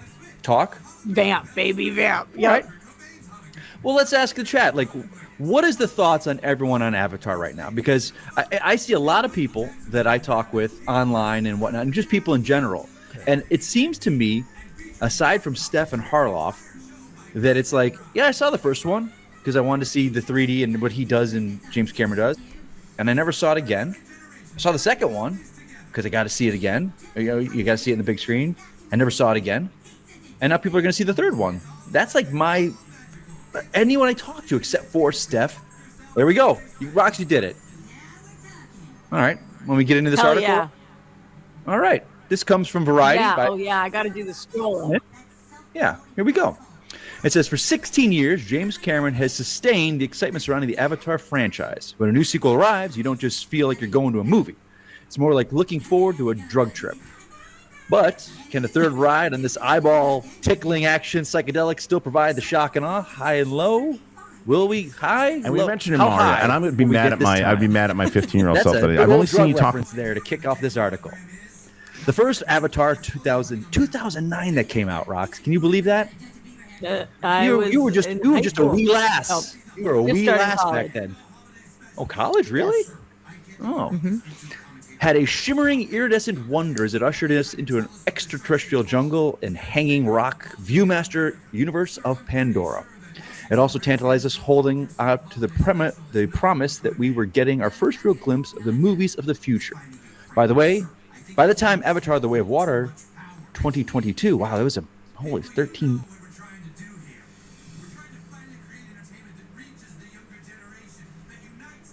What's going on, everybody? Here's a non-spoiler review for Avatar: Fire and Ash. The first question out of the way, so everybody knows I did it out of the theater reaction for this weeks ago, and I can finally get my non-spoiler out. The first question, which everyone asked on the damn out of the theater reaction, for press screenings, they don't show trailers. So no, I didn't see any of the Doomsday stuff. So before you write, did you see the Doomsday stuff? No, I didn't.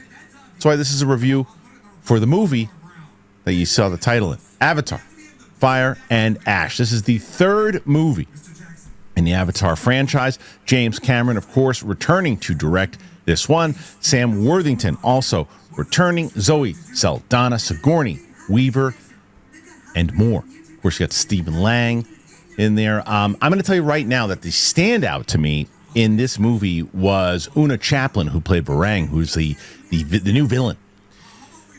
So, again, this is a non-spoiler review to let you know just, again, what the story is about, is that this time after the Way of Water, our family is still dealing with loss and other things that are happening, and now they have these new villains to deal with, and they got to figure out how to get Spider out and about, because the kid can't breathe.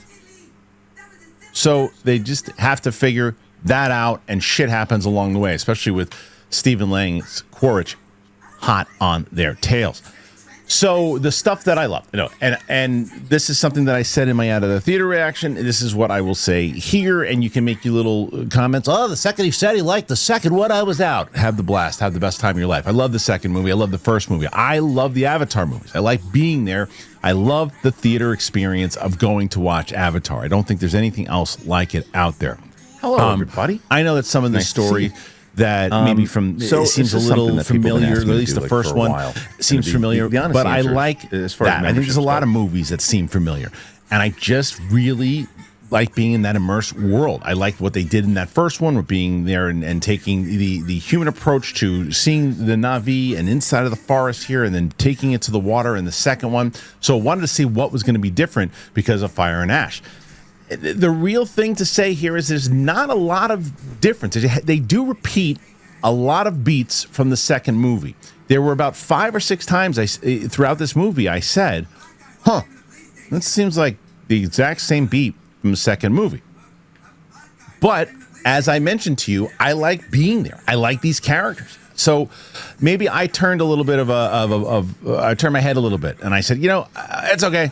That's fine. I'm okay with it because I want to see where Jake's going. I want to see what Neytiri is doing. And Zoe Saldana, to me, is always such a strong anchor in this thing because of what she is going through as a mother. And it's Neytiri stuff that always hits hard for me because Jake's still trying to be the warrior. He's trying to take the stuff that he had from, his past as a human being, and he's also trying to protect his children.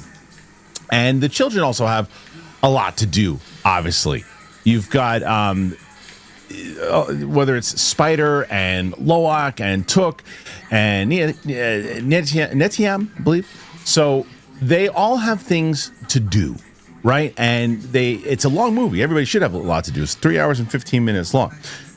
The obvious, the visuals, right? The obvious, the visuals. You see this in 3D. You see it. This is, to me, one of those movies that you should absolutely check out in the theater. Now, this is one of those movies that if you are a fan of Avatar 1 and 2, I think that you are going to enjoy this movie for the same reason that I did. I liked the way that they just put you on Pandora and you are just transported there and you are there and you are with this family and you are feeling those emotions. Now, some of the emotions maybe not as strong as maybe for me in the second one, but they're still there, very much so.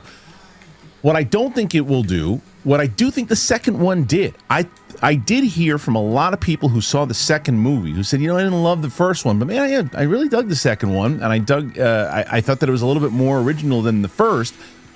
I don't think that the third one's going to convert that many non-Avatar fans over because of the repeating beats, because of the fact that it's the characters are pretty much going through a lot of the same stuff, and the one that is introduced, as I mentioned to you guys earlier with Varang, that played by Una Chaplin.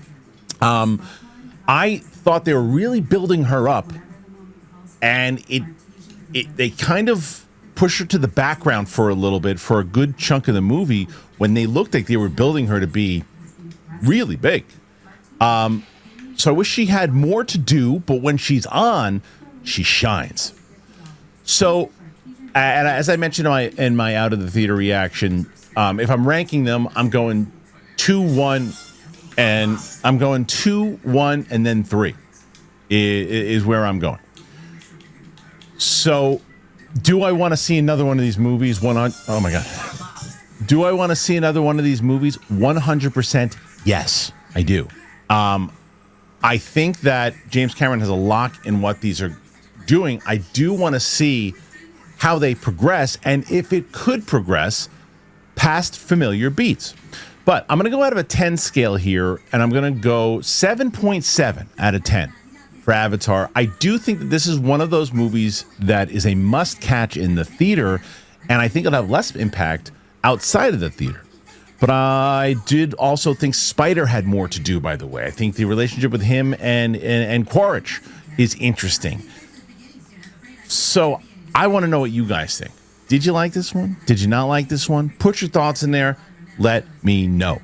As always, please subscribe to the channel. Click like, comment. Appreciate you. See you on the flip side. Bye.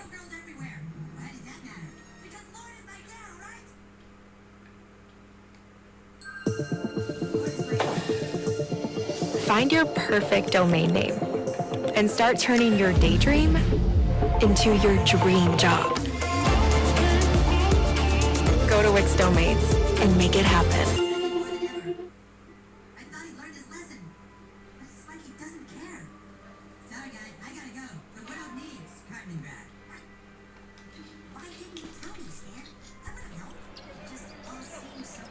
The sights, the sounds, the stuff.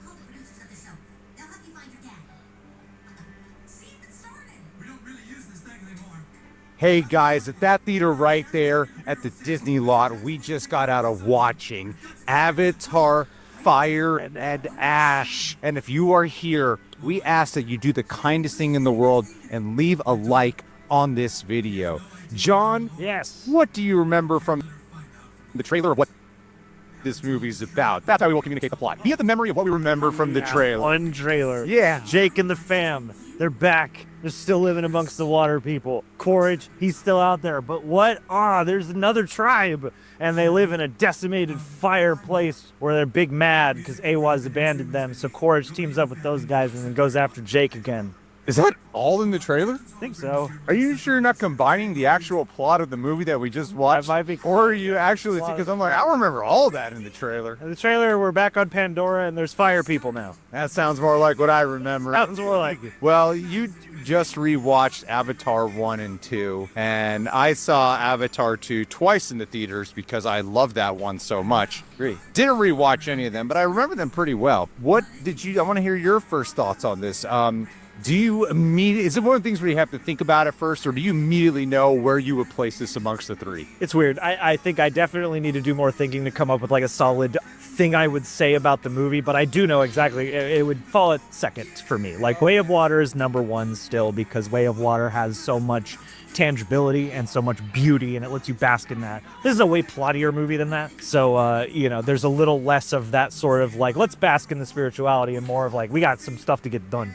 Well, what did you feel like this movie did differently than Avatar 1 and 2, and that you really felt this provided something unique? I could have said that a lot more cohesively, but I watched this entire movie with a migraine prior, and this movie in 3D only made the migraine better. Oh, I can imagine. Especially for 3 hours and 20 minutes.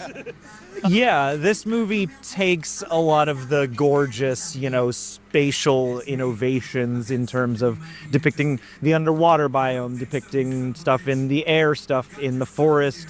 It encapsulates all of that innovation that really made the second movie sing, and it applies it to something that has a little bit more of the first film's like plot sensibilities. Yeah.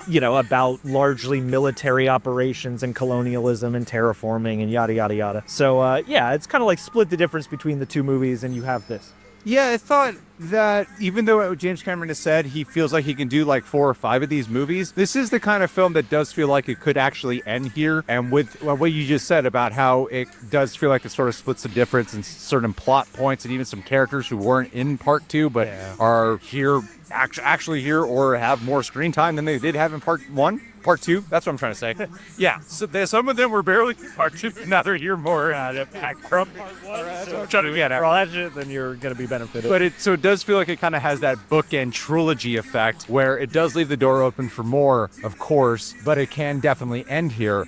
What I thought that this movie provided that was different, or at least was aiming for, is it seems to want to be more emotionally centered. You can make the argument that part 2 already did that stronger than the first one, which I completely do think it did. However, with this one, there are scenes in here that do emotionally challenge the characters. And there are scenes where I heard audience members around me crying their eyes out at certain scenes. And it wasn't like the sweeping spectacle CGI scenes. It was just character scenes. Or gasping in shock, or, applauding when certain people get their desserts. Yeah, exactly. And so that was part of the cool experience that I thought James Cameron was aiming for here, was to go more at the heart, to go more at the drama. At times, does it feel a bit manufactured? Like, okay, I definitely saw this plot putting an hour ago happening right now. Classic tropes in there. And so because the dialogue itself is these movies are not known for great dialogue.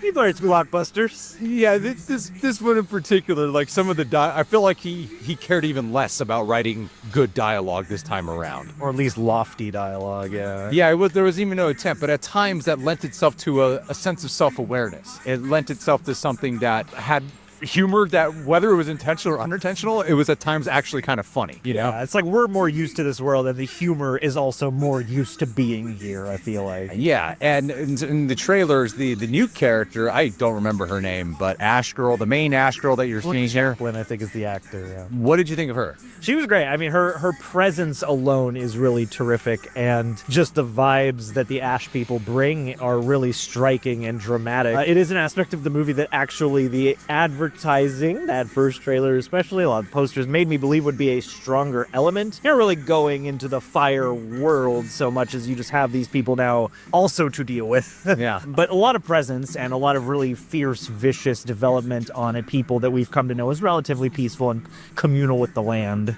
Yes, I agree with you, especially on a missed opportunity there, because a lot of this movie, one of my biggest complaints with it was, even though it does leave the door open for a 4 and 5, and while I do find it strong, I would agree with you on where I would place it, is that there are scenes in here that I think totally outdo part 2, but an overall film, I think Way of Water is a much stronger, more cohesive film, whereas this is a little bit more bumpy, yet it has scenes in here that I'm like, man, I'm really glad we got that stuff. And a lot of that comes down to main Ash Girl, because she is a scene stealer. She provides a very unique type of presence, and she is given a good amount of scenes, actually, with Stephen Lang's Courage, that for myself and for many others walking out of this film were the highlight of this. That really was like, you're not getting this in any of the other movies. Like, this right here is some truly different stuff, and they're having fun with the bad guys in a way that I actually found quite delicious to chew up on screen. And she was scary and kind of sensual at the same time, We got the bloodlust. Yeah, and she brings out this other side of Courage as well that scary and a little sexual. Yeah, he's going more native and more feral while still being the military guy. Yeah, there's a bit of humor about what they were doing with him. That being said, though, it did seem like they just decided to repeat a lot of plot points and plot beats that you got from already the first two films, when there was a whole door they could have explored of what this means for a different type of Na'vi tribe who doesn't believe in the same type of God, has completely different types of belief systems, but they're still indigenous people to this land of Pandora. What else could we do with exploring that? It kind of reminds me of a film that I just saw recently, Dances with Wolves. The main tribe that we're with, and then there's the bad guy tribe, and they don't three-dimensionalize the bad guy tribe. And that's kind of what I thought they had the opportunity to do here, considering what this movie is leading with. Even though you do get some scenes in here that I'm like, I'm so glad we got that. It did feel like a missed opportunity on truly exploring something special. But, we get repeat stuff with whales and predictable third... We love Ekon, baby. Predictable, what's going to happen in the finale. Before the finale happens, you're like, I know exactly what's going to happen in this finale, and it all exactly happened. Yeah. Some of that is the charms of a blockbuster scale production and story, but it was something that I was taken aback by in this movie, because I thought that the game we were playing partly with these, installments would be that everyone takes us and really immerses us in a different place on Pandora, and this one doesn't so much do that. Actually, the Ash folks are very much involved with the story, but you're not actually immersing in a whole new side of Pandora. You're actually largely in places that we know already. Exactly.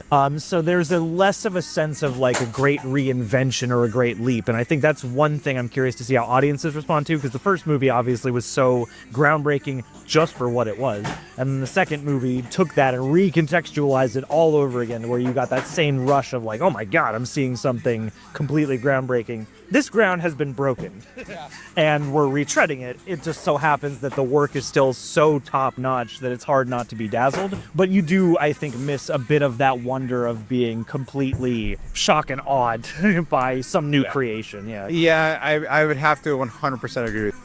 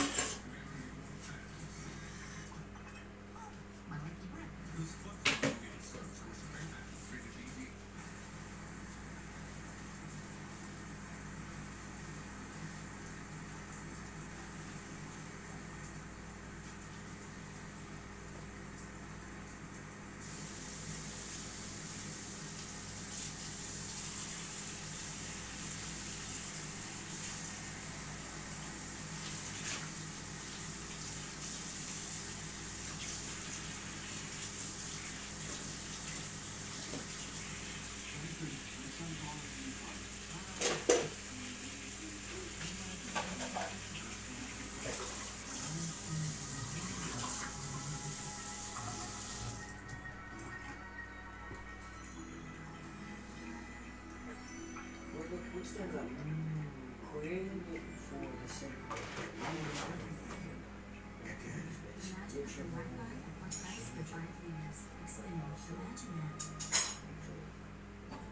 ages too quickly. What if you already had the answer? Meet Tamala. Just grab a fresh So her legs are meal from your fridge. Scan the code and she's start. already got that. Get ready to cook itself. First takes out. Twister, no cooking. No But then it also makes it to where she can't. Just a She delicious just ages cooked too meal done for you. So you That's can the focus second less thing. on If she cooking. does that, it's kind of like it's game's over. She's gonna die. But she, miraculously, she doesn't die. She has. Like with her memory, she hides.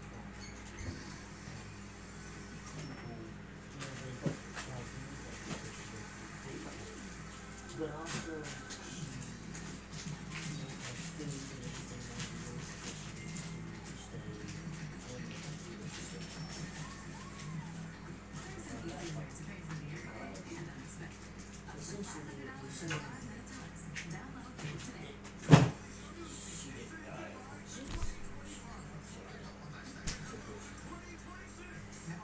why are you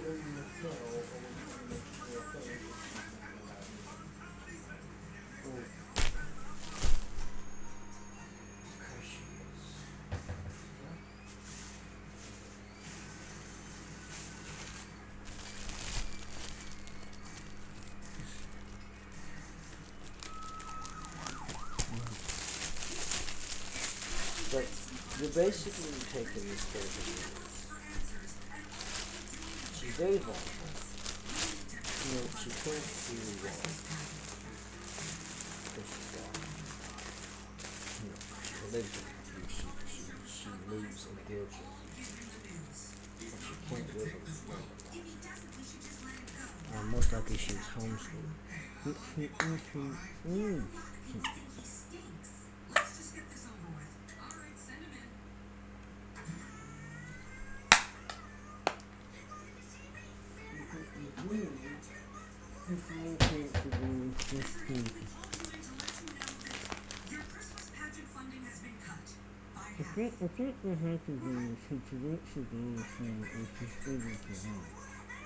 Support for the Christmas show that we used to.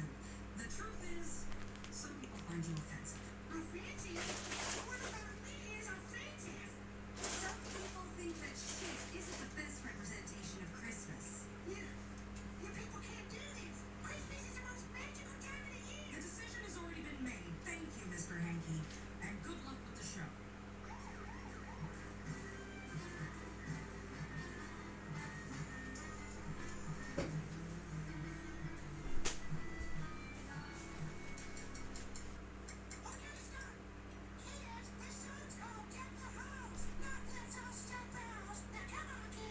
Why do we have to do this now? Yeah, it's not even Halloween yet. Restoration Hardware put up their Christmas decorations 2 weeks ago. Alright? Now listen. I am volunteer. I wanted to do a symphony, but they cut my budget and instead with you. Now let's take it from the top.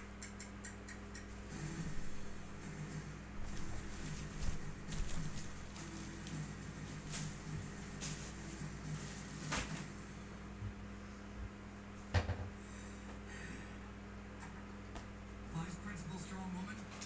Yes, What makes it PC big? Principal. I was seeing if there's anything you might want to discuss with me. Okay. And what would we need to Because discuss? I am so sorry. I did. If you can move, you have to look at this. Manipulated you into a physical encounter. I am a strong woman, alright? I don't get manipulated. We both are guilty of an ill-advised relationship at the workplace, but that was long ago, and I have decided to move forward. Are you sure we can move forward? Why not? We make a mistake. We move forward. I was just thinking there might still possibly be some fallout. No. We're just gonna forget about it and put it to rest. You don't think there's anything else to do? No, I don't. Bye-bye.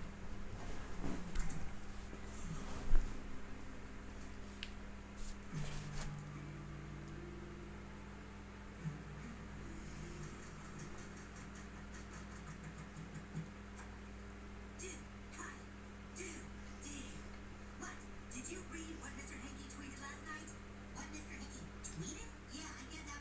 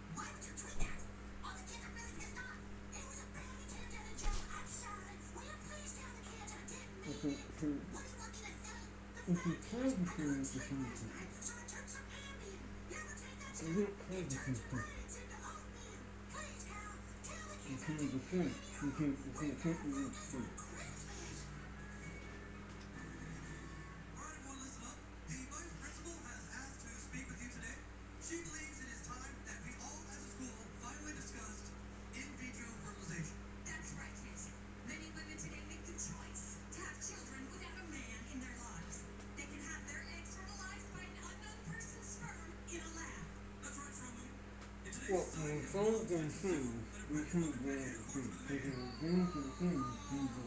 students at this school need to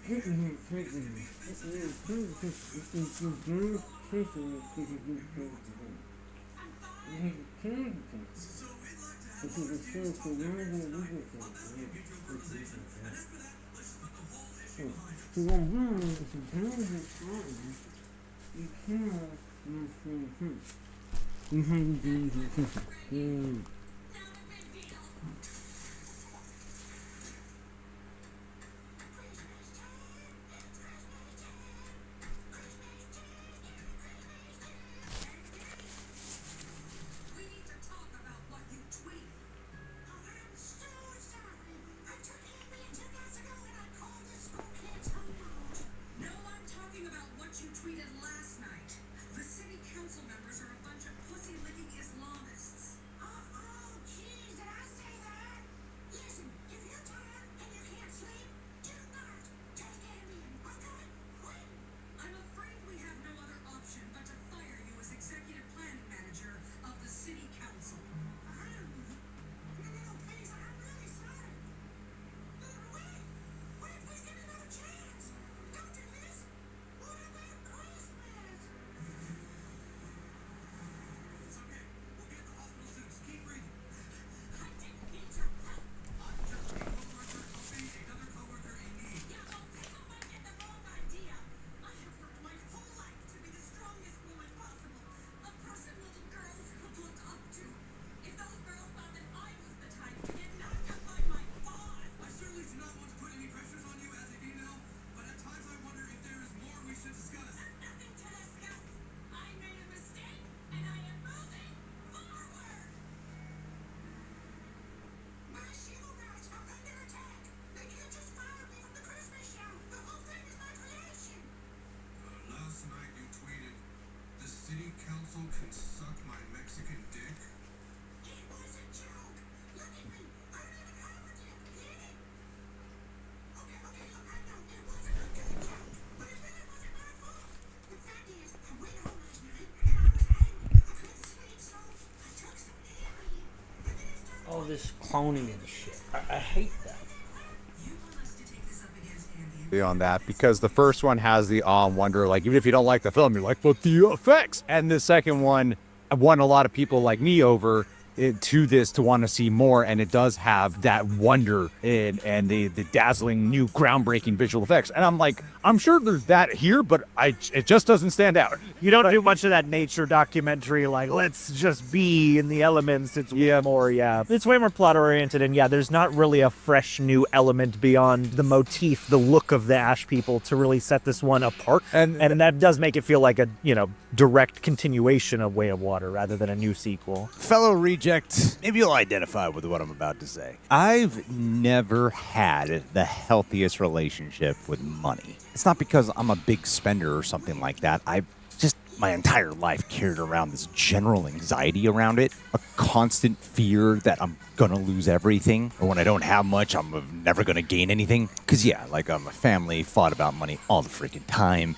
And, we lost our home to bankruptcy when I was much younger. And even though I'm a grown adult now, the fear has just never evaporated. And that with us, that is acorns. I'm going to explain it to you in the most simple way, because money grow and purchase background of your life for up to $4. You me started off financial hard of money. I'm going down my look. I'm building something, and I've already I know for someone here, a host boosts your new caved and comment. They should provide potential results. With it being with that being the case with the visual effects, I don't feel compelled to go watch it again for the visuals or anything like that. In the way how Way of Water made me go, I gotta watch this. Just gotta go immerse in that. Yeah, He's gonna go sit in that. Yeah. So it didn't provide that for me.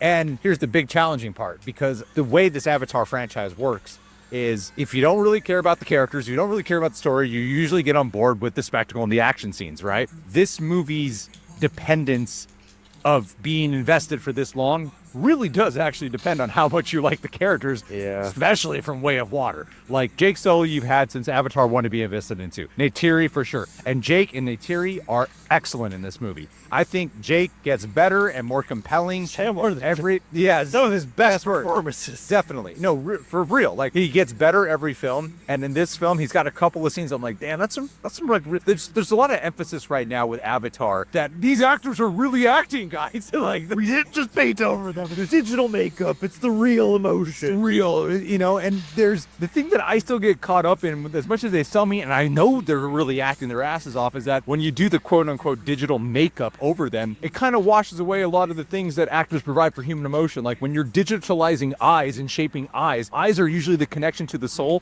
So when you're painting over that, I feel like you still lose some of that human connection. And I'm saying that because Sam Worthington and Zoe Saldana managed to surpass that big qualm that I have with that. And I was surprised how still effective Neytiri is, how much stronger Jake Sully is. But then you have characters that were introduced in Way of Water, and Quaritch is always the best. All right, I'm just gonna say that right now. I fucking love Quaritch. Yeah, amazing. He's so fun to watch. So fun. But there's two characters here, Spider and Kitty. Oh yeah. Oh, three characters: Spider, Kitty, and the son, the bro, Loak. Yeah. Now these three characters, 2 out of 3, Loak and Spider in particular. If you didn't really care for them in the last one, you're gonna have to learn to care about them. But yeah, especially Spider. For real. Like, so much of the emotional plot points when you're seeing people, and I'll say I like Spider here way more than I did in the last one. I forgot his name. Loak. I actually liked him in the last one. I liked him more here. And what they did with 14-year-old Sigourney Weaver, liked her just as much, I would say. Again, I was watching it going like I'm not quite as moved with the rest of the audience. I don't know if it's just because I have a pounding migraine at this moment, or am I just not as invested in these characters? I found myself really compelled when like Jake and Neytiri were on screen, but not as emotionally thralled when it was the other 3 that I just mentioned. I think it's just the jam-packedness, because the thing about Way of Water, as much as people argue about the length, I feel like the breathing room actually really complements the moments where you are doing like a bunch of plot and battle and stuff like that we have to get through. Whereas this movie feels like it's short on breathing room, and it feels like it's trying to cram a lot into 3 and change hours. Yeah. So I think it's mostly that, because this is a type of movie where you'll get to Act 3, or you could get to Act 3 and start to find your brain sort of turning into mush, just because there's so much, and there's lots of places, lots of characters, lots of stuff that's kind of visually familiar from the previous movie. Mm-hmm. And so, yeah, especially if you've just done a marathon, it might all start to blend together because you don't have quite as much room to just sit and attenuate to the elements, I mean, I did a marathon recently, and I was like, this is pretty repetitive. You're from the last. It is. Well, I mean, you break into Act 3, and a lot of the elements are similar elements that are being used in a slightly different way, but yeah. Yeah, so it does miss some of that lush for me. And yeah, I know like the common thing to say is, of course, like the visual effects, dazzling, and they are, but for some reason, this one in particular, it took me like more than an hour to just get lost into it. I kept getting like, this looks fake to, oh, that looks real. But I'm aware that this looks real compared to how fake it looked in the last shot, Like I couldn't quite get past it, and it wasn't until maybe the last half of the movie where I was finally able to surrender to what I was watching. And I didn't quite have that issue with the first 2 Avatar movies, but this one really stood out to me, and I don't know why that was the case. I can't quite. I'm still trying to put my finger on it too. The 3D's good, The thing I was saying to a few people, and I posed this question in a sincere way, is that when PS5 games look so cinematic, is it an insult or a compliment to say this movie looks like a PS5 game? Yeah, one of those games where the cutscenes and the gameplay are the same graphics. Yeah, but it doesn't quite look like film to me. It doesn't look like I'm watching a movie, though, because everything is so bright and clear. Like I don't know how to speak camera language that well, but the idea of like focus and shadows are not really there. You know what I mean? It's all just a big bright thing on every shot, pretty much. Yeah, it's but when there are shadows, I'm like, oh, that looks very like believable and real. It looks like real. film. Yeah, when they do very dramatic lighting, it really starts to stand out. And I think everybody knows at this point, like, oh, the way to get by with CGI is you put as much shadow on as possible so you can hide stuff. And so, like, it's really the most striking when they are in broadest daylight and you can sit there and go, damn, like you couldn't hide anything here. Yeah, so you had to put your most expensive effects on screen. But yeah, it is a movie that has, I mean, an effect in every frame, and you have less normal human characters to help sell that to your brain without having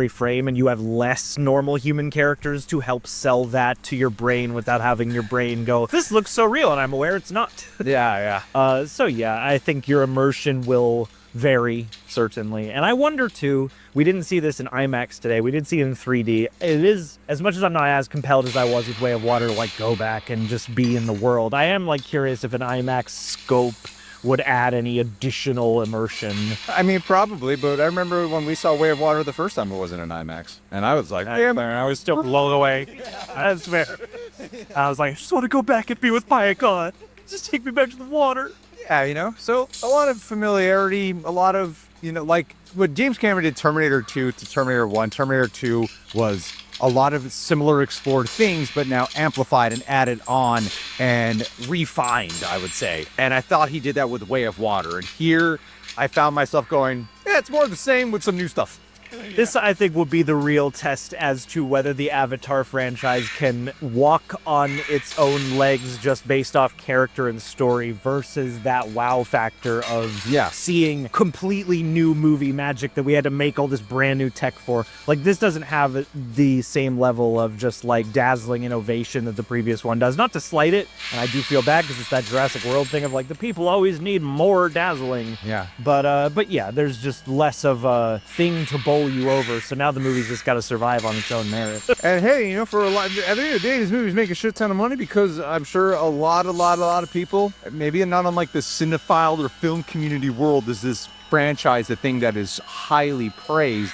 But I imagine amongst audiences, they probably don't give a shit about anything, you know? James Cameron knows how to make a freaking crowd-pleasing movie. Yeah, there are people that love this franchise, and I love the last one. So I kind of liked the first one. I loved the second.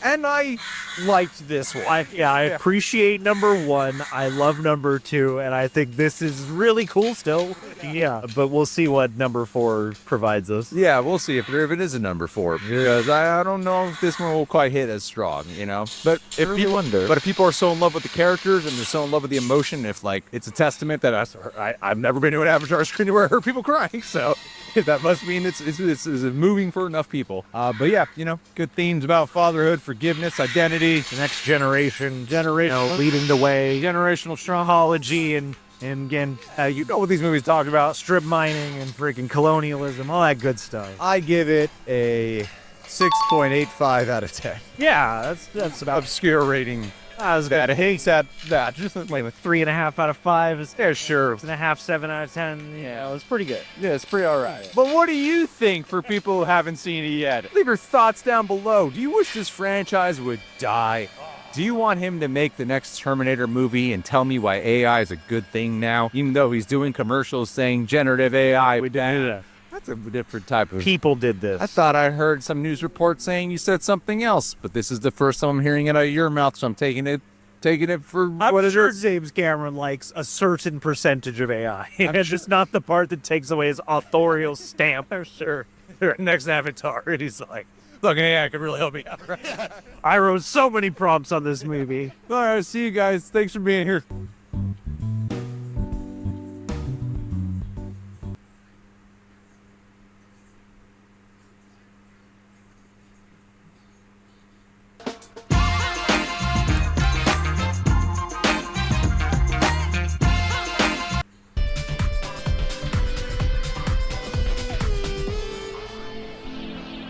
Hey everyone, welcome back to our channel. We're the Movie Couple. I'm Dustin. I'm Wendy, and here's our review for Avatar: Fire and Ash. Avatar: Fire and Ash is the third film in the Avatar series. The story continues with Jake and Neytiri following the events of Avatar: Way of Water. Now they encounter a new aggressive Na'vi tribe known as the Ash People. Alright, so let's talk about Avatar: Fire and Ash, and we are going to be referring to the trailer a little bit in this video, so if you consider that spoilery because you don't like to watch the trailer, which we totally get, maybe avoid this review until after you've watched it and come back and check out this review and see what we have to say about the movie.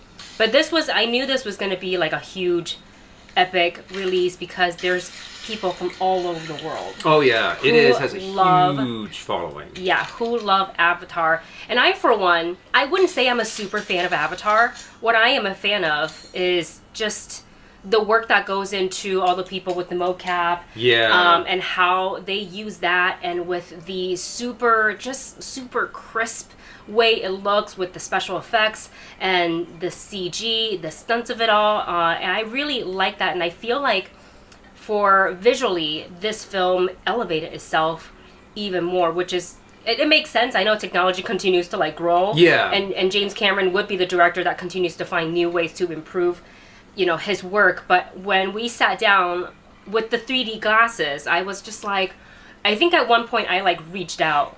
Like involuntarily, I was like, what? Put your hand down. It really does just show how much time, effort, and passion James Cameron puts into the technology and just moving that technology forward. Because even after seeing Way of Water, even after seeing the first Avatar, there's still some moments where you're going, holy cow, how is that? It looks real. It looks like they were on...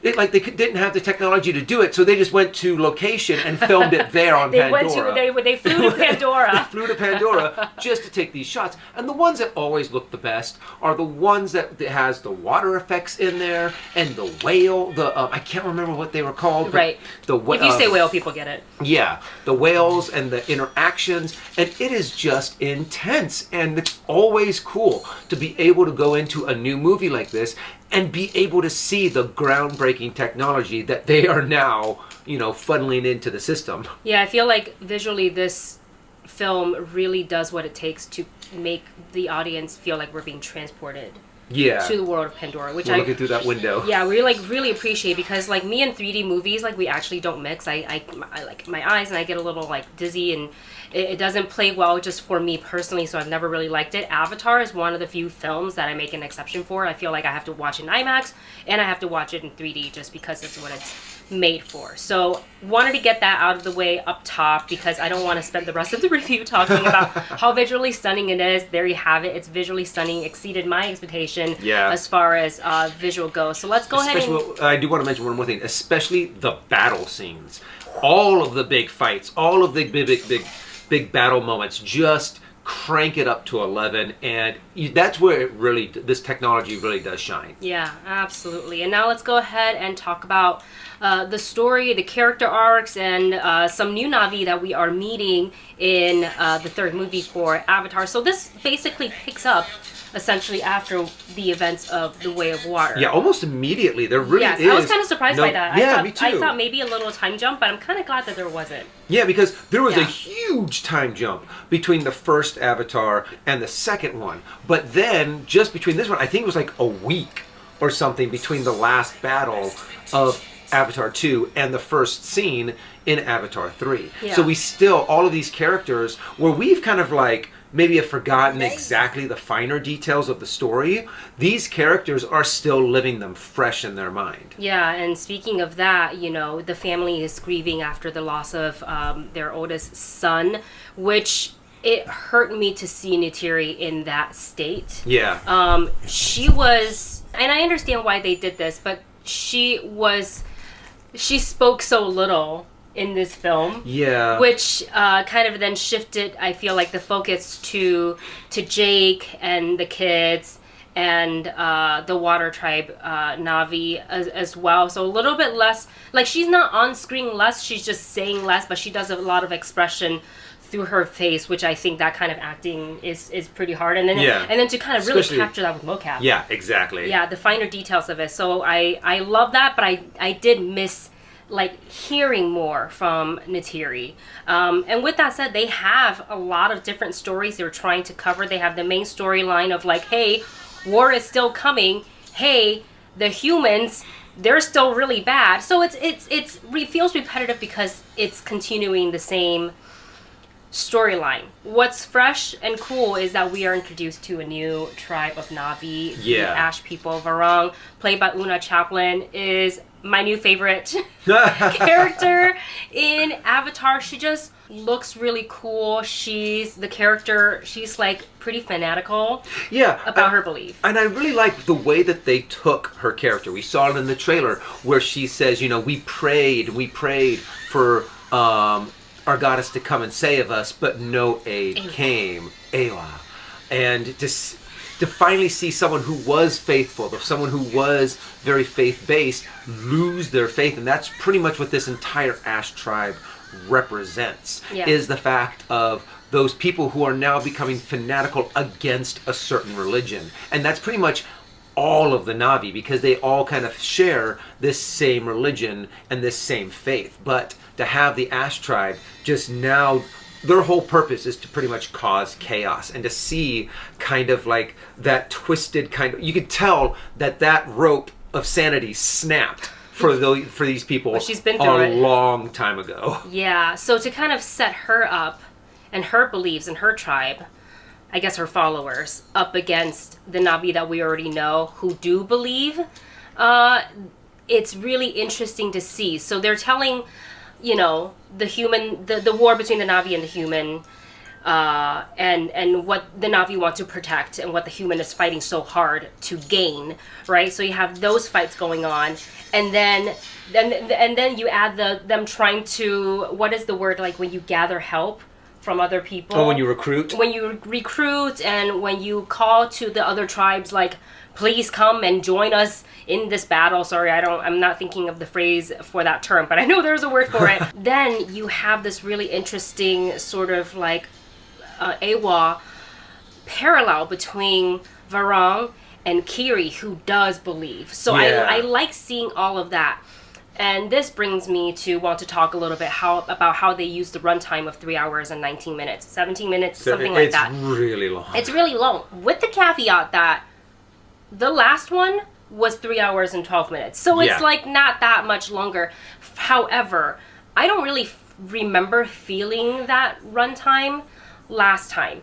In this one, I felt it because I felt like they went off on this big detour with the younger Na'vi and their own side quests, which, yes, it is still relevant to the story, and there is a little bit of a payoff at the end for that, but that side quest was like 25 minutes too long, and it to me, as an audience, I felt like we suddenly lost focus of the story that they wanted to tell, this main storyline.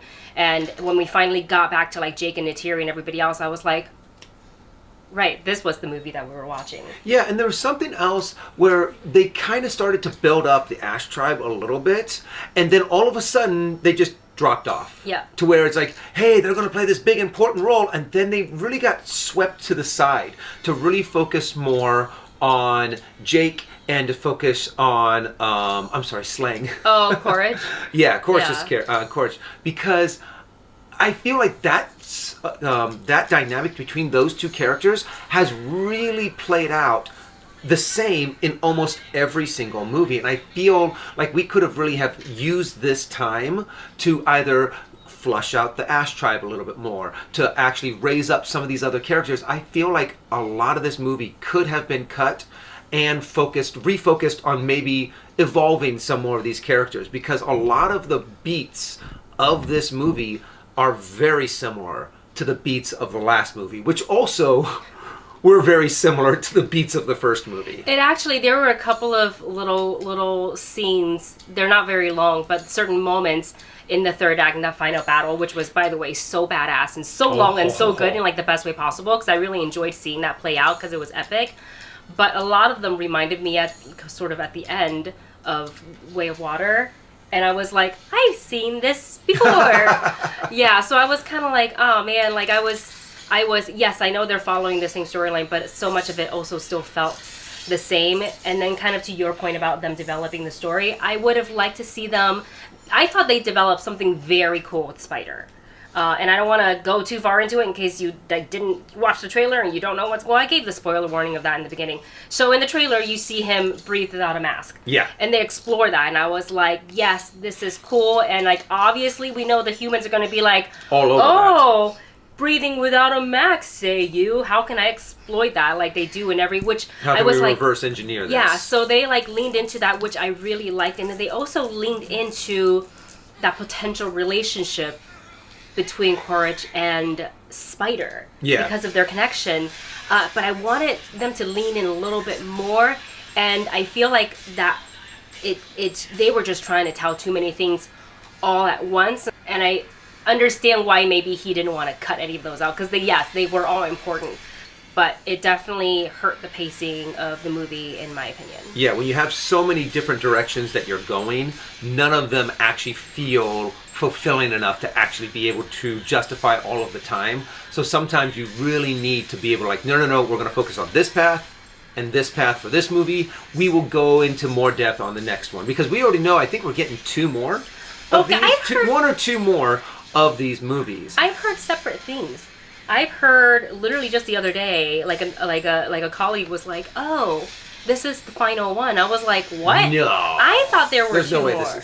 The way this one ends, there's no way that this is the final one. I feel like they could. I feel like if they decided that this is going to be the last one, I could see them ending it here. No, what? What? No. They have to have at least one more. Because I really feel like there needs to be some closure for some of these storylines with some of these characters. I mean, we see a lot of parallels between Quaritch and Jake to where their paths could be like the light and dark side of developing. We have all the stuff that's going on with Kitty, and there's just a lot of things that they need to kind of close up and tighten up.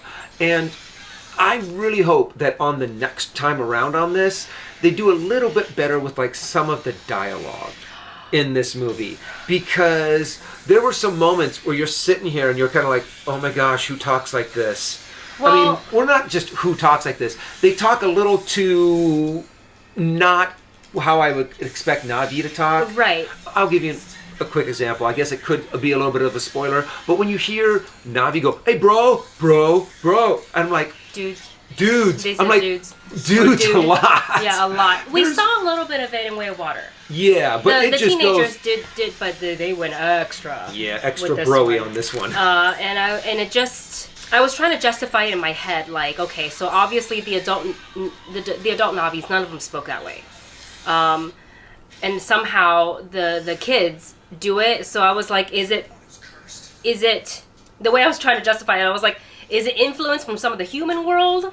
Because like it doesn't make sense to me that any Navi would pick up, I guess, like slang, like that. That's so like human, unless there is some human influences, and like there have been like human influences, so maybe Spider. Right, but so like maybe, but Jake and Spider don't talk like none of them talk. Neither one. Jake certainly doesn't. That's just an example, though. I mean, throughout the entire movie, there are a lot of ways that they talk and they communicate. Some of the dialogue scenes that just did not quite hit right. That seemed like the dialogue was kind of like, oh, you know what, that's good enough. We're getting the point across. Where I really wish they would have been able to have the dialogue just did not hit me as much as I would have liked. I feel like it went a little campy, it went a little cheesy, and just did not quite flow with the idea of the way that these characters are. Not something I noticed in the last film. Like I didn't really have a problem with dialogue. Yeah, this in the last film, but this one I felt it with the back and forth, and not just with the teens, with the grown Navis too. Sometimes I was like, huh? It just felt very different than the last one when they were trying to still, continue the chapter of the story. So with that said, we're going to go ahead and get into our rating for Avatar Fire and Ash. The movie couple rating system is listed for you in the video description below. Look, I went into this film fully ready to be transported back to the world of Pandora. Visually, I was beyond impressed. Like, it surprised me how they got it to look even better. So I was really impressed and I was really happy. It's stunning on screen. It's gorgeous. I love the new addition of the Ash people. Varong is fantastic. I need her to be back. If they do 2 more films, I need her to be back because I am not done with her story. Like, I want more from her for sure, and she is a presence on screen. The story, yes, it continued, but it also felt like a rehash of the previous one. Even some of the battle scenes towards the end, little scenes, not the whole, I'm not talking whole battle sequence, but some scenes I was kind of like, this literally looks so familiar. The pacing I had some issues with, as well as some of the dialogue. We're going to give 2 ratings in this one. Yeah. For those who are hardcore Avatar fans, I know you're already lined up. You probably already purchased your tickets, so you can have the best seat possible. So for you, I would say that is going to be a check it out. For myself, I knew this was still, regardless of some of the criticism I have, a theatrical experience. I'm going to go ahead and give this movie a matinee it. For me, I am going to give it a split decision too. But even though, yes, beautiful, visually beautiful, action awesome, very long. I felt the length of this movie a lot more than I have in the other ones. And also a lot with the dialogue and character development. I feel like you really could have tightened this up a lot more, given us a shorter movie where you get your point across a little bit faster. But I just wish that the dialogue was just a little bit less bro-y. And just felt a little bit more natural. So even though there are some things about the length of the dialogue, I still thought there were some really cool moments in this movie. So big Avatar fans, matinee it. If you're not an Avatar fan, stream it. There you have it. That is our thoughts on Avatar Fire and Ash. Let us know yours in the comment section once you've seen the movie.